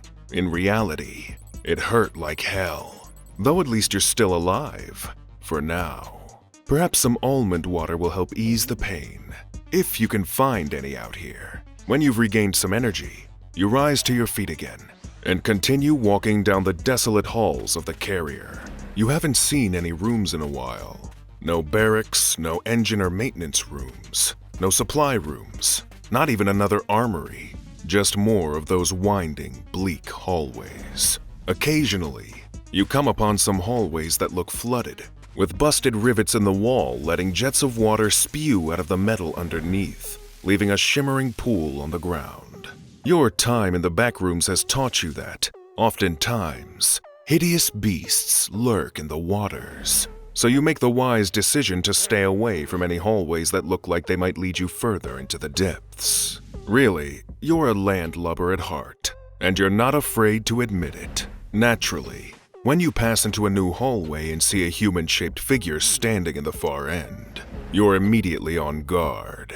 You don't intend to make the mistake of your attackers and adopt a shoot first, ask questions later mentality. Instead, you shoulder your shotgun and carefully approach. You even call out, "Hey, I don't want any trouble. I'm human, just like you." I just want to talk. You wish you'd been treated with the same courtesy. But as you get closer, you get the vague sense that something is wrong. For starters, isn't it peculiar that this stranger hasn't reacted yet? The Backrooms trains you to be cautious and jumpy, especially if something new suddenly approaches you from behind. Could this be a faceling that's wandered into level 17? No. A faceling still would have reacted to your voice. And how come you're the one with the 2 guns and the ballistic vest, but you're also the one feeling nervous this time? It doesn't make sense. Then, the stranger turns, and your body is suddenly awash in icy dread. This isn't a human. They look almost like one, but you know, deep down in your bones, that this entity is the furthest thing from human. You feel like you're surrounded by long, clawed hands, piercing your skin with their fingernails. You're wise enough to follow your intuition and avoid looking at the entity's face. Little did you know, if you'd made eye contact, it probably would have spelled death for you. We suppose you're not that unlucky after all. This almost human entity is an imprint, the same creature those 2 gun-toting, trigger-happy strangers thought you were earlier. And who could blame them for being cautious? Well, you could, considering they almost killed you. But it's understandable that an encounter with an imprint, and their inherent dread-inducing properties, would leave a person a little shaky. They were lucky that, like you, they didn't look directly into the eyes of one of these creatures. If that happens and you're fortunate, you'll be rendered unconscious for several hours. If you're less fortunate, gazing into the eyes of an imprint is a one-way ticket to instant brain death. Imprints, as far as we're aware, are flawed copies of people who previously wandered level 17. We don't know what exactly causes them to exist, but we do know it's best to avoid them at all costs. So you make the sensible decision and hightail it in the other direction until those feelings of unease wear off. It really is just your luck that you'd encounter your 2 gun-loving friends in the hall, isn't it, Explorer? Of course, wanting to find a diplomatic solution to this whole mess, you try your best to explain that you're not an imprint. But one of the 2 terrified gunmen simply replies, "That's exactly what an imprint would say!" And the chase promptly begins. Now, though, at the end of your tether, you're seriously considering just shooting these guys and being done with it. But that isn't what you do. Instead, you keep running. From hallway to hallway, from stairwell to stairwell, always going up and knowing those 2 paranoid maniacs are hot on your heels. You keep running until you find yourself in a decidedly different room. Some kind of viewing deck, with large windows leading to the outside, each one letting in these strange, shimmering shafts of light. Something about it reminds you of the light that came out of the eyes of the neighborhood watch. Light that was deadly to the touch. Still hearing the footsteps coming towards you, you run across the room, making sure to duck below the light. Your pursuers, however, have no such tact. They run into the room, thirsty for your blood, guns locked and loaded. But the second their bodies pass into the light, everything changes. Their bodies are rooted in place as they begin to violently spasm, choking on seemingly nothing, until water gushes out between their lips. They flail powerlessly for a few minutes while you watch in horror, before collapsing onto the ground, water dripping from their mouths and forming a puddle beneath them. The light, it seems, makes people drown just by touching them. You exhale, a little traumatized by what you've just seen, and think to yourself, "God, I need to get off this stupid ship." Welcome back, Explorer. Gotten over the seasickness of the previous level? Don't worry, there won't be any gung-ho survivors shooting at you here. We promise. And would we ever lie to you? Lucky for you, enough wandering through those dark, wet corridors leads you to clipping to somewhere entirely new. Through a vapor that smells like cotton candy and the burning dust inside a boxy old analog television. It smells like childhood. You close your eyes, feeling an immense pressure compressing your entire body, until it stops. You open your eyes, and you're somewhere new. Or is it somewhere very old? Either way, welcome to level 18, Explorer, and thanks for the memories. You realize you're not standing anymore. You're sitting cross-legged, like a child, on a colorful carpet.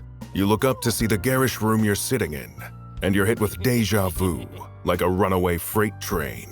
The rudimentary pencil and crayon drawings on the wall, the alphabet garland snaking around the space where the wall meets the ceiling, the posters detailing facts about animals, science, and half-hearted anti-bullying messages.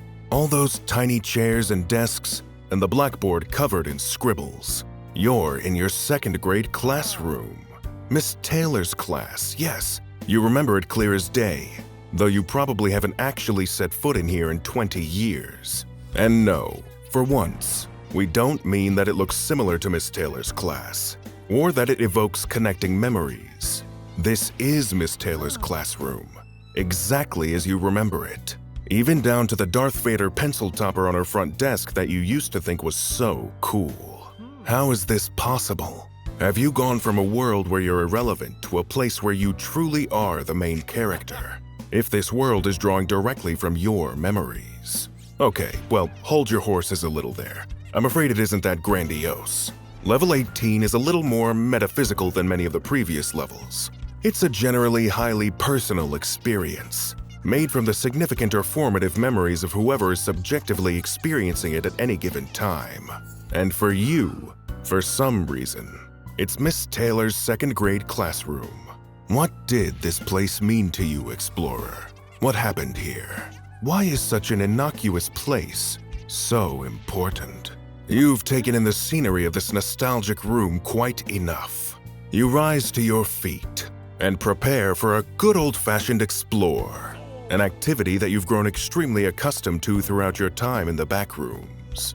Perhaps because you're walking around in an externalization of your own memory, you feel as though you're innately aware of how to find your way around inside here. Or, at the very least, you hope. As you head towards the hallway near the back of the classroom, you see photos of previous classes affixed to the walls. You take a step closer and look at them. All the little children, lined up with the teacher for the photo. There's something wrong with their faces. All of them except Miss Taylor. Their features aren't entirely gone, like a faceling, but they're configured incorrectly. Eyes, mouths, and noses seem to be scattered randomly across the children's faces. Your best guess is that it's because memory is fallible. You can't remember what these children look like, so your mind is filling in the blanks. Why would you have remembered these kids you never met? You continue out into the hall, and you're struck by a somewhat eerie feeling. More so than other areas in the Backrooms. You feel like you shouldn't be here. It's like you're an intruder. Your mind is flooded with memories of parent-teacher evenings, where you were left to wander around the school's hallways at night, the lights mostly off, feeling like you'd broken into a place where the universe was slightly altered. But here, you're in a different universe entirely, Explorer. And you know something awful is waiting for you. At the end of the hallway, you find the school library. You know it before you even see it, because when you open the door, you're assailed with the strong smell of the librarian's coffee and the scent of dusty old paper. You spent so many hours in that library over the years, disappearing into the fantastical worlds of books. Your escape, your respite from how hard and cruel reality could often be. It gives you a warm glow inside to be in there among all those childhood favorites again, until you remember the second floor. Just the thought of it sends a shudder down your spine, even as an adult. It's remarkable how things like this can still hold power over you all these years later. All the kids back then spread rumors about the second floor of the library being haunted. Really, it was a glorified storage area, connected to the library below an old, creaking set of metal stairs. There was a prop up there, a strange, malformed human body, made out of papier-mâché, years before you were even born.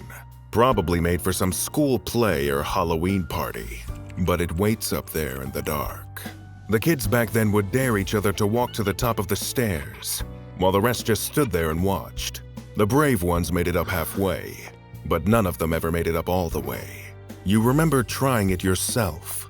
You felt so courageous to begin with, but the second you saw that dark shape, the body, waiting for you up there, your resolve melted.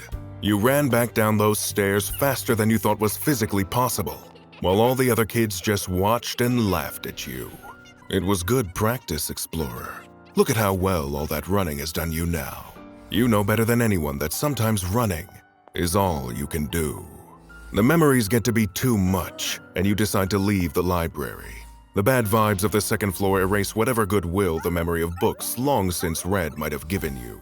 You get that nagging feeling you sometimes get in the back rooms, where it feels as though your thoughts aren't your own, and that some alien force is insinuating concepts into your brain.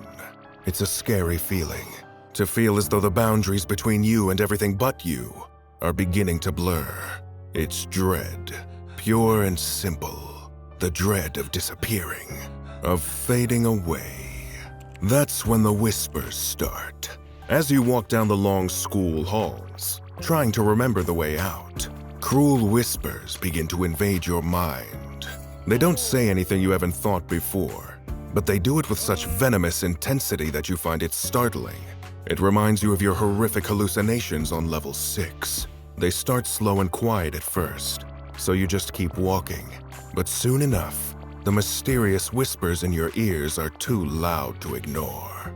Remember when your mother left you behind in the supermarket and didn't come back for you for hours? Remember when you flunked that test and your father didn't let you eat for 2 days as a punishment?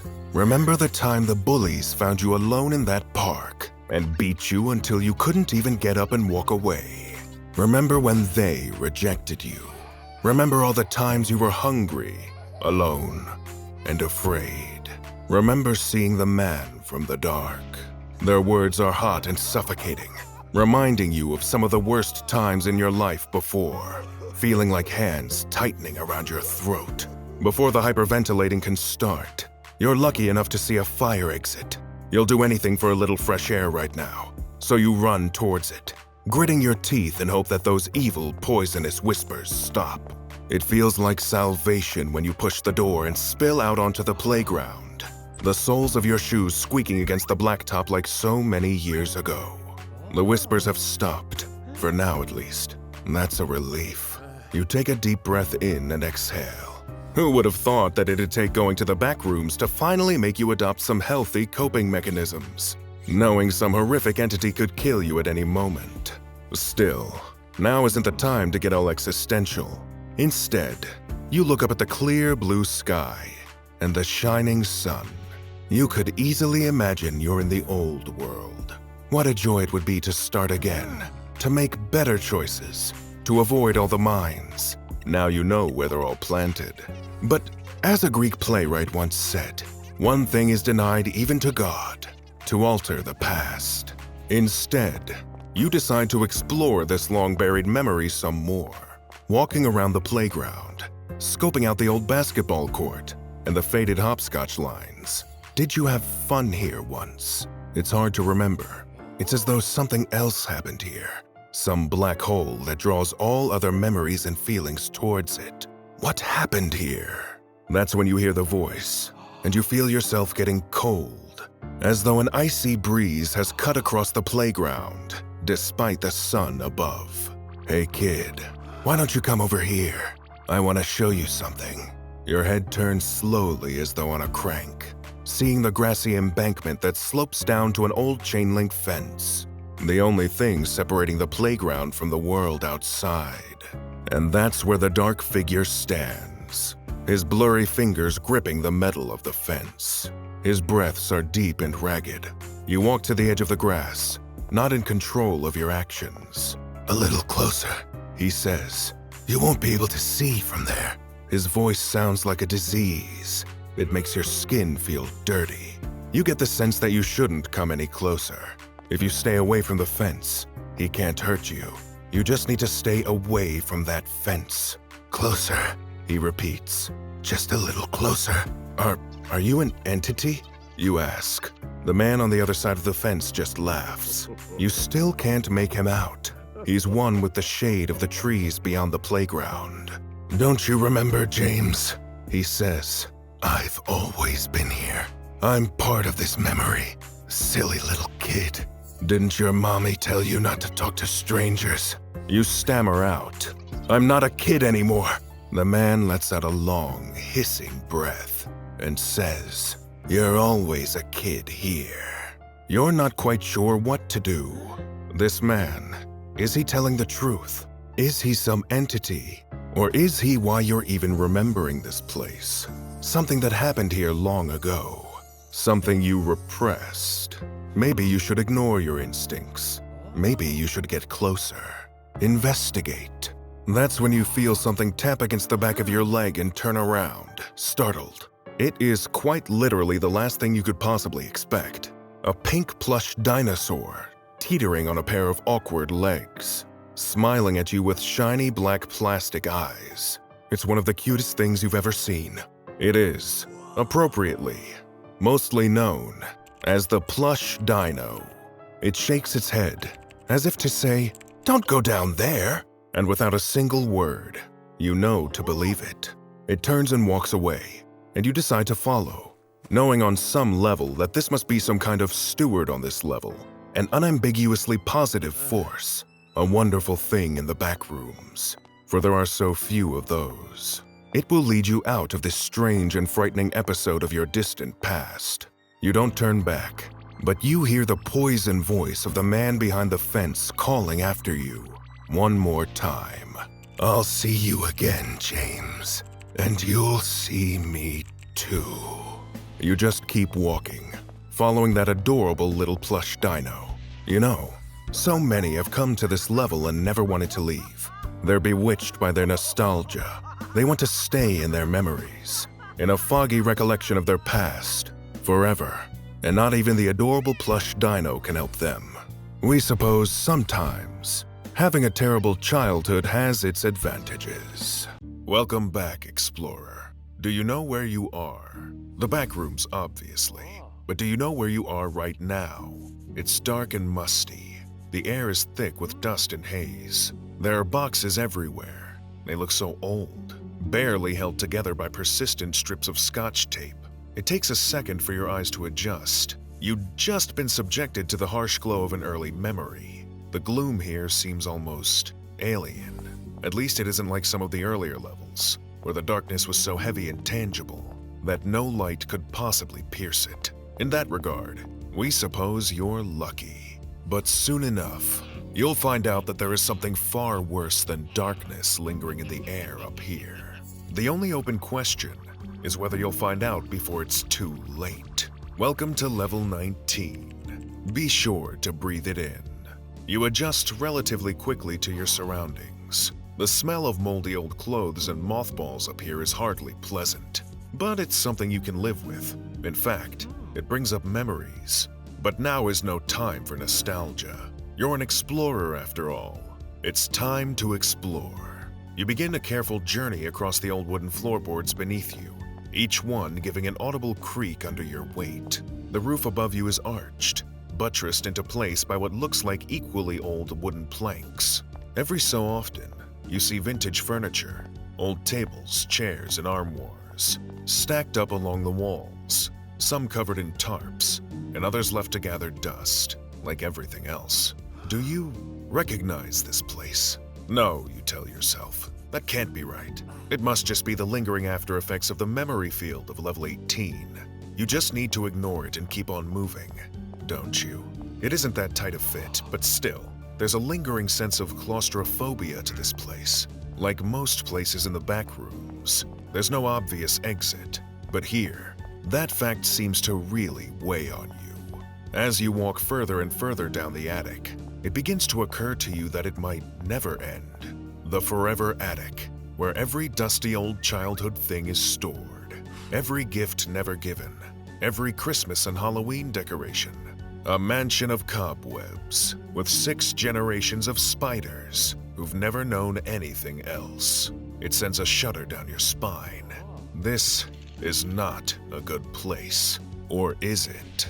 As if a switch has been flicked, suddenly, your disposition reverses. The growing sense of unease you were feeling before is now replaced with a warmth emanating from the middle of your chest, fanning out through you, spreading comfort and tranquility. You exhale, your breath causing the dust particles in the air to spin and twirl. Everything is right with the world. Somehow, you just know it. It's like there's a light at the end of the tunnel. And we aren't just speaking metaphorically here. You can't help but notice something amongst the dusty old floorboards in front of you. A faint light, seemingly flowing out from between the floorboards. You feel yourself drawn to it, like a lizard seeking the warmth of the sun. Whatever that strange orange glow between the floorboards is, you need it. It makes you feel good. It makes you feel happy. And things that do that are few and far between down here. Aren't they, explorer? You approach the floorboards with the orange glow and drop to your knees, pressing your fingers and face against the dusty old wood, not even stopping to consider that you might get splinters. Nothing could put a damper on the peace you're somehow receiving from this orange glow. It reminds you of simpler times, times before fear, before doubt, before the curse of self-awareness. The halcyon days when you still believed that everything might be okay when all is said and done. That's when you remember exactly where you recognize this place from. So many years ago now, when you were just a little kid, you went to go spend a week with your grandparents while your parents were working through something. You remember your grandpa leading you up into the attic and showing you all of his old mementos from the war, a few rusty old medals in a tin cigar box, his dog tags, and even his service pistol. It blew your young mind to see such a connection to living history right in front of you. And once you were done, he'd lead you back downstairs, where your grandmother would have a tray of freshly baked chocolate chip cookies waiting for you. Just thinking about it makes a warm, contented smile spread over your face. But you're pulled from your blissful trance by a familiar sound, your stomach growling. Suddenly it dawns on you that it's been a long, long time since you've eaten anything. And you'd better rectify that very soon if you don't want your journey in the backrooms to end before you hit level 20. That would just be humiliating, don't you think? You rise shakily to your feet, not exactly eager to leave behind the comforts that the orange glow under the floorboards provides. Sometimes comfort needs to take a back seat to the bare necessities. You continue trudging down the length of the infinite attic, the floorboards once again giving their telltale creak underneath your alien footsteps. There are boxes everywhere. Surely one of these boxes contains something safe for you to eat. There's a nagging pain in your stomach that feels almost unbearable now. How is it possible that you didn't notice this feeling before? Was the orange glow that enrapturing? Hungry, hurting, and impatient, you grab the nearest box and tear it open. It's full of Christmas ornaments, porcelain baubles, and tiny ceramic Santas with fading paint, garlanded by garish vines of tinsel. Nothing of use here. But what if there's something tasty underneath? You grab a bauble, clearly not thinking straight, and stare into the box, only to see more baubles underneath. In a state of mild delirium, you let the bauble in the box fall to the ground. The box itself clatters, but the bauble, strangely, does not. In fact, the second it makes contact with the floorboards, it doesn't shatter. It simply crumbles silently into dust. If you were in a better state of mind, that's the kind of thing you might notice. But right now, all you're focused on doing is getting yourself some grub. You search box after box, only to be disappointed again and again. Christmas decorations, Halloween decorations, dusty old knickknacks that even a thrift store would turn down. You feel like a child blowing their parents' money on endless mobile game loot boxes, only to get a dud every time. Except rather than just having to face up to a very angry mom and dad with a devastated credit card, you feel like your guts are tying themselves into knots. Food, food, food. It has to be somewhere in here. You need it. And eventually, you do indeed get lucky. You find a dusty old chest, the kind a cliched pirate might bury his treasure inside, and you pop open the latches. Within, there's a smorgasbord of delicious treats, somehow perfectly preserved. There are crisp fruits and vegetables, neatly cut sandwiches, and delicious freshly baked cookies, just like the ones your grandma used to make. It seems too good to be true, and it wouldn't be the first time something in the Backrooms tried to get you with a classic honey trap. But you're too hungry and delirious to even mind. All that matters to you right now is finally getting to eat. You reach in and grab handfuls of food, ready to stuff your face, when something horrifying happens. The second you remove the food from the confines of the box, it begins to decay rapidly. In a matter of seconds, it becomes a breeding ground for some unidentified furry mold. Seconds later, it's falling apart in your hand and dripping to the floor in unpleasant brown globs, which soon fizzle away into nothingness. It's like watching weeks of rotting take place in less than a minute, just like the bauble that practically dematerialized before your eyes earlier. Turns out, this place is even more inhospitable than you first imagined. But I'm sorry to say, Explorer, your pain is just getting started here. You rise once again, gripping your aching stomach with both hands, as you turn and run back towards the floorboards with that inviting orange glow. Surely, the glow will make it better. The glow has what you need. But by this point, the ambient anomalous effects of level 19 have already started creeping into your frazzled mind. As you try to fumble your way back towards the orange glow down the winding hall of the infinite attic, you feel a sudden and crushing sense of paranoia hit you like a meteorite. It's as though 1,000 strange eyes have opened up on the walls around you, all just watching, judging. You can feel their stares, like something is out to get you, even though you know nothing is there. Though in the Backrooms, can you ever really know nothing is there? Still, you know above all else that you need to get back to the sanctity of the orange glow, the only thing that seems like salvation amongst the horrors of level 19 and its many cruel tricks. You know on some level that your fear and anxiety and paranoia will finally dissipate, if only you manage to get back there. But you quickly begin to realize that it isn't just your mind that's under attack here. It's your body. As you feel that agonizing spike of pain in your stomach, you can't move an inch. The pain doubles you over. It's some of the worst agony you've ever felt, even in the deepest abysses of the Backrooms. You feel a hot surge climbing up your throat, and vomit before you can even think to hold it back. It reminds you of the first time you had stomach flu for a hellish week back in 6th grade, but times by 10. You look down at the puke on the floor. Does it look oddly red to you? The paranoia strikes again. Are your organs rotting away from the inside somehow? Just like the food in the bauble? Does this terrible place just cause everything to decay? The orange glow. You need it now more than ever. Perhaps it will heal you, fix you from the inside and out. Yes, that must be why it's here. To aid frightened explorers like you in your time of need. You need to push through the pain, no matter how terrible it feels. It'll all be worth it in the end. You continue hobbling across the creaky floorboards. The orange glow is in sight now. You feel shadows lurking all around you, reaching out with long, spindly fingers, watching with invisible eyes. Your eyelids are heavy. You suddenly feel the most tremendous sense of lightheadedness. Your forehead is glazed with a fine film of cold sweat. Are you blacking out? No, you can't. Not now. Who knows what would happen if you fell asleep here? You need to get back to the safety of the glow. It's the only way. But when you reach the floorboards with the orange glow rising up between them, to your horror, you don't feel the calm and serenity you felt earlier. Only that terrible dread and pain, getting worse and worse.